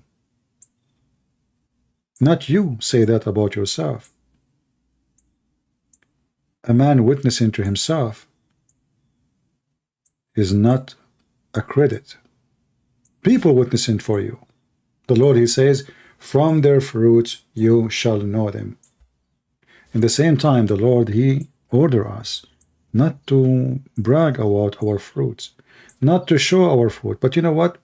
Even if you hide them from the people, the Lord, you cannot hide your fruit from him. And that is what is important. You will be judged by your fruits. And it's a bad fruit to follow Muhammad.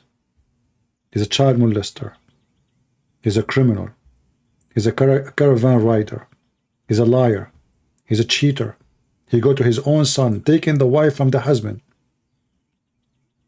If his eyes fall into a woman, her husband must divorce her. Extreme evil. Not only he broke the 10 commandments, he broke every commandment. Murderer, thief, taking women they are not his, forcing men to give their women, seeking the best of the booty, the fifth of the booty. Even he have a privilege, all of them about sex in heaven. He's a cult leader. And if your leader is a self-worship man, and then you start worshiping him to the point if somebody criticize him, you kill him, that is telling you how foolish your cult is. You will see this Shia person, he is being very friendly, but if I go where he is coming from, I will be killed in 2 seconds. 2 seconds. So they are friendly somewhere, but they are so aggressive somewhere.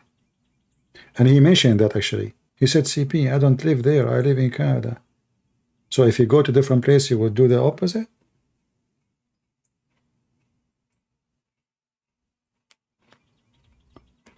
With Christ, it doesn't matter where you go. Love your enemy. Bless those who curse you. You live in here, you live there, it doesn't matter. You speak to someone is white, black, Asian, doesn't matter. For the Lord, he will recognize us only by our fruits. And our fruits is a fruit of faith.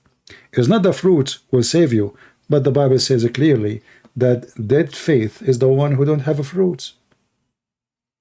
True faith automatically produces fruits. So you don't do good fruit because, oh, I want to go to heaven. No, but because you have good faith in Jesus, that automatically will change the quality you have. Your good quality after believing in Christ automatically will make you produce good fruits. The Bible speaks about the weeds. There's a lot of weeds. They grow so easy everywhere. That is Islam. But nobody can eat weeds. We struggle with them. We hate them. We fight them. Islam easy. Just say Subhanallah 100 times. All your sin is forgiven, even if it's more than all the sin of the foam of the ocean. This is how easy it is. With the Messiah, if your eye will mislead you, if your eye will tempt you, if your eye will take you to hell, take it off. No compromise. Either yea, yea, or nay, nay. The Messiah, he wants us to be the highest. Islam wants you to be the lowest. Islam make it so easy. Just say Shahada and you will go to heaven. Christ said, do you say to me Shahada, you don't say Shahada, that will not even matter. Not everyone say to me, God, God will enter the kingdom of my Father, but the one who do his will. So saying talk is cheap. Human. Believe in lies, practice lies, convince himself that he is a believer. You are not. And the test of that is, what do? You say something, you do the opposite.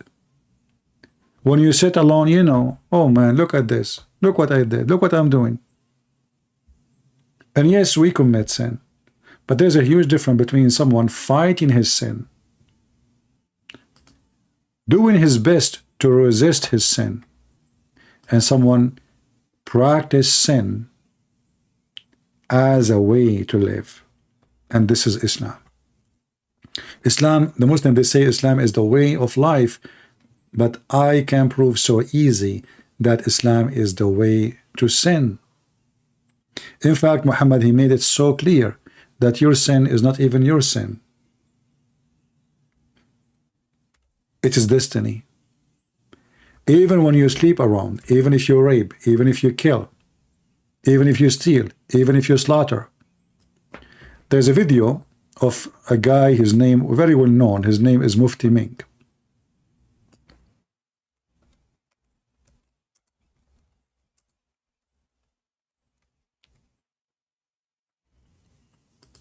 He spoke about a story of a thief brought to the caliphate.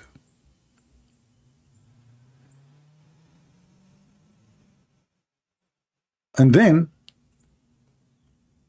the thief, he said to the caliphate, why you are punishing me for a sin decreed by Allah? That is a good question, Mufti Menk, he said. That's a very good question.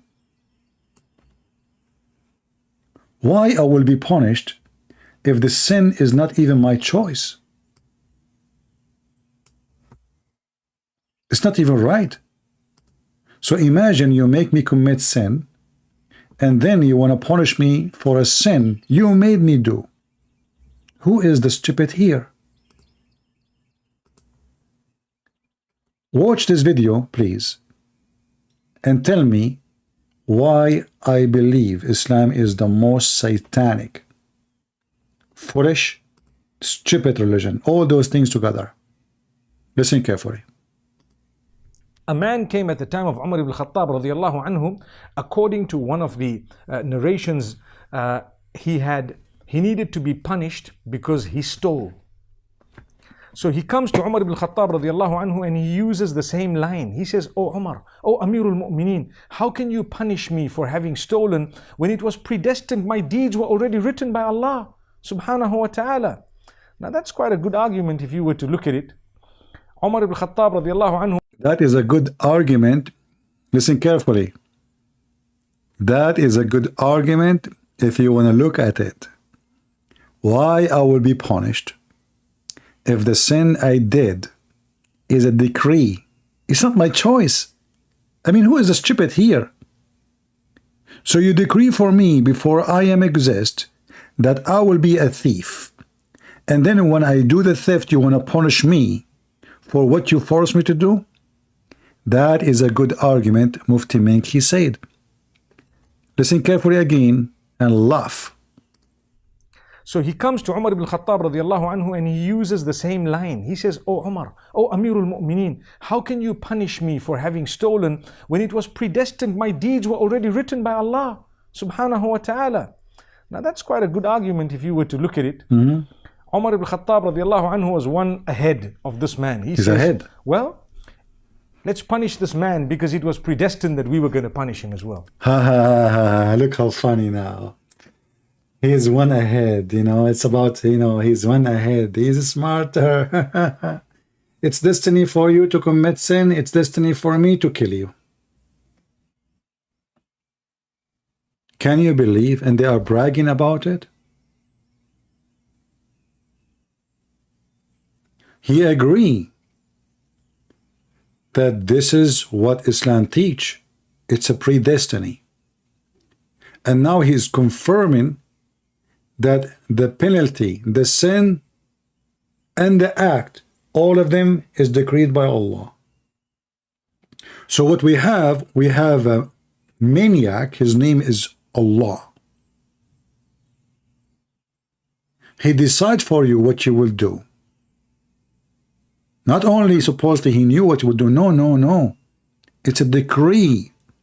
And that's why the guy is asking, why you want to punish me for a sin? I did not choose to do it or not.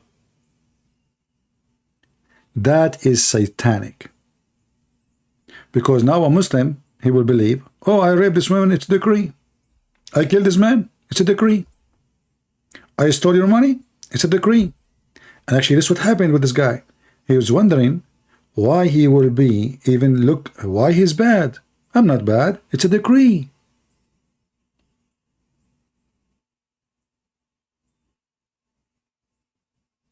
Do you understand what I'm saying? Why it's so dangerous? This is why this guy, the thief himself, he's asking him, the caliphate, okay, why, hold on. Why you want to punish me if it's a decree?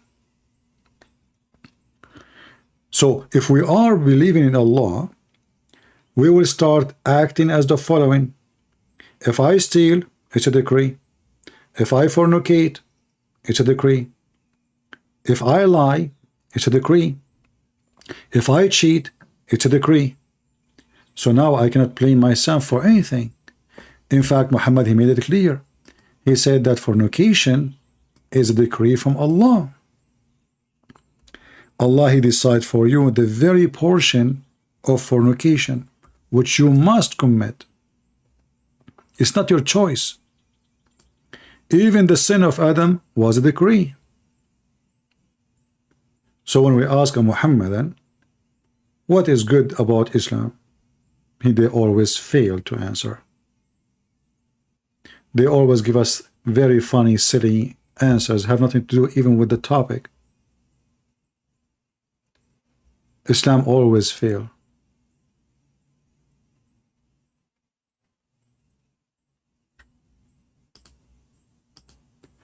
Anytime you see this guy, Muhammad Kuz, block him. Because he keep texting me in Skype when I call him, he refused to answer.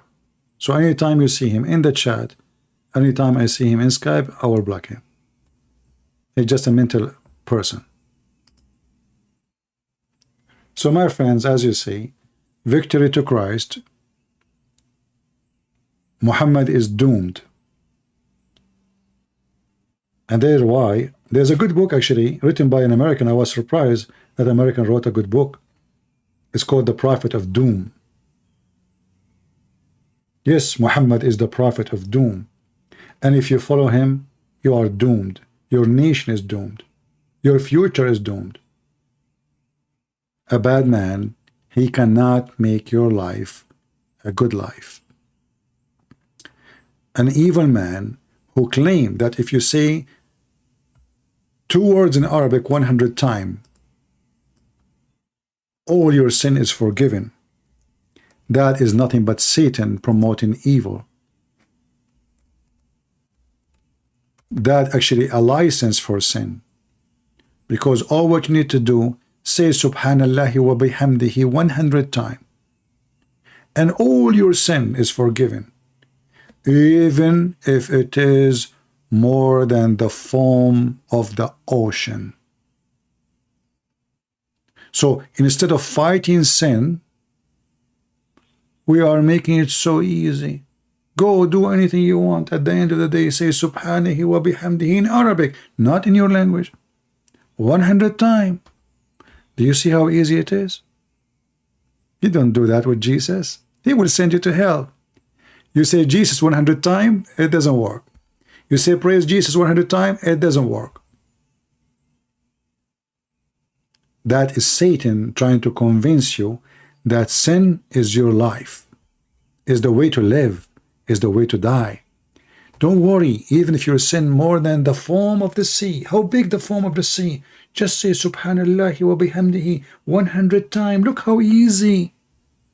Easy teasy. The devil is talking. The devil is promoting sin. And this is why the Bible says you have to examine the spirit. And the spirit of Muhammad obviously is demonic, satanic, evil. Now this video becomes so long. Please feel free to download it, because we don't keep our videos, as you know. Thank you, Bird. Praise the Lord. Download the video, cut it pieces, and then make a topic like a Christian Prince speaking with an atheist. Abdul, he called that, you know, we are the Muslims, the only one who fear Allah. I mean, give it a name based on the topic, make it short, paste it, and I will support those who make short videos, who summarize my videos, debating Muslims, and I will repost it again so I can promote your channel. I want to say thank you all for being here. I hope today we did some little work to serve all the people, Christian, Jews, Hindus, atheists. We don't hate you. We hate your evil. We hate hate. We hate your fruits. And for that reason, you've been spanked. And now it's time to use Vaseline. Allah cannot heal you. If you want to be healed, pray to the Messiah. The Vaseline of Allah will not work. Ask every single Muslim who spoke to me before. Until we see you again, Christ is Lord, Islam is false. And as I know, Sam Shamoun will go live. I don't know if he's live already. Join him, please, if you care. Thank you. God bless you. Take care.